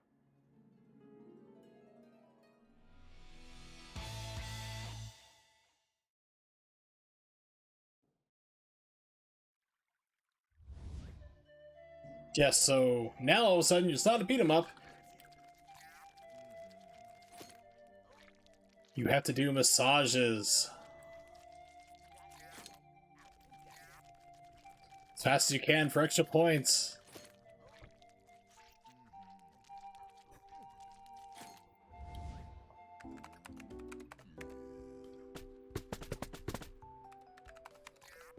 Oh yeah. Battletoads. Everyone says Battletoads. Was pretty much a guarantee at this point.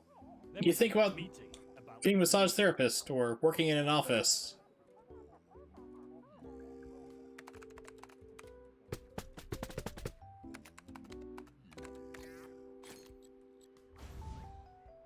And I told him I don't care about games from the 90s. Some things are just meant to stay buried forever.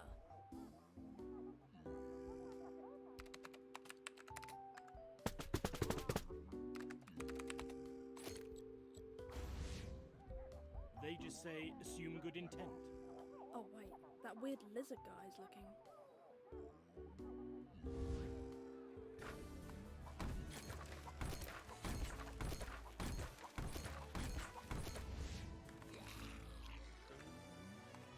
Signing autographs.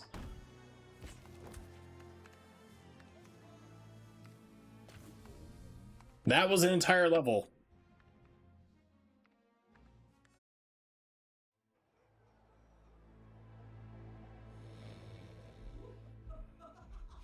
What? Psst, Sits. What? I think we're being robbed. So? We don't own anything worth stealing. You're right. I'll go apologize.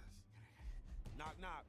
Sorry, we're poor. Oh, it's just Rash wearing a diaper. I solved it!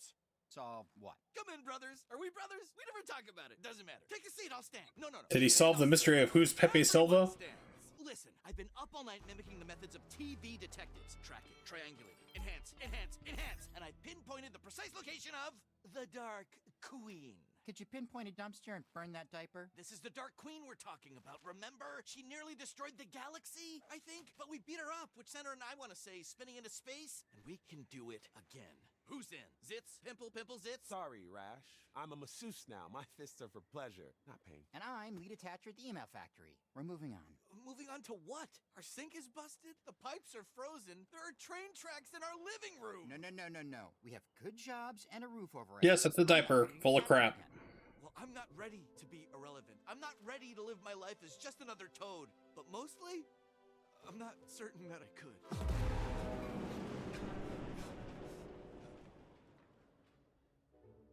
Okay, Rash, we're in. Let's go build you a brand new audience. You really mean it? You're damn right I do. Now, where do we find the Dark Queen? Not where. When? Time travel? No, we'll leave when I've cleaned myself up. Then we're renting turbo bikes, baby! Woohoo! Battletoads reboot! So now we have the turbo tunnels. Yeah. This is all kinds of special.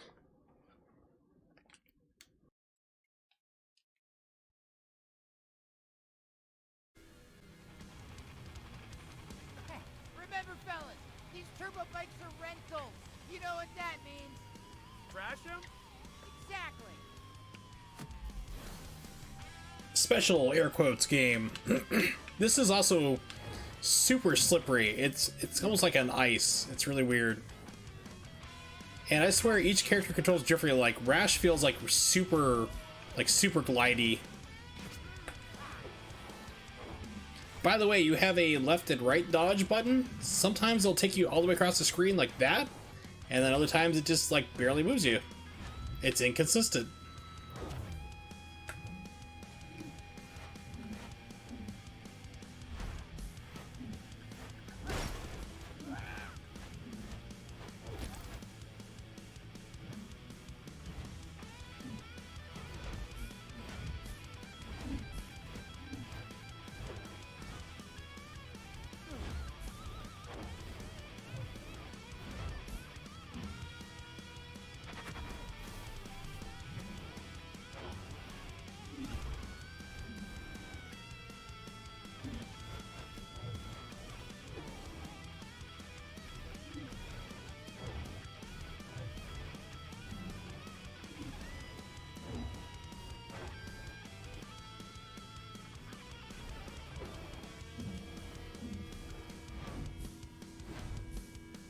Sam remembers the turbo bikes like this, with lots of crazy obstacles and a highway, I guess? I'm not sure.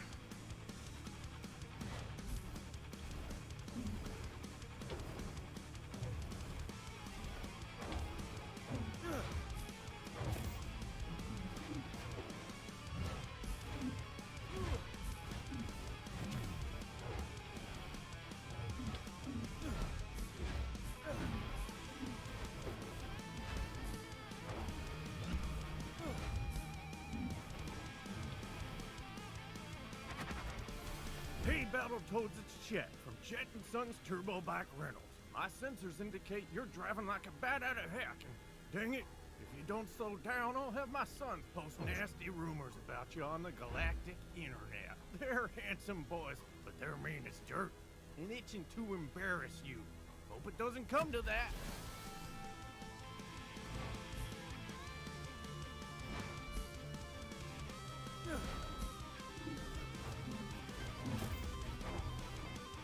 Here's the like part where we start getting some like real crazy shenanigans. A word I don't get to use very often. Like eventually, like the middle starts to fall out on the track, and you'll have like sides on the left or the right, and like it will just suck you like into the pit. It's really crazy. Like you'll be there, and all of a sudden just like boop, sucked right into it. It's like right off the edge. It's like, well, okay, that was the thing that happened.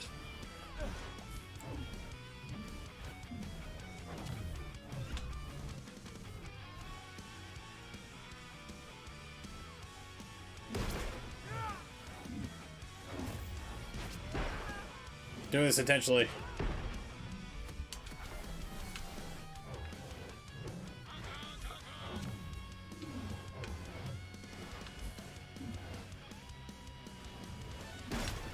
That was not intentional.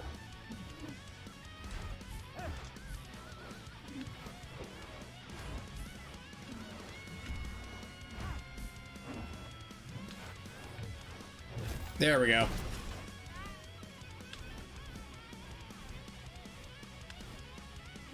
What does it do? I don't know, but I had to collect it. Yeah, so this part right here, this can, well, it almost sucked me over. Like, you can feel, like, pulling you over.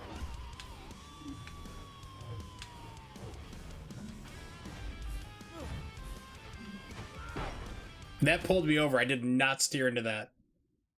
Watching the replay of it. Yep, it just sucked me right over. I was like, what? That happens quite often on the stage. Quality assurance.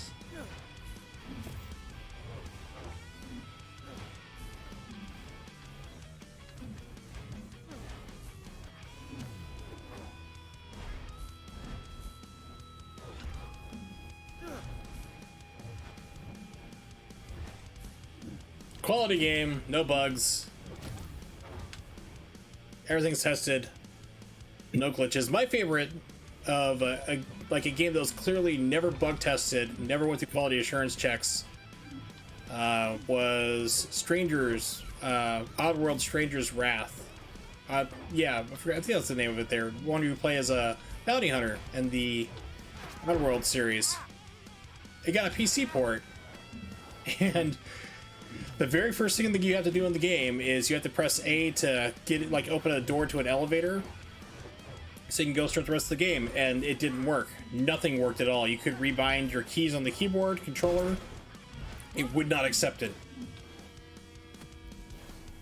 Which was evident, like, the very first thing you have to do in the game in order to start playing, you can't do. It means it was never quality tested, and they apologized for it. And it took them, like, months to fix how much of a buggy, untested disaster the game was that they actually gave everybody for free the upgrade to HD. Like, they actually went through and redid all the textures and stuff to make it look even better. They gave everyone who bought the game, like, sorry we screwed up this bad, you've had to wait 7 or 8 months to play the game, here's the full HD version. When your first object is to press start, you know, press A to get out and nothing works, that's unexcusable. Bingo. That's like Sonic, what was it? Sonic Boom levels of incompetency. Although, to be fair, there's only 2 people on the QA team for Sonic Boom.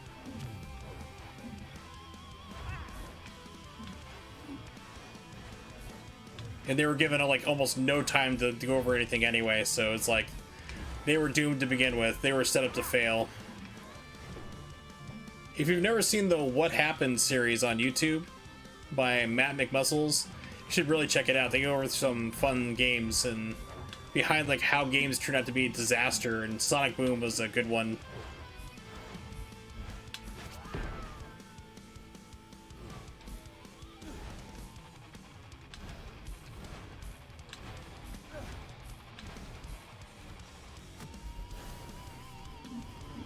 The turbo tunnels that just go on forever. It's like, are you padding out the game? What's going on here? That was my mistake.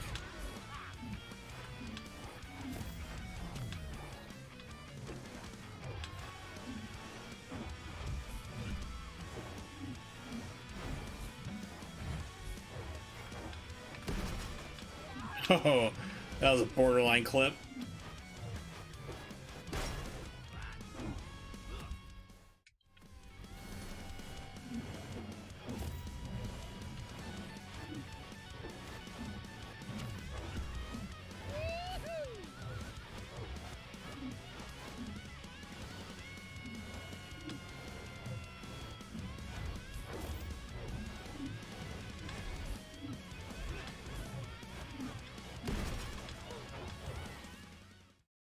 Watching the playback. Yeah, I missed that one. Hitbox. That was my mistake.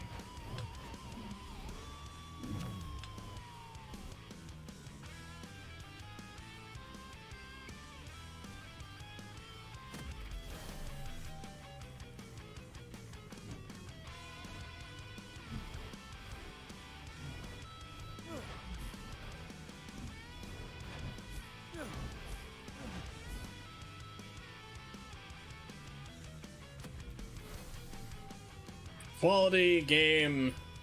Definitely not boring. Definitely does not have levels that go on for way too long. Definitely does not have questionable hitboxes, or damage outputs, or damage scaling, or controls. No, sir. How dare you say and accuse such terrible things? I will not stand for that in my stream.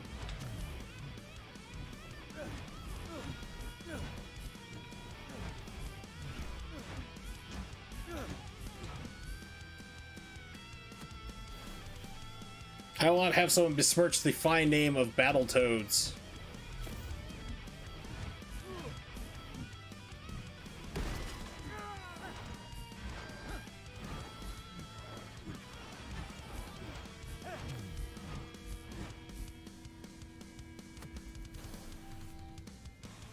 Still not over. Oh.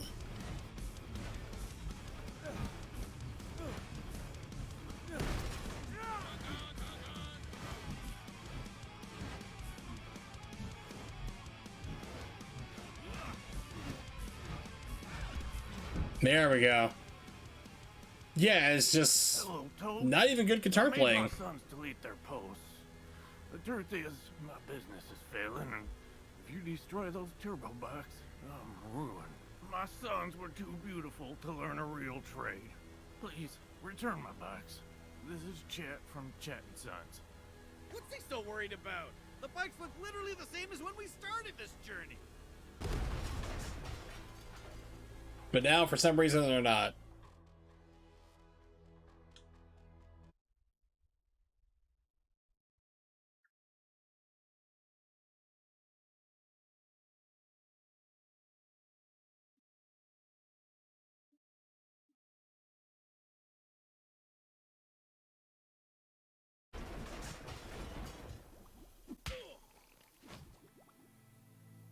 Five missed messages? I'll listen to them later. What is this place? Looks like the Queen is hiding in an abandoned theme park. Be careful. It's been years since our last tetanus shot. Yay, and it's just more of the same. Run. Trigger and a counter.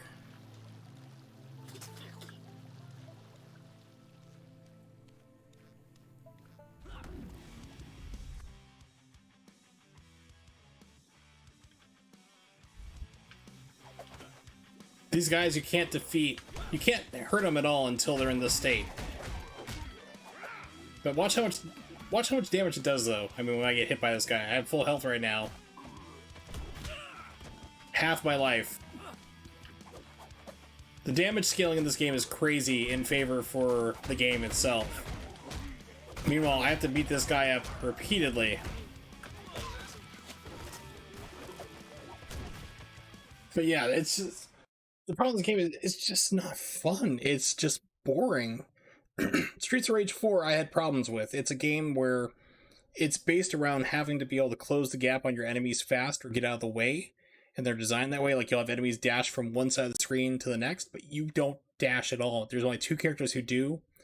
Cherry, who is really fast. She's fun to play as, but she's also, like, takes about as much damage as you see here. Like, you just get beat so fast. So she's not really viable. And then Adam, who you unlock like halfway through the game, he has like a step or two, like a quick little mini stab, like a mini dash. So they built the game around having to move fast, but without a dash mechanic. This game is just, I mean, that's still a better game in my opinion than Battletoads. This is just boring and it's not fun. It's run forward, get locked in the same arena, beat the same people up, move forward. I mean, like, beat 'em ups are like that, but a good beat 'em up changes things around, keeps it interesting, gives you different enemies that throw you to different patterns, and this is just like the same thing over and over and over and over and over. And it's boring. It's just like it's just not fun. On top of having to do massage therapy and the levels that last way too long, that turbo tunnel and crazy weird humor and flat chested, evil queen Dark Queen who's not supposed to be. It's just that's the biggest sin. It's just not fun. So I do not recommend this game whatsoever. It's on the Xbox Game Pass here in the States, and I'm not sure if they have the same thing in Europe or not because of different licensing and so forth. So if you have the Xbox Game Pass on PC or on the Xbox One, if you own one of those, you can play this game. If not, it's like 20 United States dollars, US dollars. I wouldn't say even pay that. I would buy it maybe if I really like the game, if I really wanted, I pay like $5. But even then, I still wouldn't play this game. Take that $20, buy Bayonetta on PlayStation 4, buy Vanquish on PlayStation 4, buy either one of those games. They're amazing. This one, not so much. But for now,